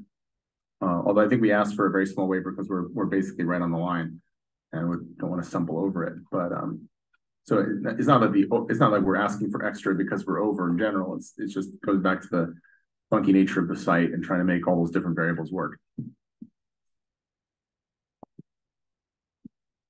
Yeah, here's just a zoomed in view. I think we are still working with Rhode Island Energy. We haven't gotten feedback yet from them, but we will need a ground mount transformer for the property due to the size of electric loads. So we anticipated going up here in the front, covered by some screenings and plantings. Just knowing through the developments that Seth and Mark and others have done, generally where they want to see and they want access and everything, they're not the easiest people to work with. This seems to be the most reasonable spot of having a concealed transformer and also getting approval by them. And as far as other site things that we do, we are considering some of these walkways here being permeable surface pavers. So these are actually considered permeable here, and over here would be permeable. This is a pre-existing walkway that's concrete, which will be classified as impermeable. And as far as the way we've set up our building from an urbanistic point of view is that we really wanted to create something that was friendly to the street and that kind of spoke to what the original 31 Parade Street was. And if you look back at historic photos, which I haven't included, I've showed you guys before in the past, it was actually a building that was 4 walk-ups. It was 4 row houses.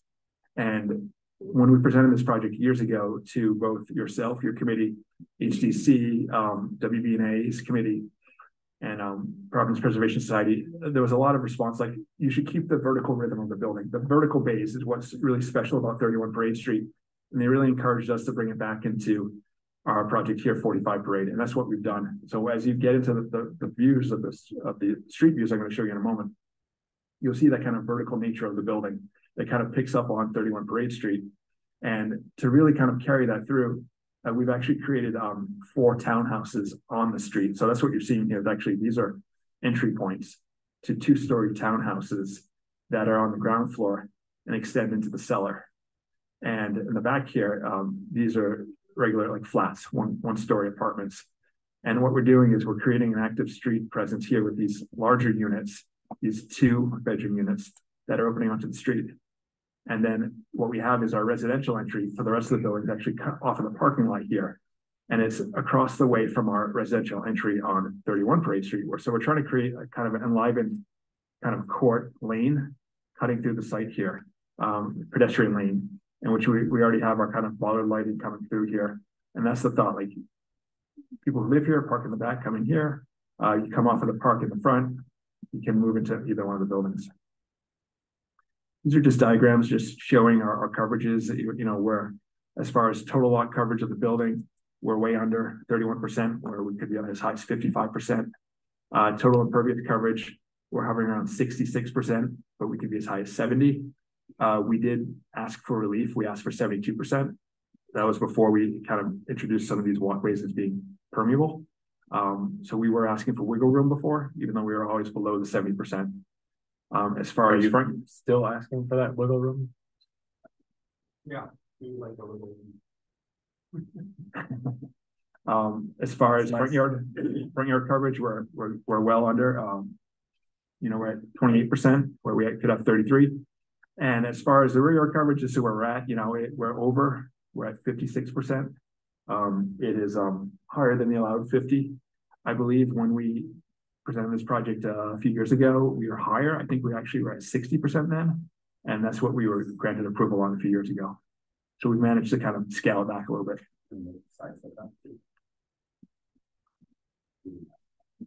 Yeah. We did not max out any of the setbacks. So you can see here, the 6-foot setback here, we're at 11 feet, almost twice what we need to be. Over here, we're at 9'6". So again, we're not maxing out the width of the building. And from a massing perspective, we actually kept the front of the building quite a bit narrower than the rear. So this has a dialogue with 31 Parade. 31 Parade Street is about 108 feet long. This is about the same length as far as frontage on the street. Trees, we've already kind of presented this to the city forester. Mark Van Oppen's in discussion with him about having a walkthrough. He seems to be in agreement so far with what we're proposing. We're proposing enough canopy to meet requirements, so no relief needed there. It's just a matter of, you know, at first we weren't sure how he would feel about keeping a tree that's not on the city's list, but because it's so large, he wants to keep it, and that was always our plan, to keep this large maple. So we don't anticipate any issues with the tree canopy and the plantings. As we did at 31 Parade Street, we've exceeded what's required. This is just a diagram showing what we're going to propose when we come back. Hopefully for in-house final approval is the easements, the cross easement. So essentially this will be a vehicular easement, and then we'll have a pedestrian easement kind of down this common walkway here. Unit breakdown, I don't know if we need to get into the charts and graphs here, but essentially we're proposing 26 units. And what's unusual about our building that's really not happening in much of Providence is we've got a real diverse mix. We've got a few studio apartments. We've got a few one beds, a few 1-bed pluses that have a home office included. We have a lot of 2 beds, and we've got a few 3 beds. And there's really not a lot of apartment buildings that are being built as 3 bedrooms right now. So we really want to have that diverse mix that really appeals to all kind of demographics and family types in the neighborhood. But the big takeaway is 26 units total, with 28 parking spots. We'll have at least 26 bike parking spots. We have a large bike room planned in the basement. So again, I'm going to blow through this fairly quickly because you guys are here late. But what you're seeing here is this is the cellar plan. So in the front, we have these the townhouses. So you essentially have these 2 bedrooms in the cellar that open onto kind of a New York style light well that's about 5 feet deep. So each of these rooms on the front there's 4 windows for each unit facing the light well, and a similar light well on the back. And you're sure this is a cellar and not a basement? It's a cellar. It is a cellar. We are in the ground. Although my plan says basement plan, it is a cellar. Just saying, I know it's a contentious item here. And you can see that there's a 1 bed here, and other kind of 1 bed, and then a studio. So this, the mix here, will have utilities in the basement too. As we go up, here's the main floor level. These are the townhouses that are approached off of the park, off of Parade Street. In the back, we have another kind of combination of a 2-bed studio and a 1 bed. As we move up through the building, what you see is that we have kind of a fairly rectilinear front building, which we're proposing would be clad in probably terracotta at this point, matching the rear of our building at 31 Parade, with these metal bays that would pick up on the angular nature of the bays on 31 Parade. And in the back, we have a building massing that really picks up on the geometry of the site, the trapezoidal site plan. And as a way to kind of alleviate the mass, this kind of angular nature here makes the building appear slender on the corners, and introducing these bays just to give us the added width just where we need it on the bedrooms. So we can actually create these nice kind of 1+ bedrooms that have a little home office space on the floor plan. As we move up through the building, we get some larger units. We're gonna have, like right here, there's a 3-bed on the front here, another 3-bed on the front. As we move up to the top floor, another 3-bed, and 2 more 3-beds on the top, with 2 beds on the back corners and 1 bed in the middle. The roof on the last building, we've filled it with solar panels that are not visible from the street, and that was a condition of the National Park Service. They're not visible. So we anticipate the same thing. Our solar panels on the front will not be visible from the street. We'll try to make up the balance in the back, whatever extra room we have with solar panels. And then in the center of the building, we're going to have our mechanical condensers that are going to be, we believe at this point, all our studies are suggesting they'll be concealed from the street, because we do have a higher parapet wall on the back building that's put there to conceal a lot of the mechanicals that will be up on the roof. I'm going to go through the elevations quickly because they're not as kind of appealing looking as the 3D renderings. You get a lot more better picture of the building from the 3D views. But the important thing here is you can see our building here, the front roof line is within a foot or so of the existing building. The big difference why we're not exactly the same is that this building, the ground floor is like half in the ground, and it can be somewhat problematic for accessibility issues and things like that, getting to the building when you got to go down 3 feet into the ground. So we're actually having our access point here about a foot off the ground, foot 18 inches off the ground. So, but because we brought it up and we actually have reduced the ceiling heights, we still have a decent ceiling height, but not luxurious. We're trying to kind of create the right scale, and that's why we're slightly over the other building. Here's a front elevation just suggesting the light wells here and these kind of entryways. Side elevations, you'll see our building is there's a front and a back building, just like our sister building at 31 Parade, where the front building is a little more, it's a little more earthy, a little more massive, it's more of mass, it's terracotta. It's meant to feel like that brick feeling. We explored building with brick, but it's just cost prohibitive for a building this size to be real brick 4 stories high. So we're proposing the same terracotta, which we are very pleased with how it came out on the last building. And on the back building, we're proposing something a little more contemporary in its detailing of its age and time. We will be presenting this project next week to HDC. Yeah. So the last part of our presentation, and to the extent that we have any other questions on design, we're happy to go into further detail there. I think the HDC is going to hammer you enough about design. We can move into the standards for your Mr. Chairman, I was actually going to just identify Seth's background in planning and land use with the hopes of establishing him as an expert, and then asking whether or not he reviewed the city's report and agreed to the findings therein. Does this board normally accept experts, or you just state on the record what their history is? When considering zoning matters, we do. Okay. So Seth, if you could just give a quick background of your professional history related to planning and zoning. Certainly. I have a master's of environmental management degree from Yale University. While I was a student there, I wrote my first zoning ordinance under my summer internship as in the New Haven Planning Department. Upon graduation, I joined the planning department of the city of Newton, Massachusetts as the chief zoning code official and principal planner, where I oversaw something like 100 zoning reviews and wrote about a dozen zoning amendments and oversaw comprehensive zoning reform process, which I did not get to stay to complete. It is still not done. That was for about 4 years, 3.5 years. I was with the city of Newton, Mass as chief zoning code official. Mr. Chairman, I would request the board recognize Seth Zarin as an expert in the area of planning and zoning. Okay, we'll accept him as an expert. Seth, have you had the opportunity to review the normally we require a CV when you present an expert, but I can give you my CV. Thank you. Have you had a chance to review the report and recommendation from the City of Providence staff regarding this project? I have. Have you had a chance to review and consider all the findings therein? I have. In your opinion, as an expert in the subject area, do you agree with the facts and findings therein? I do. Is it your opinion that you meet all of the standards for relief as required? I do. Mr. Chairman, that will conclude my presentation as to the standards and the relief. I'm happy to go into detail on each and every single one of them, but the plan is quite thorough and our expert has testified to that. When you're in agreement with the city's findings. Very much so. Okay. At this late hour, we appreciate the brevity. Yes, questions of the applicant. I do have to say, Jack, you're a wonderful architect, but your rendering on the front page doesn't do the existing building that's just been rehabbed justice. This one does a little bit more. It's a really wonderful. Jack, you have the one with the trees in front of it? They'll be teaching classes about that project. Oh, well, interestingly, 31 Parade was used in a class by the National Park Service on how to do a nice job of an addition on a historic building this summer, which is kind of a nice kudos.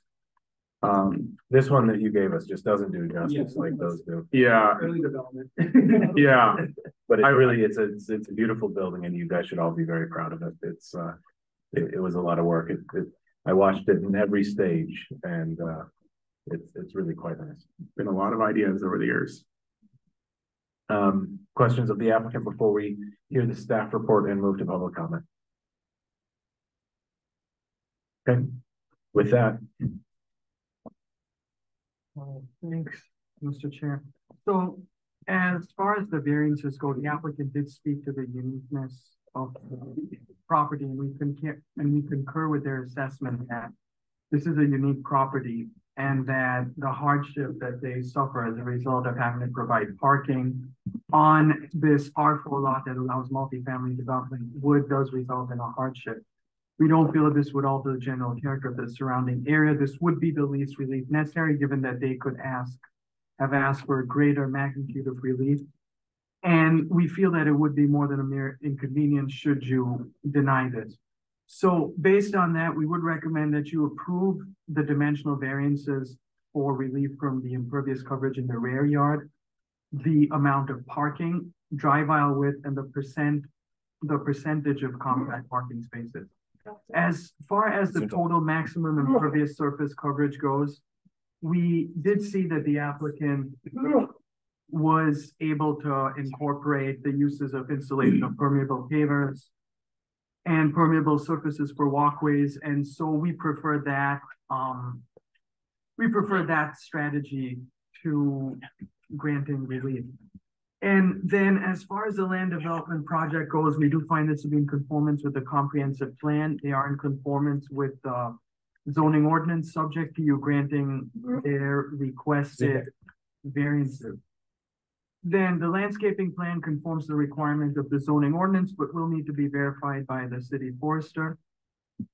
They are awaiting the city engineer's review of their stormwater management plan. We don't foresee any negative environmental impacts. This will be a buildable lot and adequate vehicular and pedestrian access will be provided from Parade Street and Oak Street. So based on that, we recommend that you approve the preliminary plan subject to the relief being granted through Unified Development Review, subject to these conditions. that the landscaping plan be subject to the city forester's approval, the drainage calculations be subject to the city engineer's approval, and that final plan approval be delegated to DPD staff.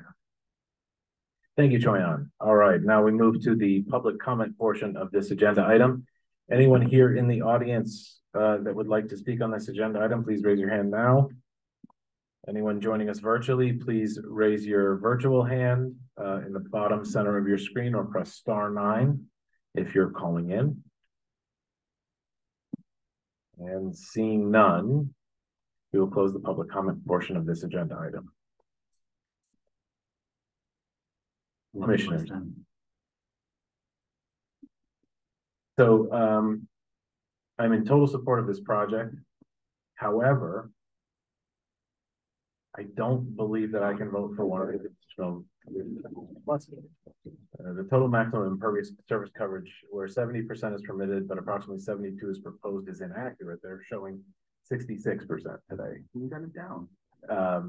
That is not the least relief necessary.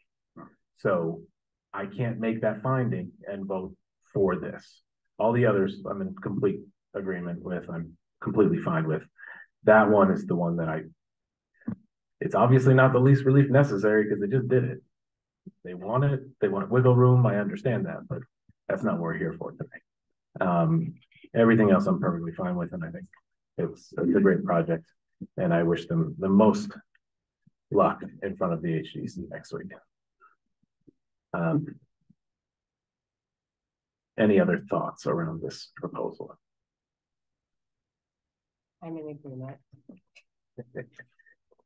All right, well, then let's start taking votes, I guess. Where do we start with the relief request. We'll need to do the zoning. Yeah, just 2 votes. So the zoning would be a vote for the dimensional relief of the maximum impervious coverage rear yard limit, where 65 is proposed and 50 is permitted. Off-street parking requirements where 26 spaces are provided, but 22 will be, 26 spaces are required, but 22 will be provided. Drive aisle widths where 22 feet are required and 20 feet will be provided. Compact parking space limit where 10% of parking may be compact, but approximately 40% is proposed. I thought I saw 32, but we'll allow that one. Guess someone could say move. Yes, someone. Second. You have a second. All right, let's go. Mr. Chairman. Yes. Sorry, I just wasn't sure. I think our figure is 56.9%. We say 55, or do we say 56.9% on that? For impervious? Yeah. What was our? Well, what did the we staff report says 50% is permitted, 65% is proposed for the rear yard limit. Okay. You're okay with that? Yes, I'm okay with that. Okay. So we have a motion, we have a second. We'll go around and do a voice vote. Noel. Aye. Charlotte. Aye. Nicole. Aye. And I vote aye. And so we're not taking any action on the. No, I just they haven't gotten there yet. All right.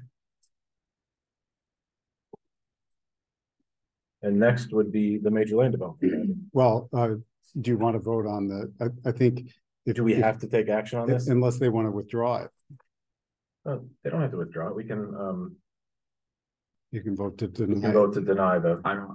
I would rather just, I would rather just withdraw. With HTC, I'm always, maybe they want a historic concrete block somewhere. And I need to, yeah.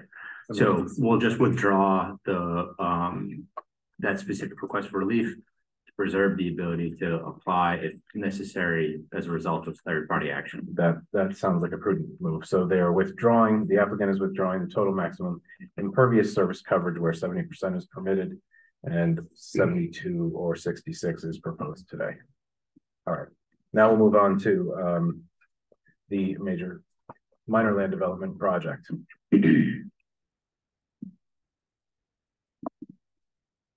And I'll make a motion to approve preliminary plan pursuant to the relief we just granted, based on everything we heard, based on everything that's been presented, based on everything in the staff report, subject to the 3 conditions in the staff report.